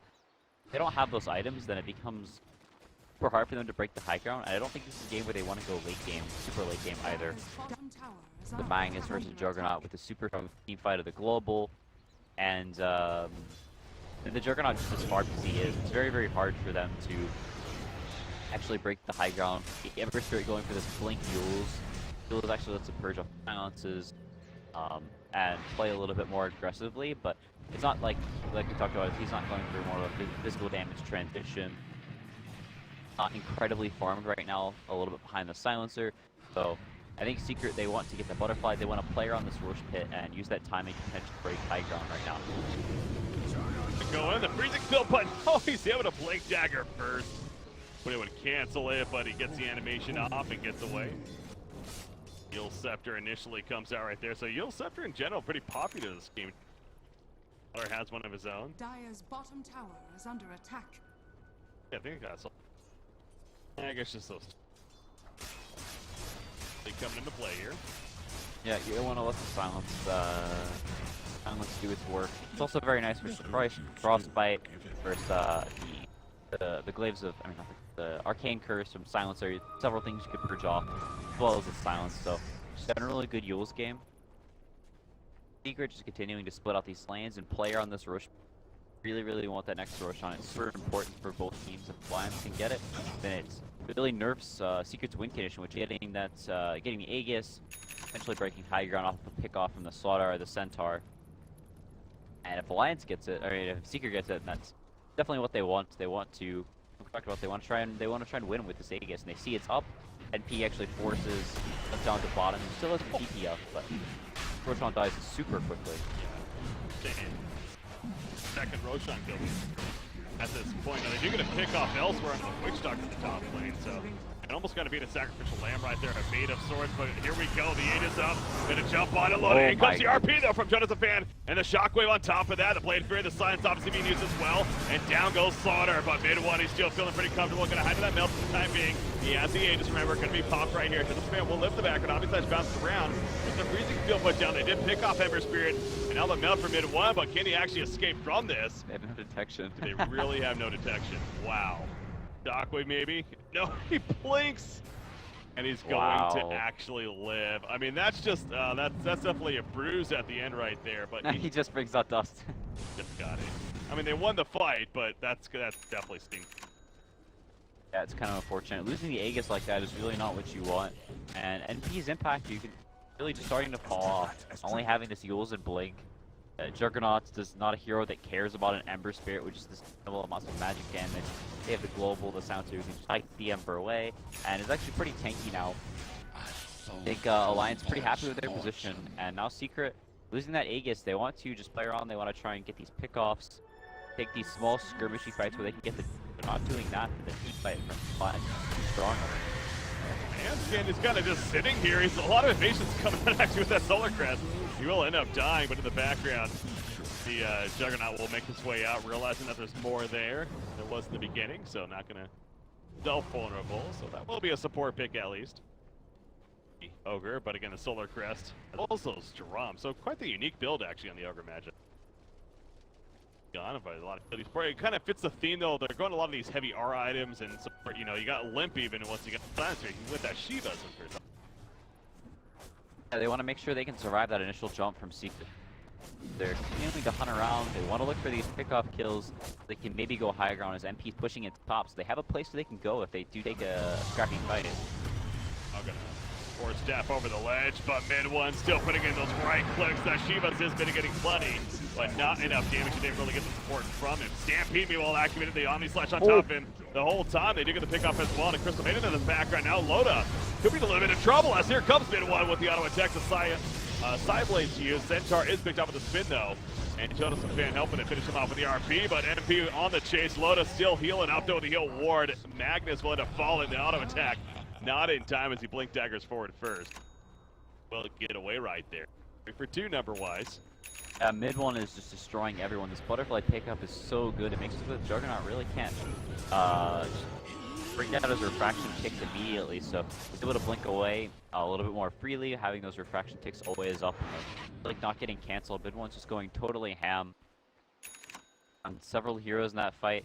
I think that's exactly what Secret need. They need to continue to find these scrappy fights. Mid one have the freedom to go around and look for the heroes he wants, because if RP goes off, they RP the TA, and he just gets right-click down immediately, and then the rest of their heroes don't really have any damage, so pretty important that they enable mid one, that he has a really good time in these fights, because he is basically all of their damage. I gotta say, as far as MP is concerned, I mean, he really does feel underwhelming with how much he truly has. I mean, he just got the Maelstrom delivered, so obviously some benefit there, but again, it's really been much more of the defensive mindset, as stressed earlier, with that Yields pickup especially. Go with the blink on top of the bot skin, no Veil even earlier on, so not necessarily any damage from that. And has the Maelstrom now, so her right clicks a little bit better, but you do look at the net worth, it really is a race between Juggernaut and the TA. Juggernaut even slightly more ahead. That Skullbasher finish and the Abyssal Blade come next to himself. Having that favoritism as far as his farm is concerned. Overall, though, I mean, the net worth chart, again, this is a very even game, slightly going in favor of Secret overall. Too much at this point, so it could be anyone's game most incredibly here. Yeah, and I think this game is going to sway back and forth. There's some like pretty interesting timings. Alliance is going to get really tanky, and their high ground defense is going to be very good. I think it's hard for Secret to really do anything. Come a few minutes, whenever they get, you know, the Abyssal Blade, which they have now on the Juggernauts. Magnus has the RP now. I think Secret's in a pretty rough spot as is, but I think as the game goes a little bit longer, the supports of Alliance start to become just food for this TA, and it's going to sway back and forth between, I think, Alliance heroes being very squishy, and then, you know, if they get to that point where they're very tanky, then Secret isn't able to blow up these heroes on TJP, but it's just so superior. As long as Jonas Fan hits a half-decent RP, that I think Alliance sort of mop up these team fights. Has been kind of 50-50 to be honest, but obviously he had the big one in a couple of fights prior to this that really set Alliance up in a good spot after that Roshan kill that was here at the top side. Secret felt a little too confident maybe with that Aegis, but the big RP not only stalled some things, but set up the turn for Alliance. So I'm 16-9 right now. Okay, not the most active game when it comes to hero kills. A lot of avoiding at this point, but back to it still being a game that either team most certainly has a chance in. The Shadow Blade being worked on by Magnus, by the way. The idea of possibly that earlier, more so for initiation purpose, also getaway tool if necessary, but it will help with a little bit of damage output too. And then you got the Abyssal Blade though, finished on Juggernaut. About a target that's so scary. I mean, even just these items alone is scary, but then you throw in the Empower, the Bloodlust, so much anti-damage coming out. So they're going to feel confident enough to start sieging now, it looks like. Middle lane at least, or get the creep wave up there. Yeah, they can use the spin to maybe bring down buildings a little bit. Secret not super set up right now, so it's actually going to be able to free to walk into the high ground. They're going to get these range tracks. No TP on TA, that's why. I mean, she has one, but it's on cooldown, obviously, so definitely why. Crystal made it. Ooh, got crushed right, and she got 4-staff, though. Be fine. Secret wants, I mean, Alliance want to continue to be aggressive. They want to use the CAs with the Juggernaut, just basically unkill while having the Scotty and the Abyssal Blade. They want to push that advantage as much as possible. Try and potentially chip down these racks like we saw them do there. They're very strong right now. They have a smoke and it looks like they're going to... Well, they don't actually have one up here, so they're just going to camp around this area, keep up these lanes, and farm up Secret's jungle. Maybe try and get some of that slight net worth advantage back into their favor. They sort of have all their eggs in that basket, so while he's very strong, they want to abuse that as much as possible and try and advantage. They do range racks, but at this point, not really super meaningful. Slaughter just kind of poking the bear a little bit right there.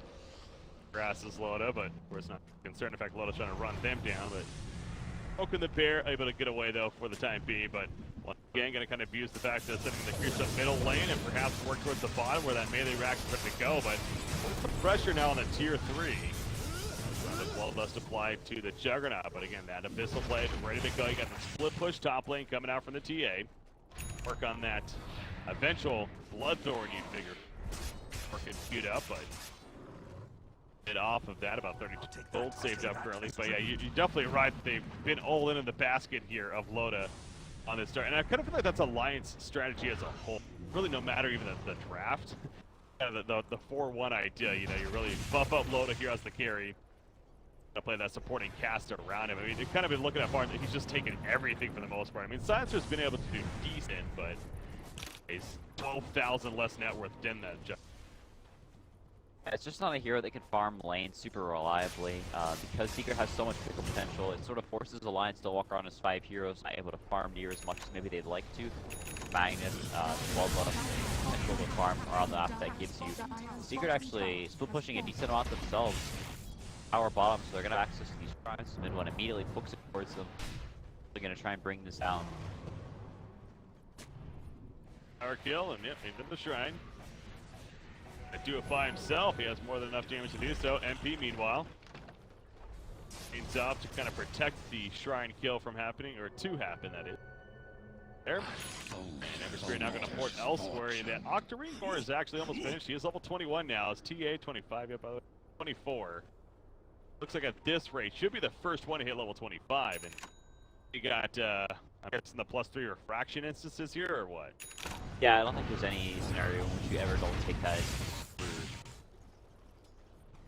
The Juggernaut, especially not having the MKB actually going for a butterfly of his own, so opting to be even more tanky instead of a little bit more kill potential on the TA. He doesn't really need that MKB, because if the TA is getting RP, then she's going to get her Refractious charges burnt down almost definitely, and then will die extremely damage. Also having that cleave will be able to hit on one of the other targets, so not really caring about the evasion too much. Like that, going the butterfly on the Juggernaut instead of the MKB. Yeah, I think you go for the 3 refraction charges. I think mid one's been playing extremely well this game, only going down the one time mid. The ignites and the King Curse very early on in the game, but is having kind of a rough start. Is farmed very well. Has been super elusive. Hasn't gone down anymore. And it's one of Secret's like glaring hope right now. They could push full Alliance around the map. They can maybe find some pickoffs, even though Alliance is 5 as of now. Hey. Go the cheese, making it a little more tempting right here, and immediately Juggernaut starts going away with the auto attacks. Of course, then Empower consisting of the Bloodlust again, all the buffs. It's going to happen pretty damn quickly. Meanwhile, what's going on over here? They catch Magnus, actually. That's what was going on, so they give up the Roshan kill. Could it be stolen? Oh, that was close right there. Picked up, though. Now the bottom lane, though, they need to push it in. Like the decision for the Radiant side at least, but Hans going to be done in the front grounds. That's a very vulnerable spot. He will end up falling. Double kill for one. No buyback, by the way, on Magnus. Slaughter cut off to the side there from Loda. Uses the Yules, but that's just going to delay the inevitable. Although the Stampede comes out, the Omni Slice bouncing around. KheZu, though, has that axe, mitigating some good damage right there. The Glimmer Cape used as well, trying to simply live through this. He actually will end up living to spin away from Loda. The Rax will stay alive throughout it all. Now mid one, he's not out of the woods just yet, actually. Yeah, no detection again. Just on them, huh? I guess Magnus was the one that maybe had it. Oh, he didn't even have it on him. And they really need that dust there. I guess they have a gem on Ogre, okay. Yeah, I don't think they would have killed the TA regardless. He had 5 or 6 refraction picks still up and the butterfly. So yeah, they go in, they get a couple kills here and there, but the Juggernaut really is just so unkillable. Impossible to bring him down. He could just stand on the front lines. Secret, you can see them just constantly jumping around, killing support cast, the CM, going down here and there, the Ogre. I don't think actually. Okay, yeah, so he died and then bought back in that fight. So yeah, Secret just jumping around and killing the supporting cast heroes of Alliance, but very hard for them to bring down the Juggernauts. 7-0 and 4. So far, Secret really don't have the most damage. The TA. Definitely not anything to scoff at, but whenever you have the 25 armor, the butterfly, and 3k HP on the Juggernaut, dodge attacks with the Manta, it's just very hard to bring him down. Double damage through TH, dropping the second and final shrine here on the side of Alliance, so played, and all shrines on either side have now been destroyed, actually. Their towers in general, not much to work with for either team. Split push of MP. Top lane before quickly getting back to the Remnant. And he does have that Octarine core finished, by the way. 600 gold saved up on him, but got a big note about last fight, too. Again, picking off Magnus like they did with no buyback. Without Magnus, they really just lose so much, not only with the Empower buff, but of course the RP initiation. Really is their only initiation once again. So, definitely need him if they want to be able to be successful in said fight. So that's why Team Secret is definitely feeling very confident pushing into the base despite giving up the Roshan kill right there. So, but in the racks, ain't alive. Alliance now moving on through with a Shadow Blade. I'm just a fan. They want to wrap around bottom lane. So this TA, of course, doesn't look like they're going to catch him. Yeah, this game is all about finesse for Secret, playing around the Alliance heroes, dodging them around the map, still pushing lanes like we can now. Trying to find pickoffs here or there. Their fights need to put played very, very clean. Jumps in and out, blowing up P heroes, and just doing it over and over again. Not getting caught by the RP. It's very execute-based. The rest of this game is going to be Secret. Didn't hit that window where they just have this killable TA, they get the Aegis, and they just sort of run at you. Take these team fights for free. Losing some kills early, losing map control, and now it's a lot of just about finesse. The Alliance fights are a lot easier to execute. Just Juggernaut up in the front line, hitting buildings, hitting heroes, and the Magnet's always off. Yeah, Out of Vision has Shadow Blade now as well, so makes it even easier to hit that RP. And if he ever makes a mistake, he hits that RP and all kind of evaporates. So I think Secret definitely has the harder late game to execute. The Ember Spirit is able to make the initial escape and gonna keep on going. Maybe an RP. Oh, the Eels. Here's a chance. Remnant again, though. He keeps on going. He's just so mobile. And he will eventually make the getaway. Middle lane, they're trying to go just Centaur instead, but obviously he reacts too and simply can't catch anyone. But they say, you know what, we're here. Might as well go for the push. Press to stall a little bit. The split push bottom lane coming out between TA as well as the Ember Spirit, but advantages Alliance to go into the base, say, you know what, you're going to have to defend, guys. So, pressure on the melee racks. Crush attempt, going to miss right there. Loda looking to go back in, but the Yield Scepter throws him in the air. Healing ward's still up. It is. Getting plenty of damage, healing them up. The freezing field being casted, but the 4 staff away. Actually, Slaughter will be fine, so not the greatest freezing field coming out. TA, meanwhile, he's wrecking the racks in the base back there. He got the bottom, and now he's going for the middle tier 3 tower. So the stall's actually working out pretty well. Although the melee racks in the middle lane will end up on the range tracks. We have a bit of a race on our hands now between these two teams. But Alliance, they are going to try to start fall back. TP's coming out. Exactly what they want. Yeah, we're going to catch them somewhat. The global silence is used, though. Juggernaut now going back in. The Omni Slash, and he cuts through MP. Gets the kill on him in, and he does have a buyback. In one, in the background. Going to blink forward, though. Trying to chase, but a nice Fire Blast multicast coming out, although Puppey will stall them a little bit more. Magnus in the background. He has an RP still, by the way. Double kill coming out for Loda as he picks off Slaughter, and now they catch Centaur as well. Rikip is not going to save him, most likely. RP is still ready to go. He wants mid one, of course. He's hunting for him, but not going to get the angle. Alliance able to hold this fight, and they're going to be able to start pushing in now. Yeah, they have no way to kill this healing ward. Everybody's healing immediately back up to full. MP's trying to ride in the base at the very least. The melee rack's coming close to about half HP, but Huntsman's going to go back and try and slow us down a little bit. They're going to get 2 sets here. Again, they're just playing the game of stall. The RP is actually going to whip right there, unfortunately. Now maybe one pops BKB. Go for the turret kills. Loda will fall back again. And somebody forward back, that would be the Ogre Magi. Oh, did the MP get too far up? He did somewhat, but he's able to get out once again. The stall game attempting, but it ends up being 2 sets of racks going down in favor of Alliance, and the middle racks does stay alive for them as far as defensively. Ultimately, they come out on top there. Yeah, it's just so hard for Secret fights. They have to play these fights so carefully, constantly going in and out. You see Puppey probably blink stun 10, 15, but it doesn't really matter because they can never ever full commit. They always have this RP to counter negate, counter global, and they can't hunt for this Juggernaut almost ever. If they ever blink in on the TA, then he just gets RP'd, and they waste that time where the Juggernaut's stunned and the Juggernaut comes out, just kills everybody. He's so farmed 9-0 and no deaths on Loda, and has the Moon Shard as well, so it's basically 6-slotted on this Juggernaut. Just has the Moon Travel 2 is an upgrade. It's just extremely hard for him to fight. MP really wants that kill on Crystal Maiden, and he's going to get it actually. Well played right there. Burn is successful. So Crystal's dead for a minute, no buyback, but again, it's not really the prime target that you're like, oh, Crystal's dead, let's go ahead and push now. So, in the case necessarily. Loda, you mentioned basically full inventory. Bots level 2 is pretty much the only upgrade that he could do. There's the backpack. I guess what? I mean, a refresher on the backpack could potentially be decent. That Omni Slash. Yeah, I think that sort of gets into hypotheticals though. It makes once the fights are getting to that sort of a stage, all these backpack theoreticals, it doesn't really do too much in reality, because it's a lot about the initiation, about making sure you don't eat away these heroes. I think the trading racks, all of them, Secret is a racks down, that what ended up happening in the trade. I think they're not actually too sad about this. I think all these weird racks trades going down where both teams start losing buildings all over the place, split pushing. I think that actually favors Secret, so even though they're down a barracks, I don't think they're sad about how that trade actually went down, because they want to create chaos. They want to create scenarios where Alliance splits up, where the cores get isolated and they're able to actually find these pickoffs. And I think that's sort of what Secret has to do. They have to create chaos. They have to, the Alliance misplay, you know, maybe somebody TP's back that wasn't supposed to, and they're able to separate heroes. So I think, you know, despite the number of racks being in favor of Alliance, I don't think Secret is actually mad about like the way that bullet exchange went down, all that chaos that happened. Coming out, but again, the very careful play continues.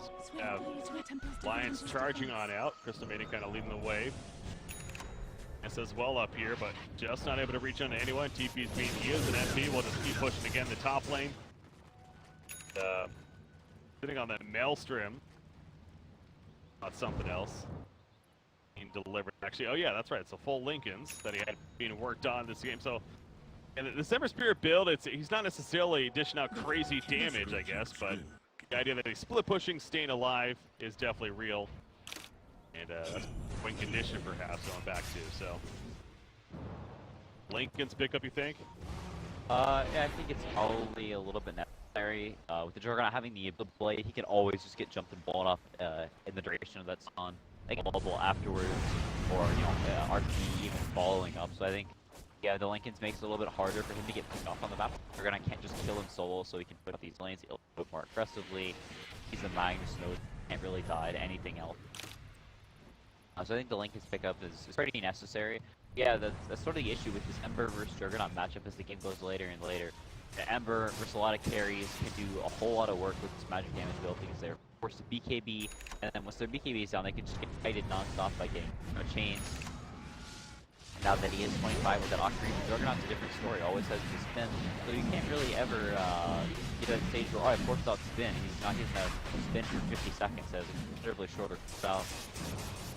And one of the few heroes that actually does well versus Ember Spirit late games. I mean, can they catch up P here? Like this, oh god, he's got Remnant. Actually, they know he's here, the Ill Scepter.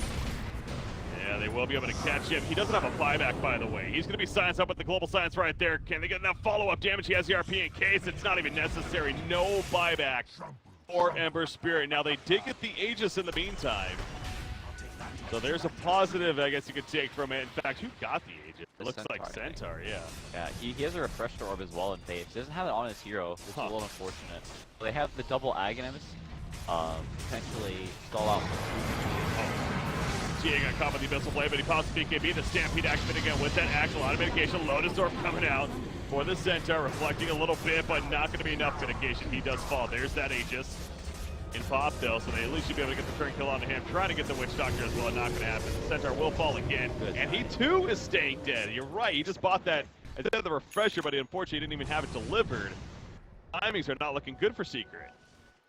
Juggernaut just does so much damage. You can see the TA was able to hit the Juggernaut like 2 or 3 times, and it only did like 100 damage. And the Juggernaut just has so much armor with the Solar Crest onto him as well. It's constantly there. From Houndskin having the Vlads, they have so much armor. This TA can only do so much damage whenever you're all physical, all single target hero, and they have all these armor items, but Vlads actually standing. Yeah, and might as well. I love this decision. Again, either they know 100% or they don't. They've made us buyback, but obviously that's not the case. They're going right for it to finish the game right here, right now. Pylai dying now, mid one does support back. Realizing that he's not going to win that race, they got to fight. BKB's pop. This is the last stand right here. Out comes the Abyssal Blade stun. He's dropping half on the damage of Loda. It's way too intense. And it looks like they may have just done it. Trying to get the Shrine to help with the creeps push forward as well. He's going to spin through as the buyback, of course, for mid one. Jumping back in. Puppey's also waterball. Look at mid one taking it. GG's being called, though. Alliance takes the game. They just got the Aegis. Get those deaths, obviously, set up the victory for Nakes into a Terrorblade. Especially with the Bounty Hunter in the pool, you can just, like, they always just see where you're going, and so you can play around that. And if you're not getting these pickoffs, if you're not having a super good laning stage, then Terrorblade gets, you know, the Manta Scotty, and then it's just over.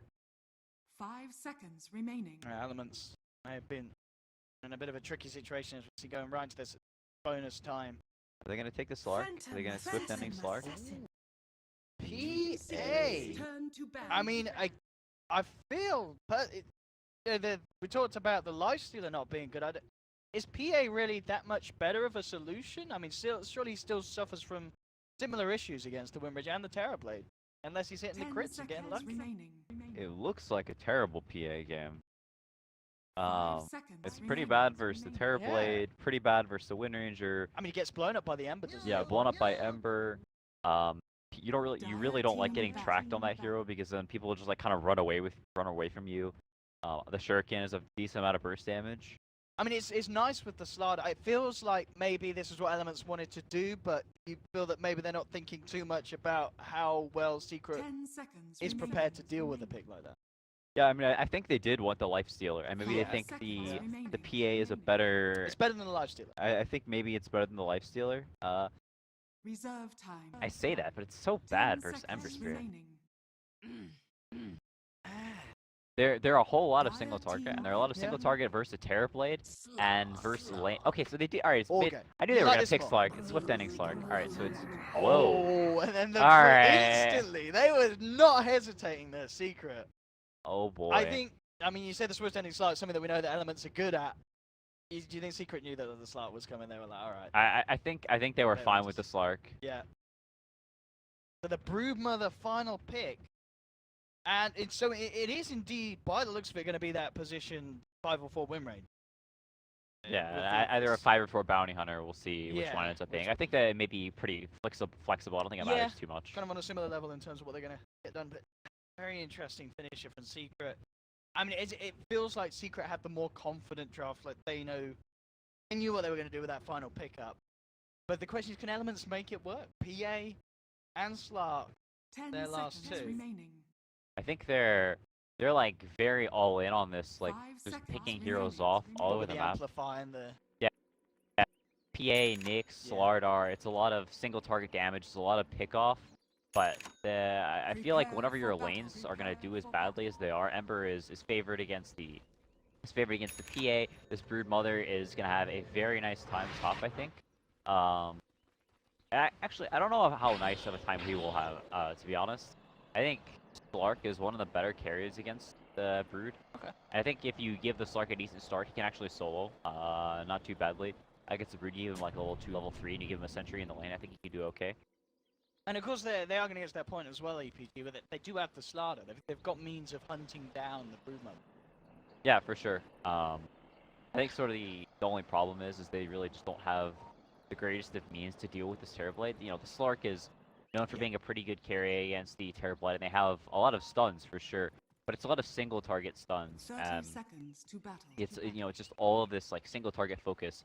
And whenever you have heroes like that, there's this innate risk of if you're not killing that hero, if you're not blowing up one hero at the start of a fight, then things can turn very, very grim very quickly. They really don't have great lane pushers. They have there are 3 heroes that all just kind of want to run it heroes. Slark wants to be up the map. Rubik is really the only hero that is like okay with being in lanes and pushing them out. So, you know, they also have this bounty hunter to scout it out. So I feel like this bounty, even though it was first pick, ends up being very, very good against the style that EPG are wanting to play. I mean, that really is the thing, you know, EPG, how are they taking towers with Slardar?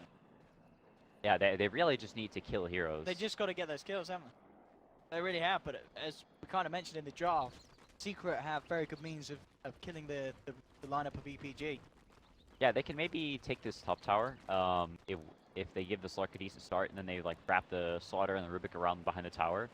If they pushed it in, they maybe kill the Brood that way, but it's really tricky because it's a Brood. It's not some normal offliner. She's going to be off in the trees, farming jungle camps.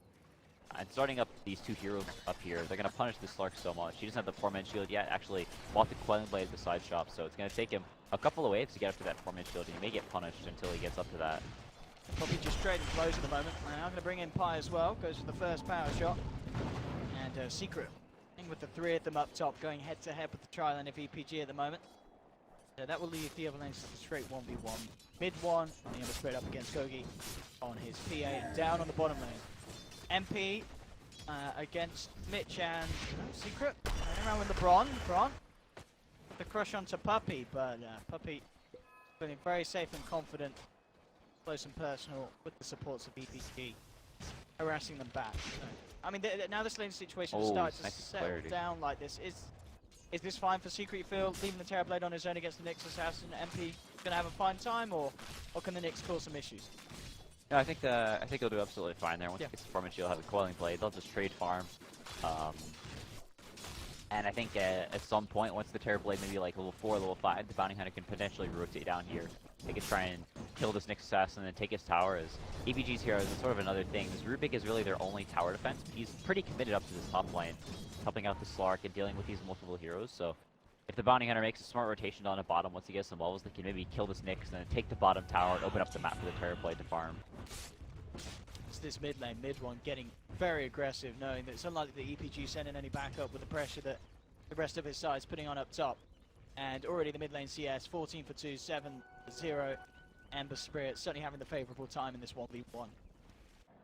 Yeah, he is, Ember loves just having these matchups where it's melee versus melee, because, obviously, if you can't break his Flame Guard and you're melee, then you're going to have a real hard time dealing with him constantly just walking up to you and popping the Flame Guard. And now that he's level 4, has the 2 points in chains, his PA can definitely die, as I don't think you can use Phantom Strike whenever you're chains.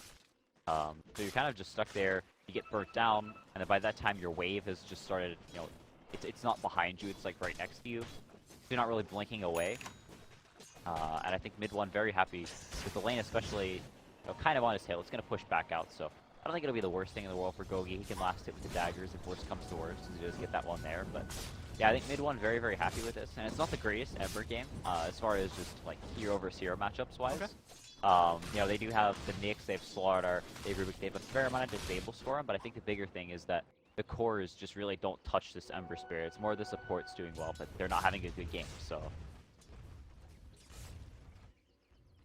Looking at Puppey as well at the moment on this bounty early on, what is them? Does he have to find himself involvement in kills, or is he fine just kind of playing getting the vision, eventually getting the 6, or does Secret need to up the pace early on this game? I think as long as he's like securing farm for his cores, as long as he's keeping heroes in place, is just being a nuisance, letting his cores get these 1v1s. You can see MP doing very, very well down bottom, up like 7 CS. Mid one having a great time mid.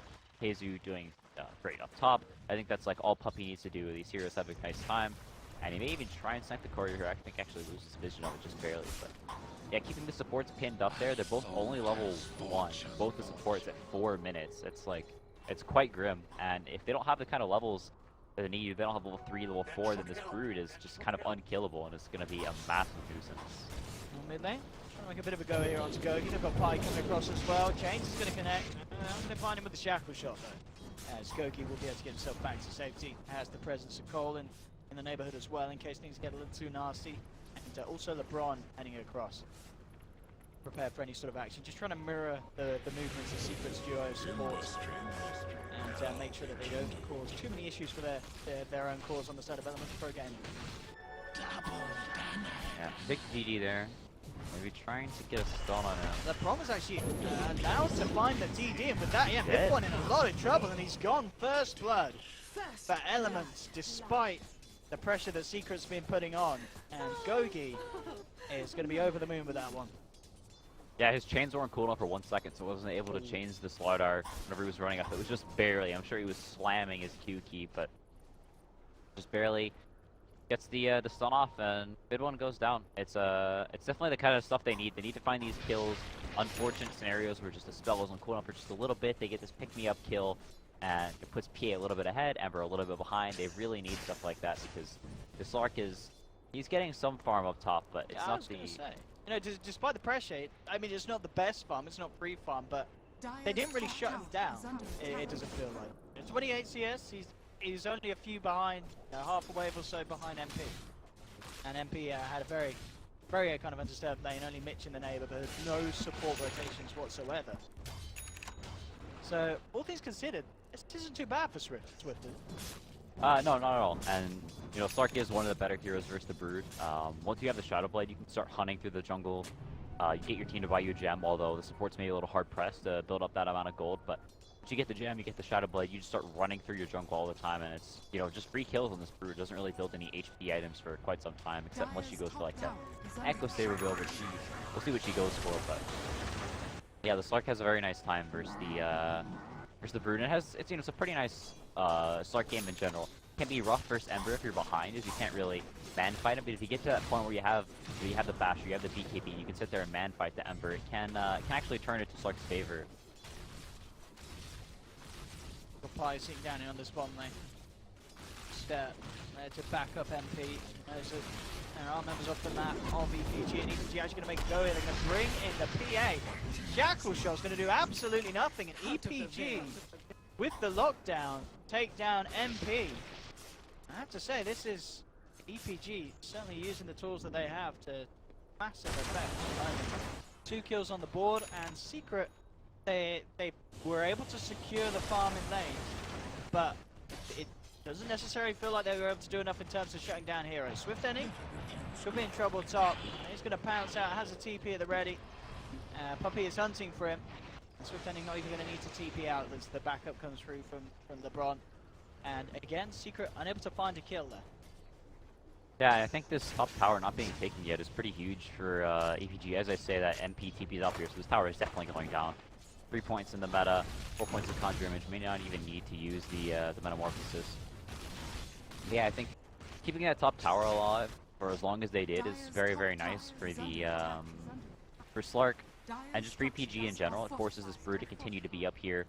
But I think taking this tower now, MP is going to have a lot of space around on this side, while Highlight gets this farm bottom, so it was kind of low on levels because they were pressuring top in sort of a tri-lane scenario. So now can come down to bottom, get up a little bit more levels, maybe get up to that solar crest at a reasonable time, which I think is really, really good for winning into this game. Mitch immediately was looking for a bit of action there. Unfortunately, the pot that does this saw the illusion being taken, and they saw the illusions, but already Puppey is well out of the way, back to safety out of harm's way. Top lane MP, as you mentioned, didn't use Metamorphosis for the first half, but certainly Puppey to put a bit of harassment on for the second. Elements will react though. They have 4 members up here. Mitch and Vendetta, of course, still on cooldown after that last bit of movement mid. It's pretty hard for them to jump into anything, so he'll TP to the mid lane.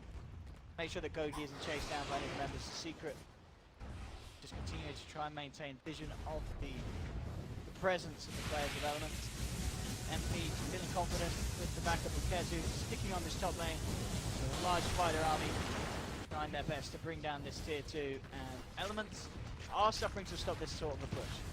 Yeah, I think this is a super good rotation from Secret. They're forcing a whole lot of heroes from EPG up here. It's very selfless play. MP not just sitting bottom, focusing on his own farm will give Pilot Eye some space, so it goes from level 3 to level 5 now.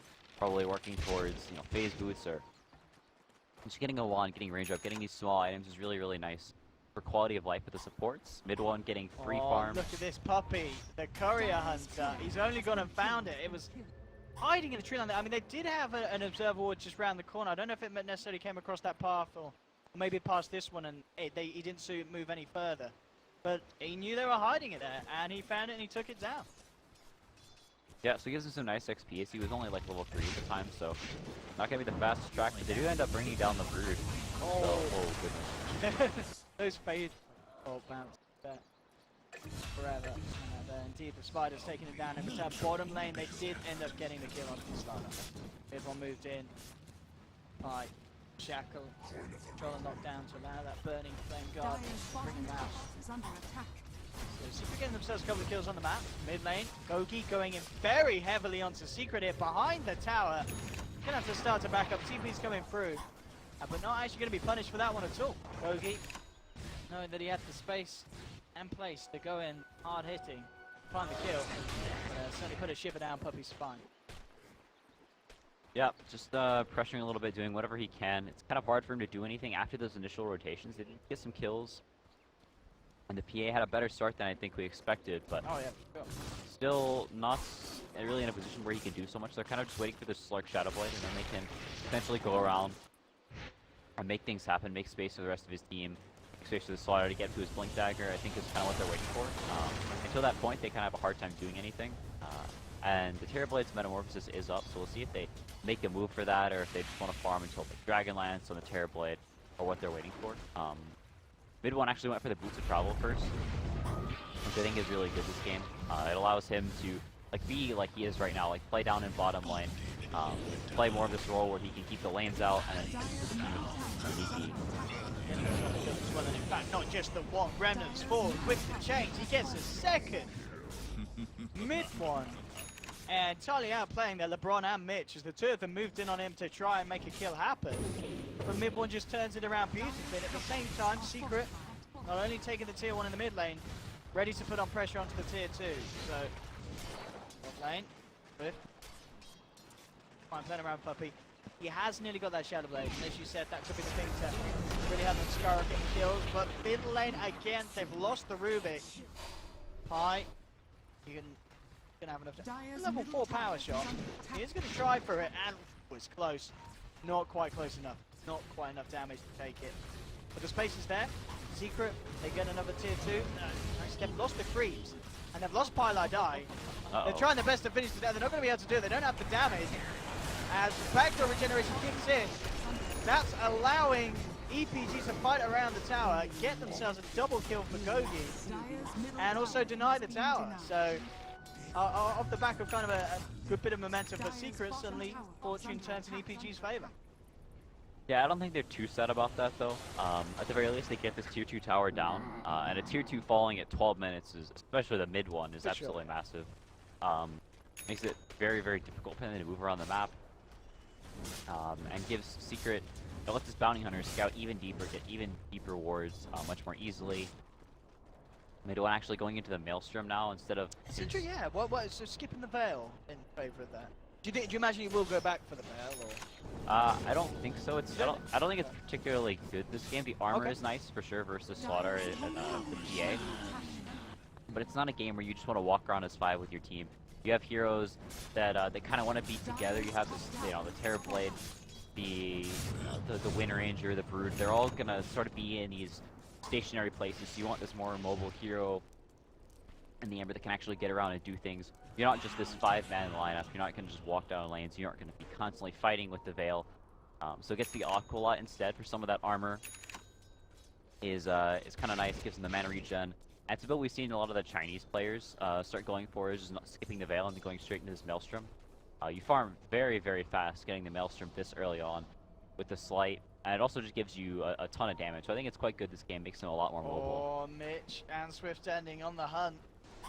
Secret to have a few members about, but Gogi turning it as well has. The Destination complete immediately with a stun. The catch out from Mitch and Swift. They'll take down the Ember. Swift now looking towards MP, and they're only going to go and find that one as well. The crit comes through as they'll take him down. They will end up losing the PA as Puppey picks him off on the way back out. A good shackle shot from Pi holding back the two of them. Same time up. Wow, where's KheZu? In the mid lane actually finds the Rubik. So it ends up being a 2 for 2. Obviously EPG will still be the happier as they take down both of the cores of Secret. Yeah, I think this Terrorblade continuing to fall like this is giving a glimmer of hope to EPG. Thought originally at the draft there was just no way they'd be able to take this game with all these just random single target heroes, a lot of gankers, very one-dimensional, but they've been getting the kills, they've been finding the things they need to, and MP going down 3 times already. Only has the Dragonlance and working towards that Yasha, so not really in this position where you're a Terrorblade, you just walk up to the buildings, they can't touch you, and you just kill everything. You start getting a couple of pick-me-up kills here and there. Now has the Oblivion Staff on top of the Shadow Blade, despite getting tri-laned early on, which typically as a Slark you think of as just the nail in the coffin, but has the gem now as well that we talked about, so he's going to go hunting for KheZu. Yeah, getting a gem this timing on Slark as well, you're going to be able to get some really, really strong control of the map, aren't you? Secret do have ways of catching him, for sure, but if he can get the edge, he can get the kills. right? He knows. I think he saw him barely. We'll be able to pick up a nice bit of spider gold there, though. The two of them, Swift Ending and Colt. They clean that out. Same time, though, Secret are grouping up support. We'll look to take the tier 2. Can EPG finds this one? LeBron heading forward, immediately changed up. Ripped to pieces from Pi as the Shackleton power shot comes in. Another TP and a fortification coming from EPG. They're going to try their best to hold this one off. Mitch with the stun. Immediately on the back line is bursting down Cole, taking down Kogi, gets the tower as well. EPG, they've lost 3, and maybe even more. With a shackle shot like that, Pi finds Mitch. In comes the Shuriken. Mid one picks up a triple. Despite EPG's best efforts to hold, they end up giving Mid one a triple kill, and gets the tower gold as well. So Mid one shooting himself straight up the top of the board. 9.4k net worth at the moment on this Ember. Yeah, and actually going for an early Shivas. Interesting build. Yeah, he's really mixing things up, and he's a player that isn't really afraid to change builds up to go for something a little bit unorthodox that suits the game. Yeah, for sure. And I think picking up this plate mail is super good in this game. They're like almost all physical damage, they're almost all single target. The Shivas is very, very good versus these heroes that don't typically build a lot of attack speed. PA, the Slark, they'll let attack speed a little bit later as the game goes on. But a lot more right now just about these, quick few attacks to try and burst the hero. But even just this casual plate mail increases his tankiness so much, and lets him play, continue and just jump in the middle of heroes and not get bursted down like we saw at the 2-2. Swift has found KheZu, but KheZu actually just happily skips himself over the walls of the Roche pit and back out of harm's way. And very shortly, those sort of movements aren't going to work at all, because KheZu, he's very close to having the money for the BKB. And once he has that, it's going to be very hard for the Slug to solo kill him. LeBron tracked up, chased down. Mid-one comes in with the chains and attempts to hold them back. Mid throws out the stun. It is not enough. Puppey saved by MP there with the Sunder. Puppey will still go down though. A loser 1-for-1. MP, his best efforts there to save his captain. Nearly put his own life in danger. Doesn't end up paying off though. EPG, the 1-1 trade there. Yeah, they're still. They didn't use the Metamorphosis in that fight. I'm not sure if it was not up or if they just didn't want to pop it, but only has the Yashi. Still kind of wants to chill and farm a little bit on this Terrorblade. Mid one, a super dominant position, and after. Oh wow, nice shot. And then falls back with the setup. The follow through from mid one. They're only going to go and get themselves a kill there. Highlight eye. Certainly making it work. I mean, with someone get that lane, has helped him catch up to a good position. He's going to be going to Midas as well. So he'll scale up very nicely with that Midas gold and XP, and of course the track gold as well if they can get themselves finding more kills as the game progresses. EPG being forced back here, Secret trying to maintain good control around the Roche pit. Pretty crucial they do so, I guess, as well, but with the Slaughter and the PA, there's definitely potential for EPG to make short work of that Roche pit, and Secret realize that. Yeah, that's definitely a way for them back into this game. And I think this game starts getting hard for EPG because they lost all these towers early on. Slark is typically known as a good hero versus the Terrorblade because you hold your towers up, and then he's this hero that you really don't want to push to these towers whenever you don't have vision. And so there's the Slark is at nighttime, you can see everything, you know which heroes to jump. 1 minute. Body senses. EPG weren't moving fully in there. 4-man spike rotation. Gets himself out of harm's way. KheZu, of course, now has that complete the BKB, so he is going to feel a lot more confident going out across the map against this start. Still maintains that Shadow Blade and Gem. And in fact, talking about the guy, they've got eyes on him at the moment. Puppey, track, they blow him up. They really don't want to lose that Gem. Got to keep Swift safe. And he's feeling fairly safe. As we saw there, in terms of catch, they don't have the best. You know, most of the time Swift Ending, unless he gets caught out by a perfect shackle shot in between dark packs, he should be able to play his way out of any movement. Yeah, I think sort of the issue is that he can't really make moves into Secret very well either. He can't play anything offensive. Yeah, so he can sort of go around the map, he can split lanes, get up to whatever items he can. I think when he gets to Silver Edge as well as the BKB, he'll be on a pretty good position to fight. He kind of wants a basher as well. Like it's definitely a game where Slark can thrive when he starts getting his items online. And Swift Ending probably considered one of the best Slark players in EU. He's played Zero for a long time. It's definitely his best Zero. So very well versed on him. Yeah, picks up the Silver Edge now. This sort of becomes the issue though whenever you lose all your towers this early on. You versus an Ember Spear, you versus a Winner, and you can switch on these lanes with basically no risk. You start losing map control and then you take objectives with absolutely no trade-off. Puppey now with the Solar Crest complete, so really getting the tools together to allow MPs to stand on that upper ground and be beefed up by his backline support.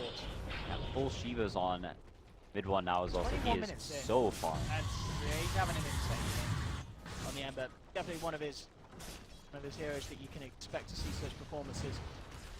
Going to get won this game.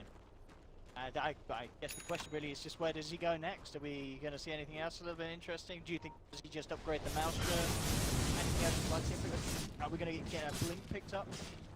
I think a blink would be fine. I think he may end up going for a blink. I don't think there's any item that's particularly amazing in this game. It's still possible for him to go down. The Octarine feels a little off here. It doesn't feel like it would do so much. The HP is kind of nice. But it's you kind of just want to be able to get on top of them, so I think he may end up actually going for the Blink Dagger.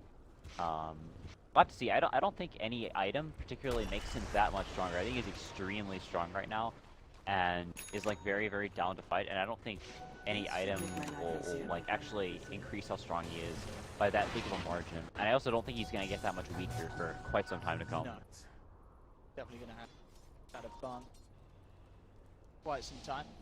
Swift ending. Actually, interesting enough, he's queued up the Lincoln Sphere. So, I mean, obviously once he gets that, he is going to be even harder to deal with in terms of killing, but it's still going to prolong the time until he's actually able to be that much of a scary threat himself, surely. Going there for this defensive sort of build, statting up and lacking control in that. Yeah, it's a little bit unusual. Most Slarks we see, if they're going to go for Lincolns, they will skip the Echo Saber, and they'll just go straight to the Silver Edge and then to the Lincolns afterwards. Because whenever you go for that, the Echo Saber and the Lincolns, like you said, it's a lot of just tanky items that they both sort of give you the same thing. It's stats, it's mana regen, and it gets a little bit redundant. So we'll see if he completes it or he just has it just quick buy.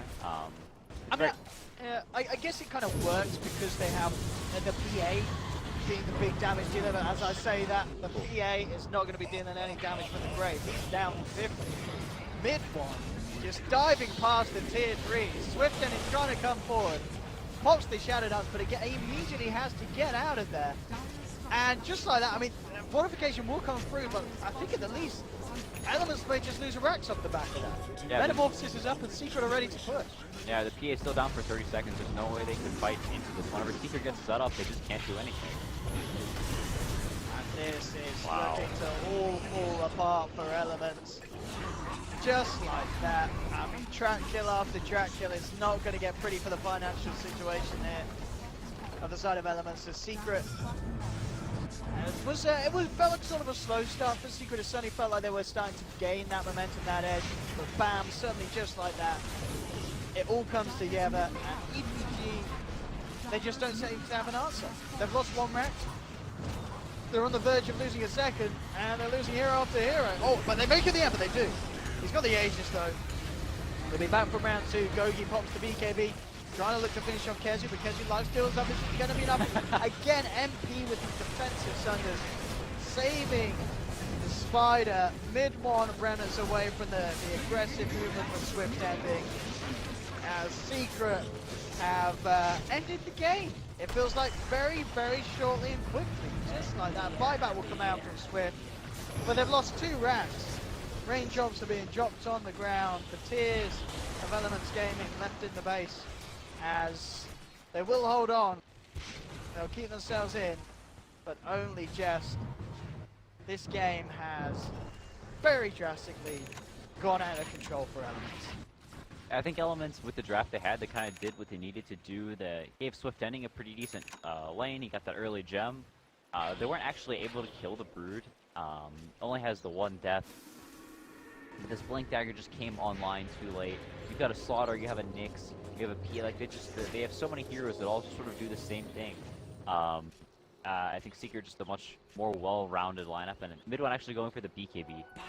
Alright, So no messing really. yeah, so basically it makes him unkillable. Yep. Any HP item would be nice. He maybe survive for a little bit longer, but if he gets jumped by the Slaughter and the PA, can still die within the duration of a crush, possibly if he gets a crit or two. So BKB makes it where he can just basically can't die with the armor as well. And they're not messing around. Like you said, they're just gonna go end the game. It looks like. Yeah, they're ready to go for another push up top. I mean, we saw what in that last. How many buybacks we used? It was just the 2. Okay. But it was, yeah, it's with that it's been the key one that did come out in that fight. And here we go. EPG, they've had trouble slowing this down twice. Can they do it a third time? Good stun on to mid one, gets the BKB out. Again, MP! Really much just be the Sun Machine on the back lines. The mech comes through, in fact, MP's out. He's down. He'll get bursted down by a Fade Bolt. So they have lost the Terrorblade. That is a large part of Secret's push. And in fact, EPG may get more. They get the stun onto Ember Spirit. Mid one down. That's a gem dropping onto the decks as well. As a lot of money goes the way of Gogi with that pickoff. And Secret, they're losing more. The Amplify, the stun, the control onto KheZu. Kill after kill after kill. Can they? They can't get the extra, surely. Pi out just in time. LeBron did come searching. Couldn't quite get there in time. Elements. Against the elements, they hold out. They hold on that top defense. Get some big kills, some big cash influx. Yeah, that was kind of crazy for mid one. Just dives way behind the tower, didn't actually get the latch, and then immediately the Nyx jumps in, carapaces him, and the Rubik actually making a huge play, stole the remnant, and then triple remnanted on the Terrorblade and nuked him after he had sundered his teammates. Yeah, I mean, we see MP, he's consistently just trying to save his teammates, and yeah, most of the times it's paid off, but that time they left him in a bit of a precarious position. Yeah, and I think they thought they could maybe turn it around if he had swapped HPs with the Ember Spirit.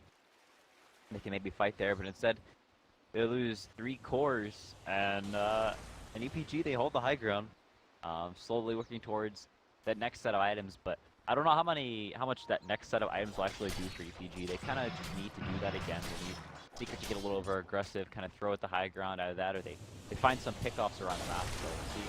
Swift Ending maybe skirt through the jungle, try and find some solo heroes. He does have the gem. I like the decision as well from Swift to go for the BKB instead of the Link. It just feels like a better game for the BKB.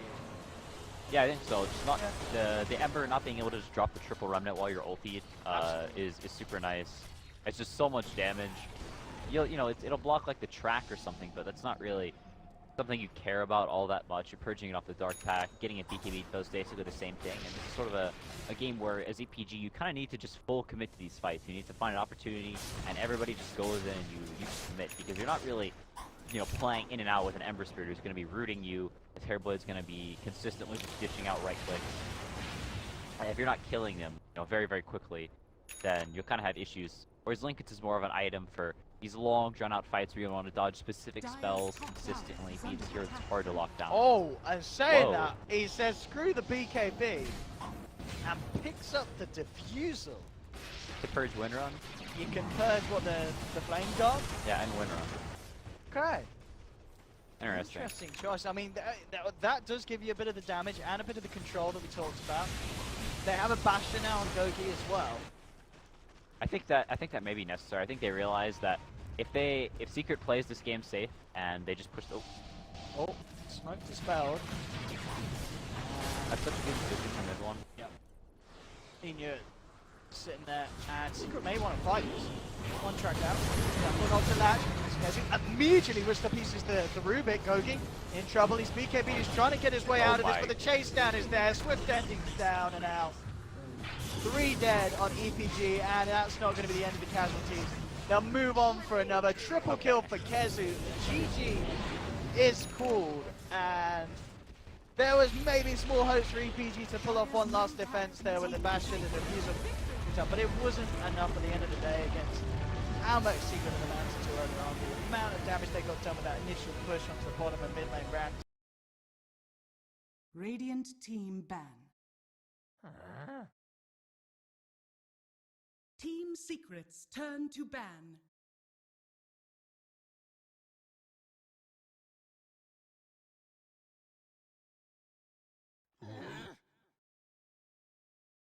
Radiant team ban.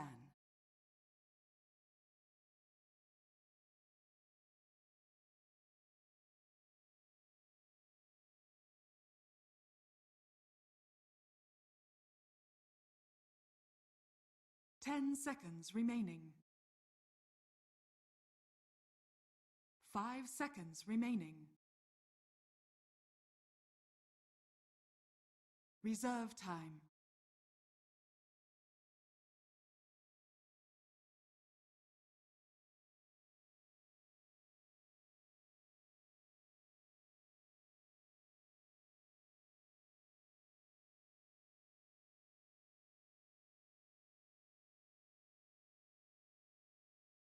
Yeah, 2-0 so far. It's a good start for them. Have been quite shaky in the past. I don't think Team secrets they turn have to a great ban shot to against like the ban. Bears.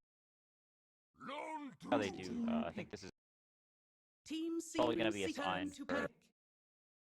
the rest of their qualifier run goes. Know how to ban the Q. They do. No cuddle in the pool. And they get the launcher. That's out of the pool as well, so I like the 3 here. 10 seconds Super high remaining. tier. The launcher, the cuddle, and the abandoned. 5 seconds remaining. Omni Knight. Slaughter. Radiant What do you need to do Radiant to like team pick. handle a lone druid? Obviously, he's just a sniper on steroids. He gets you from long range. He does max speed. Is it just about catching? More nuance to it. 10 Trying seconds to remaining. get at remaining. least a decent lanes or some hero that can kind of lane versus. 5 One of the seconds big things about Lone remaining. Druid is that it allows your supports to do whatever they want. Reserve However, time. at the very least, bring every single or in every single matchup, so other lanes, and it gives you the all 3 lanes. So I actually like this Omni Team Knight pick. secrets turn to I ban would to assume it'd be ban. Omni Knight Offlane, but I think can actually do quite well versus the Lone. Hard to harass. He's the DPI, which makes it a little bit harder for the bear to root him as the deal. So actually sustain in 10 the lane. seconds Well, I think remaining. Run at the lone druid a little bit. 5 seconds Up in his remaining. face. Slardar can remaining. obviously help out there. I think Puppey's been playing that old roaming Slardar a fair amount. Radiant I think Radiant they team typically ban. run it. I think most teams are in the off very one dimension.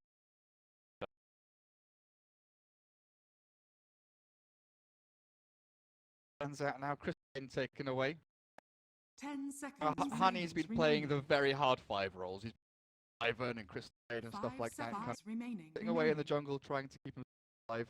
But he's also had a pretty massive impact playing heroes that are required to come in at the right moment. With his curses. Sometimes off the mark, but got himself together and realized, right, I need to be a little more reserved in my movements. Hyper aggressive. That's one of the nice things to see the first few player is how well rounded and kind of how crisp a lot of these teams are. Alliance have taken 3 weeks or a month the last competitor. They've been training in practice. Have been playing, but these teams have come together in what feels like such a time. Well honed draft. Yeah, I mean, whenever I think NIP is at a boot as well, but yeah, whenever you have that much time, 10 seconds together to like as a team and stuff. 5 seconds remaining. On Dota, you a fair amount, and a fair amount of time for sure. Reserve time. Curious to see about earlier, like NIP have stuff against some like lesser known teams. Also, because teams that actually we consider to have at least a decent spot.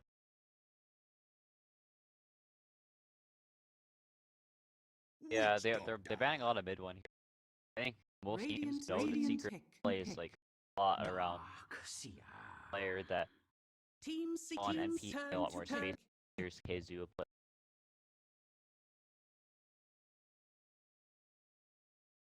the one role for mid probably their most. I feel like they've been like that a lot, though, right? having Weeha in the past, having mid here, MP had a similar role back on. We would just go in on mid lane. Quiet saw the Radiant's farm well. team pick. Quick, and I'm going to play the reserve carry. Things go smoothly, even if I dive a little bit.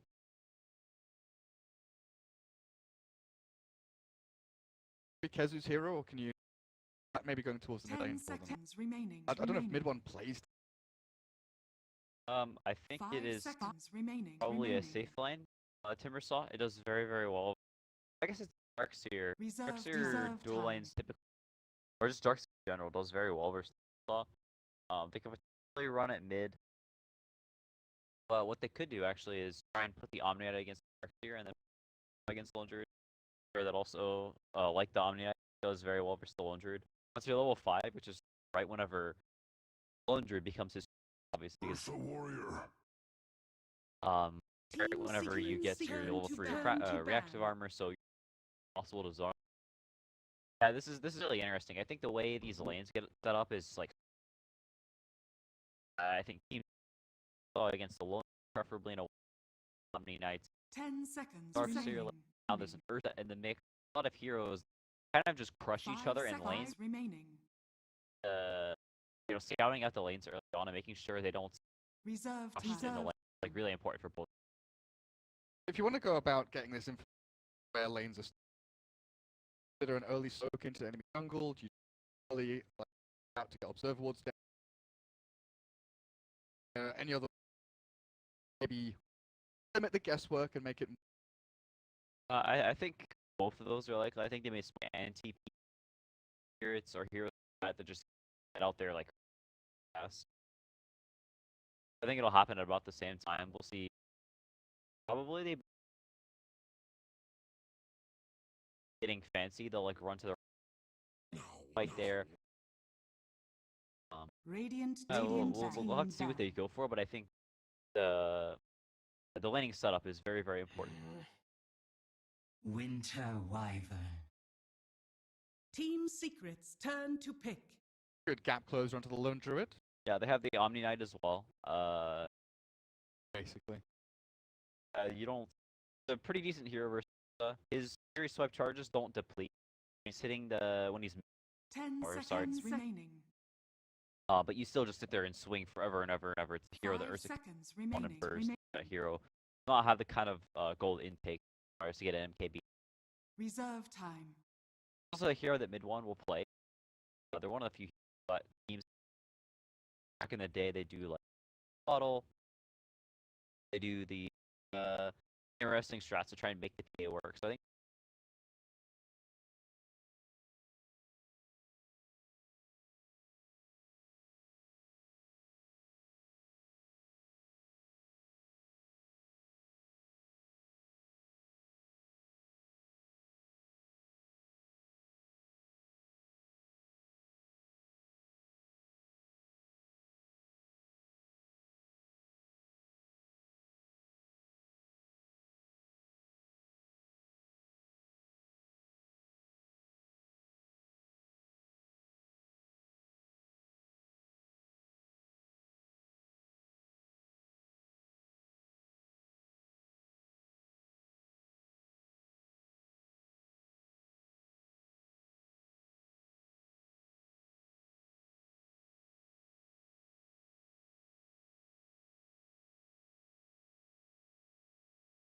Weaver.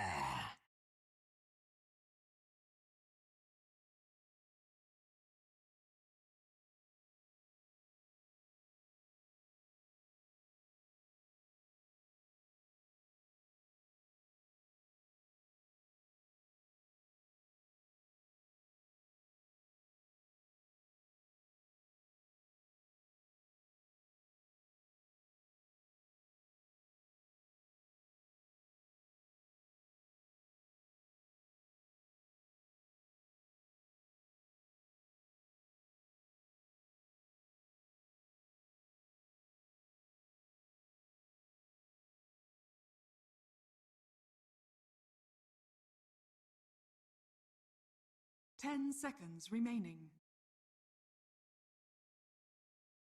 5 seconds remaining.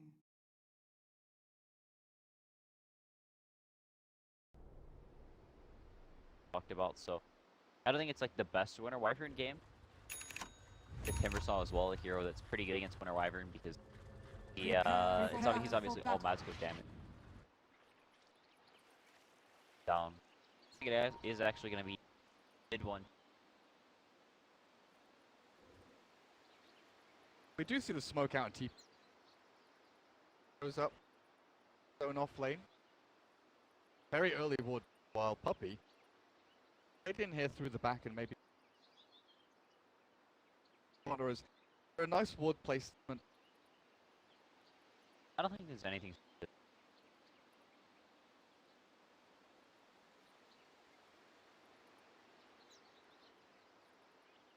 They also TP bottom, so getting a ward in both Timbersaw, and they expect it to be mid. And you run like a week for an Omni Knight, kind of like. I think NIP are getting the lanes. Matchup. Something you can do. It's not as bad in mid as the other side, or as in the side lanes, because the lane is obviously shorter, so you can pull aggro a little bit more, get it to the tower, harass, and then once you get like level 5 or so, the Furious Swipes do a little bit less damage, or physical damage. So, alright, now he's moving up the top lane. Yeah, I think they're just sort of, they're scouting things out they don't want up against the Ursa. The option was I use my my middle mouse to like move my 30 camera seconds around, to battle. trying to edge pan. Like, I don't know, I've got a mental block against it. The Trixie Dogs here, Synderen over on the Sand King, that's about needs to get levels up. Roaming Sand King either needs to have the action go your way or back and farm. But he's gone boots first, everyone. They're moving away. Era's The battle bounty begins. It's well. Ivan still late. Quicker, he swaps again. Alright, so Dorks. This is basically the optimal lanes, I think. The Weaver is up against Timbersaw will be bottom against the Winter Wyvern and Darkseer. Although it's not the greatest, you don't really want to be against the Winter Wyvern, so I guess they would probably, the optimal would be Omni Knights against this Darkseer lane, the Timbersaw. Against the Laundry, at the very least, he's not against the Earth. He'll have like a half-decent start. Brent might be in trouble already. Maledict plus across the Puppey, empty attacks up high ground. First strikes back. Safety of his tier 1. Already his first action of the game basically come to almost nothing. A bit of mana expenditure. Be annoying, but he's just sticking around mid. A decent waves in his first couple of minutes. Is there anything you want to be wary of as this Weaver? You know, getting your lane doubled up onto your tier 1, is that going to be annoying? Or just going to be looking to freeze the lane? I think I don't think you care too much about although I do think Puppey starting here is very, very good. Despite Weaver being obviously a very mobile hero, he has a super long cooldown level 1. He can get punished by this Ursa. He builds up some furry swipes and maybe misuses his food. He even gets zoned out of lane pretty easily as the poor man's shield builds up so much damage. I think it's really good. The Synderen starting mid, they almost always do it. Do some shenanigans, don't let the mid hero have a free time and quite a bit, so start the sinking here and they mirror that and start the slaughter there. So I think that's pretty nice to make sure this doesn't like has like level 4, level 5 is going. Now that observer ward that Puppey placed down already paying off. See Synderen rotate across, knows that he's heading towards bottom. Puppey strikes in, got invis room for himself, but Rush will not land on him. This is one of the troubles, right, with that support Sand King. Making unredundant actions. So far, Shindy kind of poked his head mid, thought maybe I can go in here, get some harass down. With his invis rune, eventually has bottom where mid one's Timbersaw, helping up back up to full, but Trixie has no mana left. Ango or anything. Still just hanging around waiting near this tier 1 town to look for a guy. He has the soul. Oh, I think he meant to buy it his Sage Mask at the side shop and then bought it at base. They won't actually have the Soul Ring. That's a pretty big deal. I think if he had the Iron Shell, he could maybe set up. Has no points in it. And yet. One might walk this one off. Forest Strike comes through from Sin, but here comes the Witch Doctor to slow things down again. Sin stunned up in mid one. He turns to fight with the Malik down. They surge up the Sand King and get him away, but not far enough. Mid one gets your first blood with a Whirling Death. That Soul Ring misplay, not selling the Sage's Mask in time from the stash back in base. Like it came back to haunt them. Yeah, that makes a pretty huge difference. And they had to use the corridor mid as well. Or it was getting. Also, it's gonna be a long time for Ion Shell. It's gonna be like a minute and a half where he has no Ion Shells down bottom, and gonna give a lot of free space for mid to get up his own Soul Ring. He actually doesn't have the key. Who's gonna get gone on quick, but now decides to go for right clicks. Got Purification, as well as 1 point up in that repel for the Omni Knight. Okay for now as Era under that tier 1 tower, but bottles himself back up.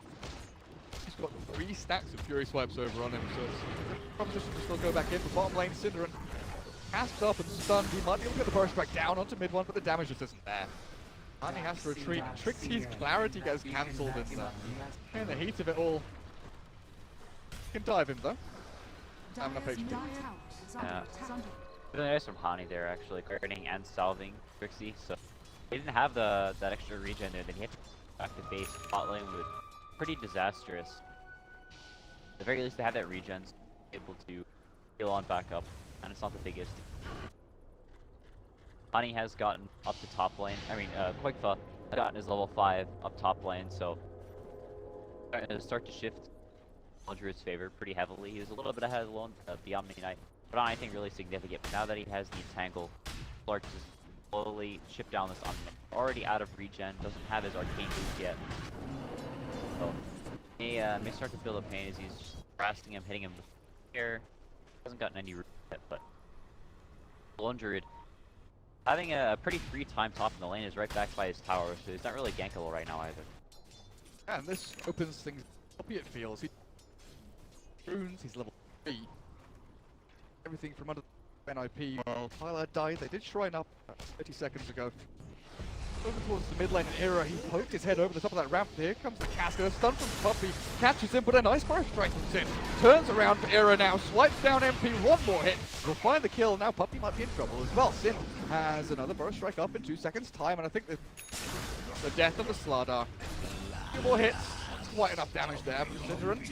Nice tower on the right.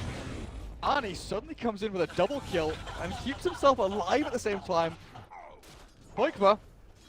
Well, you look at that, kills off KheZu. You were talking about that timing. Poikva's now level 7. Yeah, they're doing super well in the lane. So we talked about how like the lane are like really important, making sure that Secret doesn't unfavorable matchups. But the lanes were pretty good. They weren't amazing. MP actually not going for the point in swarms, actually going for 3-2 kill odds. So they didn't have the bugs for that little skirmish there. I guess getting the second point in the attack for a little bit more harassed on the Ursa. Live there, they turn around the kills, not quite for getting the kill top. I think NAP quite happy with how the lanes are going right now. You can see that they really want to play around this Weaver. He's the hero they want to snowball this game. That they need to enable, because he's really the only one that can deal with this Lone Druid. You know, obviously you have a Slaughter who's going to get a blink eventually, but you've got a Timbersaw who's a fairly greedy core, Omniite who's not really a hero to come around too much. And so if Secret is in the position, they can just like 5-man down these. I think they're going to have some gold issues on the Slaughter. He's not going to get a timing, and Weaver not having the greatest of times either. So I think NIP is pretty happy with how these. So at what point does Secret consider, you know, switching these lanes? Maybe sending KheZu down to the bot lane, putting mid and putting Weaver up on the safe lane, where perhaps with the help of one support, Witch Doctor, or maybe even both support, kill off the Lone Druid or find some far. Well, Weaver won't have that opportunity apparently, because he just absolutely thought it. Dindran again, you know, looking at his movements the first 2 minutes or so, wasn't really great. But a bit of mana out of Secret, but he's kind of hesitant with where he wanted to go, but the past 3 or 4 minutes, he is on the money every single time looking for the... Yeah, the Weaver goes down again. That has his boots now from base. I think sort of the one like bright spot for Secret is that mid one is having a pretty decent time down bottom. Dark Series kind of meh on the farm right now. He's think he's actually good. Something we saw originally whenever Darkseer was getting really popular, whenever H2D had just out. They sort of saw it fall off again because. Oh. They're actually going in. Search on cooldown. Great turnaround. This one, Pacific chain away. MP still sticking around, got the Swarm and the time lapse, and gets out of the range of Synderen. Stunned now with the Swarm turnaround. Synderen looks like he's gonna die here. Drops to MP. They're gonna go in for more. Hani hiding away in the trees. He's got himself Corner Brace and 12 stick charges. There's no TP rotations coming in. There's no one to save him. He's left alone to his own devices. Then comes one TP, but cancelled immediately as they realize Hani is dead. Not a chance to survive. Yeah, it was a nice rotation for NP. Going down here and like bringing down this Darkseer, this is really the only lane they can rotate to. Lone Druid is in a position where they can't really do that much to solely have heroes 5-15 basically whenever he pops his fade. Or to bring him down deep. Down here, bringing a lot of heroes here as well. It's very nice rotations from Secret, especially MP. And sort of bringing back some of the early kills that NP had gotten, and NP really wants to be in a position where they're like continuing to get these kills over and over again. Tanking, they have a Ursa, they have a Darkseer. It's very run at you lineup. They want to get a lot of kills early on. They want to snowball, but Secret's cores are very mobile. Besides the Omni Knight, first off, it's definitely not easy to bring down these heroes once they get some items.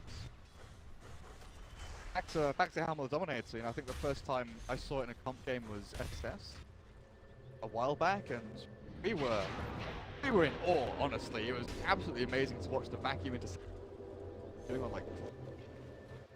But what's the reason do you think that this kind of fell off and people back to Arcane? I think it's sort of gimmicky. It makes your hero very, very one-dimensional. You're not hitting that vacuum stomp that ends with a lot of wasted on a mech. And then you're not, you know, it's not 5-manning strength, which is like Darkseer is all about, just running around together with the Iron Tails.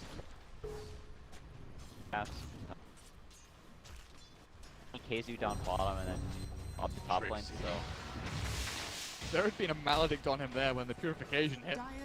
I think he'd been dead, but yeah, there's the lane swap. Good though. I think now he's got the time lapse, he's got a bit more freedom to act. I'll take your tribute. I'm actually kind of surprised they did the lane swap after that much time. You think I thought they were gonna do it all. They do it a little. The Omni Knight being down here is very, very well versus the Darkseer, obviously, because something killed it instantly and actually pressure the tower a little bit. You know, the Lone Druid can't pressure him at all now that he's has level 4, and Reactor Helm can just stand under the tower. It can really be done to him, and so he can. This Lone Druid from just sitting up here and free farming. I like this decision quite a bit because the Lone Druid is really the only hero that that is sitting here getting free farm. Ursa, I don't think Secret they have plenty of ways to kite him. There's a Weaver and a Timbersaw. Can, you know, typically good versus Timbersaw, but that's done in lane. You're not getting that lane matchup. These very mobile cores that the Ursa have a hard time bringing down, especially whenever you only have. This Guardian Angel he's up against as well, which is pretty sickening when you're playing an Ursa. Might think about the future play the bottom lane. They start in with the Crush and KheZu finishes with the Purification. Look for more here. Zero TP's in. And King Synderen looks for the go, but MP time-lapse is backing away from the tier 1. They catch, they kill, they evacuate. Like successfully. KheZu just bounces around and Synderen, he is going in apparently. I'm not sure why. Shed some insight onto Synderen's Burrow Strike there. Yeah, maybe, yeah. He just wants to cast his spells. He's got the itchy trigger finger. Yeah, Quick actually has a Deso. He went phase Deso, so I guess it gives them a little bit more physical damage, synergizes with here nicely. Can he kill mid 1 here? Angle, maybe? Kind of unlikely. He was just starting to build up the stack, so now he's up to 4. Mixin, not really down, I don't think. It sort of deters mid 1 from playing really aggressive off this top lane, but yeah, it's a more early game centric item, I guess. It lets them actually bring down these towers at a pretty decent clip. But it doesn't have the Dragon Lance, doesn't have that Maelstrom to farm a little bit slower. And it's kind of unusual how it pans out, but I think he may fall behind a decent amount on farm whenever I start to go poorly. Have an item that you high whenever you want to fight non-stop, and you know if you're not winning these items or winning these fights whenever you go Deso first, then Lone Druid is not really a super fast farmer without the Maelstrom. There he goes with that. I just see this right now with Arcane's method. Try to compare him to the Ducks here. Yes, is so far behind in relative terms that Synderen. I kill Pala, die in 3.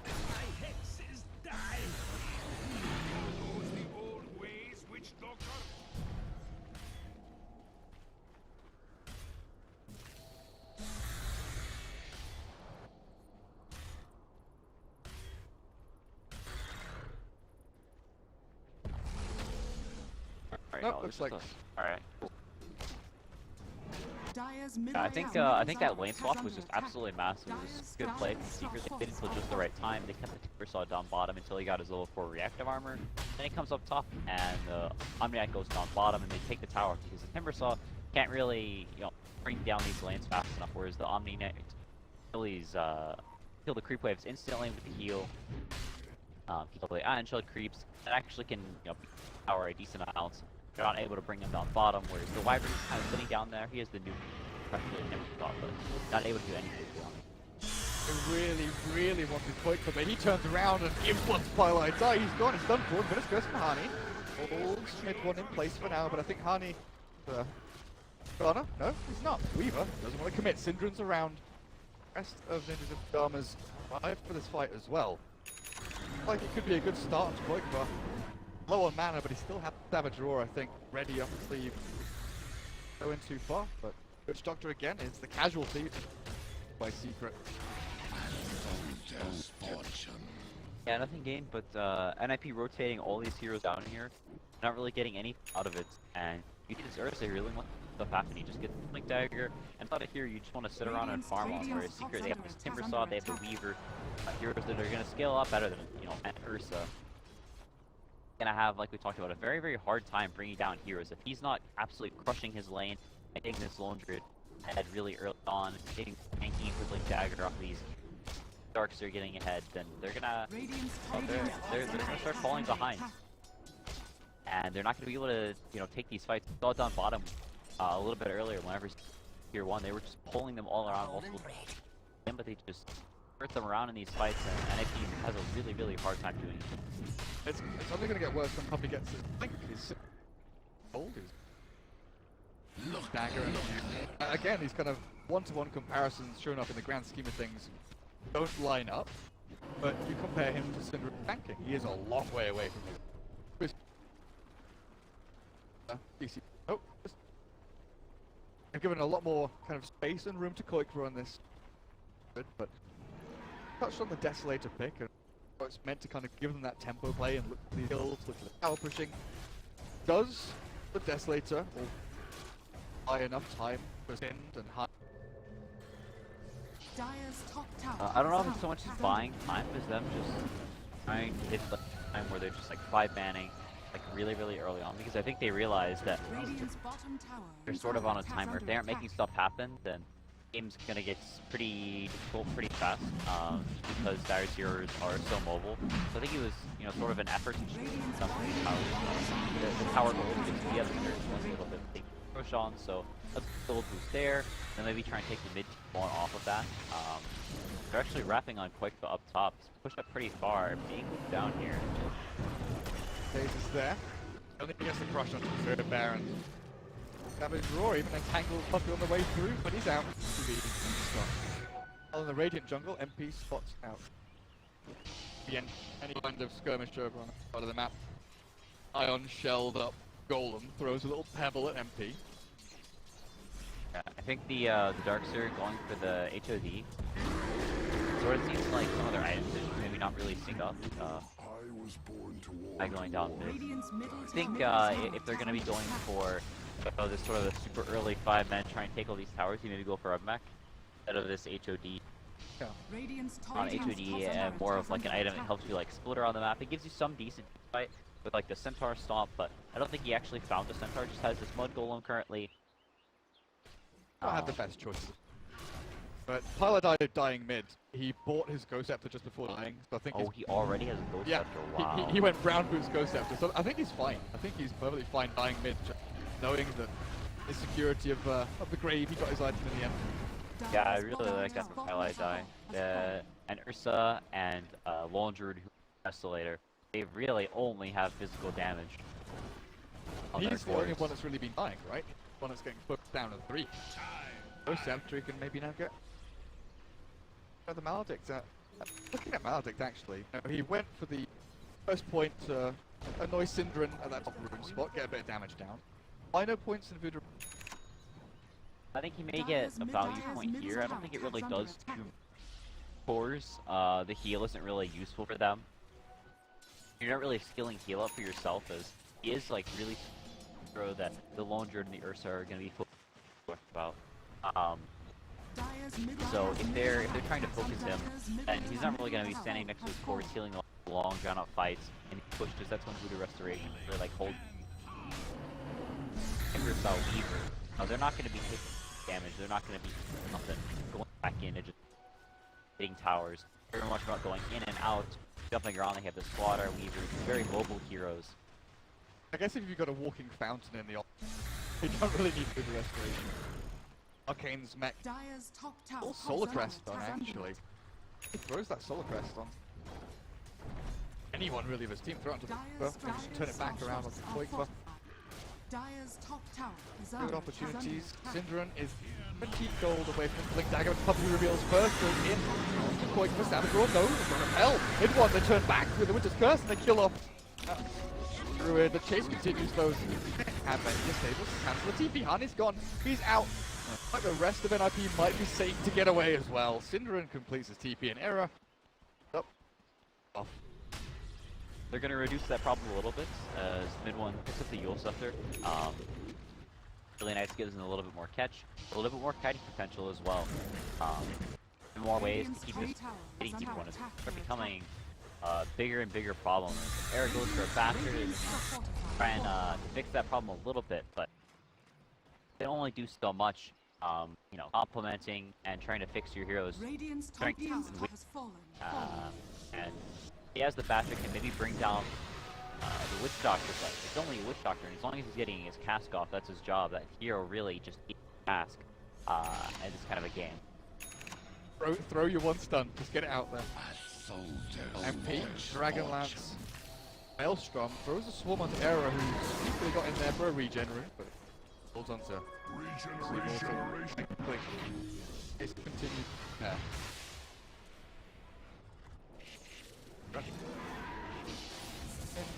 Hot right now, and talking about Aaron is kind of item progression. He also doesn't have any real defensive support. I feel like the longer this game goes on, it's going to come maybe a big vacuum Winter's Curse or the combo plays. And Aaron can do. They're the ones that kind of set up and enable the Ursa to do any damage. Yeah, and I don't know if he's going to be doing that much damage. Once this Timbersaw gets an armor fighting potential. Once he, you know, he's about to buy the plate mail, and that just makes him so tanky with the facts. He's, you know, 30 armor now. It's so hard with this Ursa. Oh, good stuff from Sim. Fortunately, Era's left high and dry by the rest of his team. Maybe Harney thinks about going for the curse, catches the Weaver, but there's no damage. Era's already dead, and Puppey looking for the reduce. Has blink up in 5 seconds time. The chain across mid one. Yeah, he's chasing quick for Savage Roar. Is it up? Does he have it? He does on the bear. Himself, of course, forces Puppey back, so there's no blink initiation out from him. Goes in one. Going on to this blink stun, trying to save his mate quick, but kept alive it looks like for now, as Puppey does not get in time. That cross on the for who started back into the low ground, wants to try and fight this, but the rest of Secret come in, a good vacuum back from Trixie. Keep them at bay. Again, it's Secret posturing, showing how strong they are. Jamas, they were the aggressors, they were the ones looking for that kill, but Bell's just thrown out here and there, and no real cohesion to their initiation. They wanted to, they were doing what they needed to, they wanted to smoke up, find a kill with the Ursa who just got in faster, they still had the Aegis for 10-20 seconds, so they have a small window they can maybe, but it's not the hero they want to run into. They did one, they can't bring him down, so they turn around and try and get out, but right there. So a pretty nice read from. They know exactly what NIP wants to be doing. Very, very one-dimensional. Their heroes, whereas Secret can farm. You know, they late game they have pickup potential. They can have at a tower potentially. There's a lot of things Secret can do, whereas NIP very just sort of hold into. We have to find some here and jump them or take a good team fight, or our heroes are going to start to fall off very, very rapidly.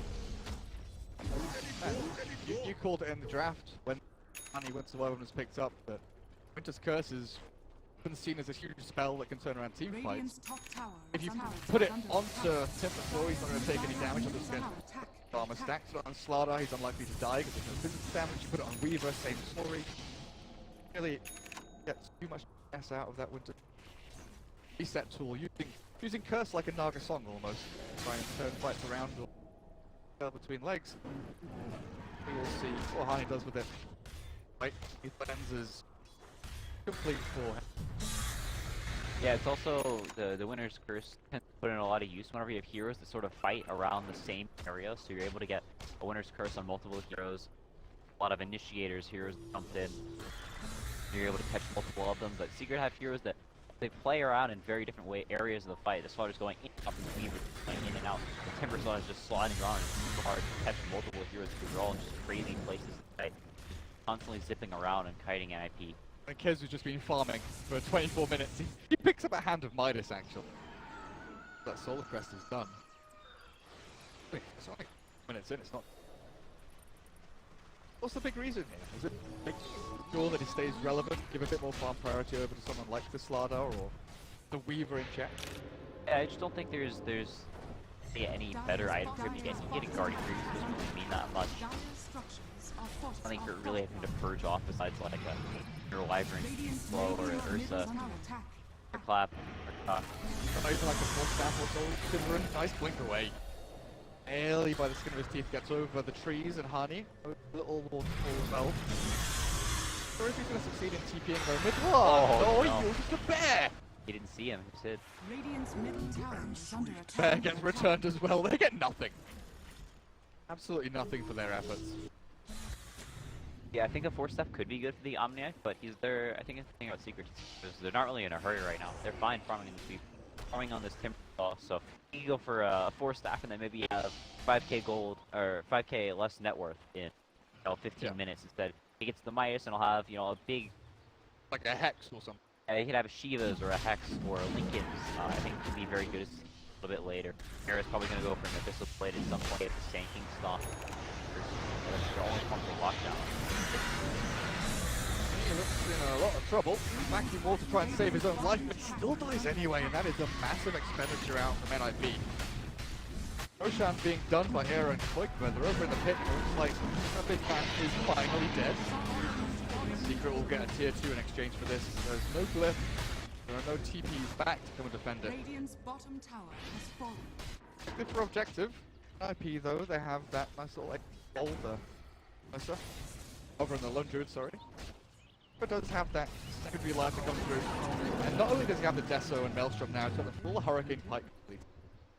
Yeah, I think this Aegis does more to just deter Secret for a little bit than allow NIP to really do anything. If they try and just man up and take one of these towers, and Secret's going to wrap around with the Slaughter, they're going to sneak up with the Weave, Claw's going to stand in the front, and they're just going to get ambushed and brought down all their heroes, I think. I don't think it's enough to really deter Secret from taking this fight to these towers, so they're going to smoke up NIP, try and do something, as in they can't just walk up to these towers, but it's very, very hard. It was close to Pilot Eye, but kind of a meaningless kill. And it is just a kill for kill's sake, right? It's a bit of gold to line your pockets, but it doesn't give you any clear. But you to but in the meantime, MP take tier 1 mid. Mine's in a little bit of trouble as well. As the ult just so he could out. No way. Probably would have died during the TP duration, so. It's only like 80 seconds called atrociously bad. Yeah, and also with their smoke being on cooldown, I'm not sure if they have any more, but using that smoke, they're not really going to be able to make any moves in the near future. Let's just constantly shoving up their lane, pushing in mid. So using that, just ensuring he doesn't go down, perfectly fine. MP. double dust. They got him tracked down and back down.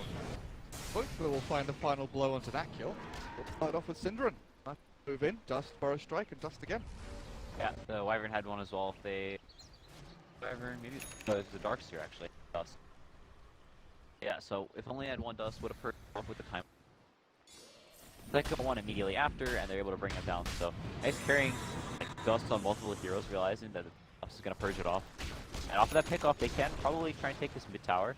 Here, may try and stall, as you can see, kind of hanging around the area. And if he just stands in the front, there's not really anything NIP can do. You can see him, here he comes. Just comes right here. Tries to get in for a few free hits, but back to protection there. Out of the chakram. In the meantime, KheZu's doing his best to split with bottom lane. You'll later on just throws purification down, clears out creep waves. Will TP back now, readying himself for this upcoming team fight. Weaver has respawned. We're going to TP to the tier 3. They used up the Spirit Bed to try and close one down. The crush Puppey finds the lone druid. Can it bring him down fast enough though? The Greaves, the heal, the pushback as well. Quickfa gets himself to an area of safety with a vacuum back into the wall. They've got them caught. The Winter's Curse lands down onto MP, but it's not enough damage to set. Synderen lines up the 3-man burst strike, but still not killing a single hero. MP time lapses back, and Synderen dead to rights. The chase continues. Where is mid one? Still alive. Half HP, half mana, using up this poor little Ursa. The teddy bear has BKB though, turns back onto MP. Therefore dropped by Pylite, dying to a bit of damage back onto them, but on KheZu repel, no, fear is there. Back and away as this fight is getting scrappier and scrappier. Finally the Diffusal Blade forces the Golden Grace out from Mahani. He couldn't find another. Trixie's walked into the danger zone though. Era wants to turn and fight this one mid one. Getting shredded, getting destroyed, getting back, but the Yules is there. Keeps him alive a little bit longer. Pylite finally can't stun with the Guardian Angel. Out from that Omni Knight of KheZu. And this might just be the tipping scales as Trixie dies. And on they go for more. Mid one. What's he doing? He's chasing into tier 3, into tier 2. Synderen finally stuns and Epicenter. Well, it's not enough damage. Nowhere near enough damage. And Quickfa chased again behind his towers. And that is NIP absolutely disastrously slaughtered. They were chased for a good 2 minutes there by Secret. It might open up for tier 3. Yeah, I think I think Quickfa actually may have misskilled on his level 20 as well. He took his 12 Spirit Bear armor. So, isn't that the respawn time, and is going to have to buy back probably for this base defense. They're definitely going to lose this tier 3, so Shrine's going to become available, and they might even lose Rack if they don't force the buyback, or if he doesn't use the buyback. There's buyback from 100, like you said, a big error if it was one. It's got to be, right? There's no world in which you go for 12 Spirit Bear armor. I guess it can make your bear a little bit tankier against like the Weaver Slaughter physical damage, but I don't know how important the bear is this game. I guess the roots are another form of disable they kind of need, but there's these super mobile heroes. I don't know how often this bear is actually going to be able to hit heroes. God, this NIP. They hold their racks. Buy back over and Quickfa, who immediately runs down a lane to try and get back some of that gold that he just turned out. But Secret kind of bunkered down over in this radiant area near the tier 2 mid. Just get ready for any kind of cheeky hero who goes in for this bottom lane farm. There's some creeps down there. Farm through this radiant jungle at the same time. Not anything while they're there. Yeah, and KheZu actually getting the Aghanim stuff from the Omni Knight. So, it from all the way across the map, so basically removes any pickup potential NIP has because all of their damage is physical. They don't have any diffusal blades. Even if some hero gets caught alone, you can always pop the Ags ult, and they should get out just fine. Mid one going to be going for an E-Blade, so an E-Blade himself, E-Blade the Ursa, any of his teammates, and it's just going to continue to make it impossible for NIP to kill heroes.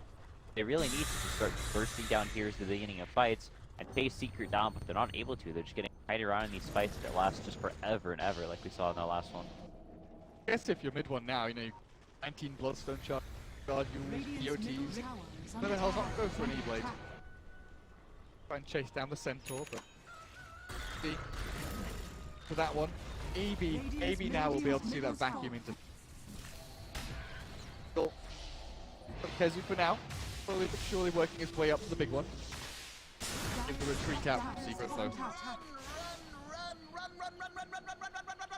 Yeah, they're still pushing a little bit up top with Quakefa, trying to force some heroes back. They don't use any of their TPs on Secret. So they can jump up this line, they can maybe port down to Shrine potentially, or smoke up and run back across them, because they do have these nice deep wards. If they'll want to fight their tier 2, and then this one way down here is mid 1 TP's there. And yeah, you can see they push out top, and then all of Secret immediately books it back to the bottom. Not going to let NIP get any of these lanes in. Their MP top, and they're just getting all of this lane pressure, getting considerably more and more map control as the net worth rises and rises for all these Secret. Wondering there for a second if Quakefa had gone a little bit too far. Goes back into the jungle, mid one won't be able to. There was a die and maybe even Puppey lurking in the wing. Hide on into that river. They're ending those pressure. Every lane under their control. Everywhere they go, they're placing deep. They're just getting the vision over. Is a soak move from NIP even a point, or are they just going to walk into their own death? Well, maybe they walk into their own death anyway. Dogs here, Trixie, surge on cooldown, and that looks like it's going to be the end of him for 50 seconds. He does have buyback though, and might be forced to expend it as Honey. Oh, hello, Puppey! Finds the crush and wins the Wyvern caught in the trees. No saving grace for her. Mid one is godlike with another double kill. Yeah, 0 deaths on him. This gameplay is really creative and super good, I think, this game. You know, just further nullifying the only way NIP really have to take fights, which is put all in on this physical. They have an Ursa, they have a Desolator on the Lone Druid, and they just buy all these armor items, they buy kiting items, and NIP can't do anything. They try and defend out the Darks here, or let the racks go and fight around the tier 3 racks mid when DS is up. And then maybe try their best, but I think Secret is just free to back up. They can wait for Roshan, so they do ping it just now. NIP, they really just don't have any plays. Their heroes are just too immobile. Ursa has fallen off considerably from his peak. He had a pretty decent laning stage, got a couple early kills on MP, but it's a Weaver versus an Ursa. You know, past 15 minutes, Weaver starts skirting around, gets a couple of items, you can't burst him any longer within a bash, and then you're just out of answers. Nothing you can do. Bissell is now too far away, actually going back into defeat. Sick and tired of the Ghost Scepter and Witch Doctor. I guess the E-Blade as well plays into that. Yeah, also the and Guardian Repel, Angel. And Repel and Guardian... Oh, not Repel, you can't. Guardian Angel, yeah. I think the Guardian Angel is the huge one. They need something to deal with it because they actually can't kill a hero. Like, a hero won't die in a fight unless they, like, Epicenter the Witch Doctor or something. Really the only way I think a hero will die on Secret side. That was so sad. Like, no one's gonna die unless they Epicenter the Witch. Yeah, he's even going for a Dagon now in mid one. I really like this. Not like going too overboard into this, you know, we're gonna make sure we don't die, but actually making sure they have the means to kill NIP, because NIP's heroes aren't super easy to kill in their own right. Zanking a pretty slippery support. They have surges. Ursa has the Enrage. Lone Druid is just very fast. So going for this Dagon with the E-Blade is just obscene amounts of burst damage, and with Quakefa not going for BKB. You know, obviously the Winter Wyvern heal is like kind of nice, but it doesn't stop magic damage. So I think mid one has been like adjusting his item build like really well this game. That's kind of cool. So often you'd see like a Lotus Orb. I mean, the Hex would be good here, but getting away from kind of the armor and the regen that Tim's a lot of. Pretty nifty. Puppey skirting around the Roche pit. He just cheese this time. Like the Slava will take the cheese hands of the big man Roshan, and goes mid one. Goes up onto the bear and even duels up into the air as or just 1v5 chasing people into their own base. We heal him up and we'll finish off this tier 2 tower. Eventually try and break high ground. It's a little tricky. Weaver at the very least has a Dragon Lance, and now to the owner as well, so his physical damage is no joke. Savage roll, but the GA has already been dropped, and in they come. Down goes Sin, the Death Board will pop him and take his life as KheZu makes the full retreat away. Now in comes mid one, duels up into the air after the blade over on the Lone Druid Quakefa. Nearly burned through there, but Chakram being able to catch him as he forced out up to the high ground. Hani retreats. Life intact for now. Secret, they have the man advantage. Syndra dead for 30 seconds.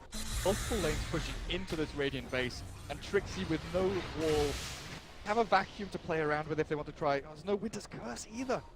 Big spells that they need to stall out and buy time for Lone Druid if he gets jumped onto. all gone. Yeah, and finishing off the last tier 2, they've gotten both the shrines already. They just have absolute control now. That last tier 2 down, not even this place over here by the ancients and these 2 camps where shrine used to be that they can sort of play around and farm, maybe ride around with a ward on one of the hills. Even that has been taken away from him, and then he's going to start chipping away at the high ground. He doesn't really care about all this. He's on to Era, also to BKB as well, and that might be a big old red flag for NIP to sit back and just watch their base get destroyed by Secret, but they're going to give it another go.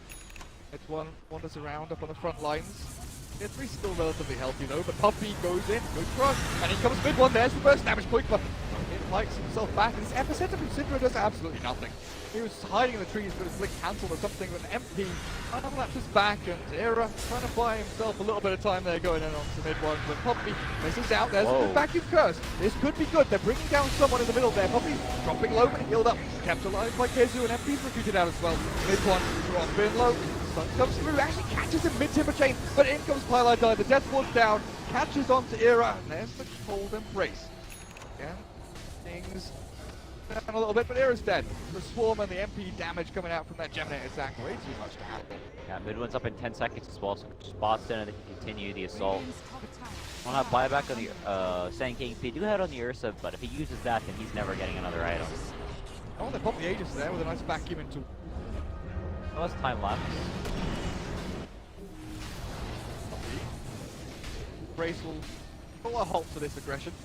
Or maybe not, MP just wants to go in. He just wants to go in some more. Mid one arrives, like you said. Pulls this lane, 35 seconds without your Ursa warrior, and we forfeit here with no glyph up. Running low on mana a little bit though. Yeah, I'm playing a little bit cautious. KheZu is very, very low. Well, Hani is dead. Looks to try and take down MP. The good Saboteur comes out. That damage output. Time lapse just in time with the beacon out from MP and a Guardian Angel as well. MP drops back. Make sure he doesn't get entangled or anything like that under this tier 3. And mid one makes himself timber chains across, and once again back to safety they'll go. Secret almost feels like they're under no pressure at all as bot lane gets cleared through by lane creeps. But they have halted the push. NIP have defended. They're defended. For now. They they had to buy back on the Winter Wyvern and the Ursa, so further mitigates the net worth. They were slowly building up. Ursa wanted that Diffusal Blade really, really badly, wasn't able to finish it, and now KheZu, the Midas really paying off, gets the GM talent, now has a refresher. So they have 16 seconds in a fight where no one will get hurt. That sounds pretty good. It does. Yeah, that sounds pretty good. Yeah, almost 20k net worth on this Omni Knight at 40 minutes is absolutely massive. Refresher, Aghanim, Solar Crest, Mech, Midas, Arcane is absolutely enormous, and yeah, my jaw has dropped actually looking at this and realizing. Last time I clicked on him and looked at him, like, oh, he's finished his Ags. All of a sudden, oh, he's got a full refresher done. Oh. Dagon 3 up on the Timbersaw. Weaver about to finish up his Daedalus, it looks like. Has the Diffusal 2 as well. The Lone Druid just barely lived in that last fight because MP actually ran out of Diffusal charges, so wasn't able to slow him down and get that last right click he needed in. But as more of those, not gonna have as easy of a time living on quick mid one just TP's on the bottom. They're gonna push out this lane, and they don't want to rush the high ground. They know they're in a very, very advantageous position right now. The only real way they can throw away this game is if they make some silly play on the high ground. They get massively 5-man comboed and good roots. Quake is able to right click for just the entirety of the fight, so they're not going to rush things. They're going to look for the perfect opportunity. Oh, Pyle Die. Perfect opportunity to die, perhaps. But no Scepter up. Now with a come in from Trixie, looks like they're all going to come to a shot, but in the meantime, the back of the fight, they're looking for that Ursa Warrior, nearly dead. The BKB's up for him. The Swarm still to go over, but taken out is Hardy, chased out by Puppey. Now a 2v1 though. Puppey chased out by Quickfoot, but he's moved himself up onto this high ground position, and Puppey finds him. No, he doesn't. The BKB from Quickfoot there in time. MP to keep on going in, but Quickfoot had that 9-second BKB. Whoa, okay. Oh, Hani dies. Looks like Era might join. no BKB has the end range, and there's the GA. The first one at least comes out. The vacuum wall, not going to do a whole lot. Catches Puppey in mid one, but mid one just runs straight on through. GG's called, and that's it. It's over. Secret take the game. Yeah, and we talked about how with NIP's heroes, they really need to get a great lane set up. Omni Knights got solo killed by Quackbat, had a really good early start in the solo tree, but it doesn't matter so much when the rest of your heroes just really are behind.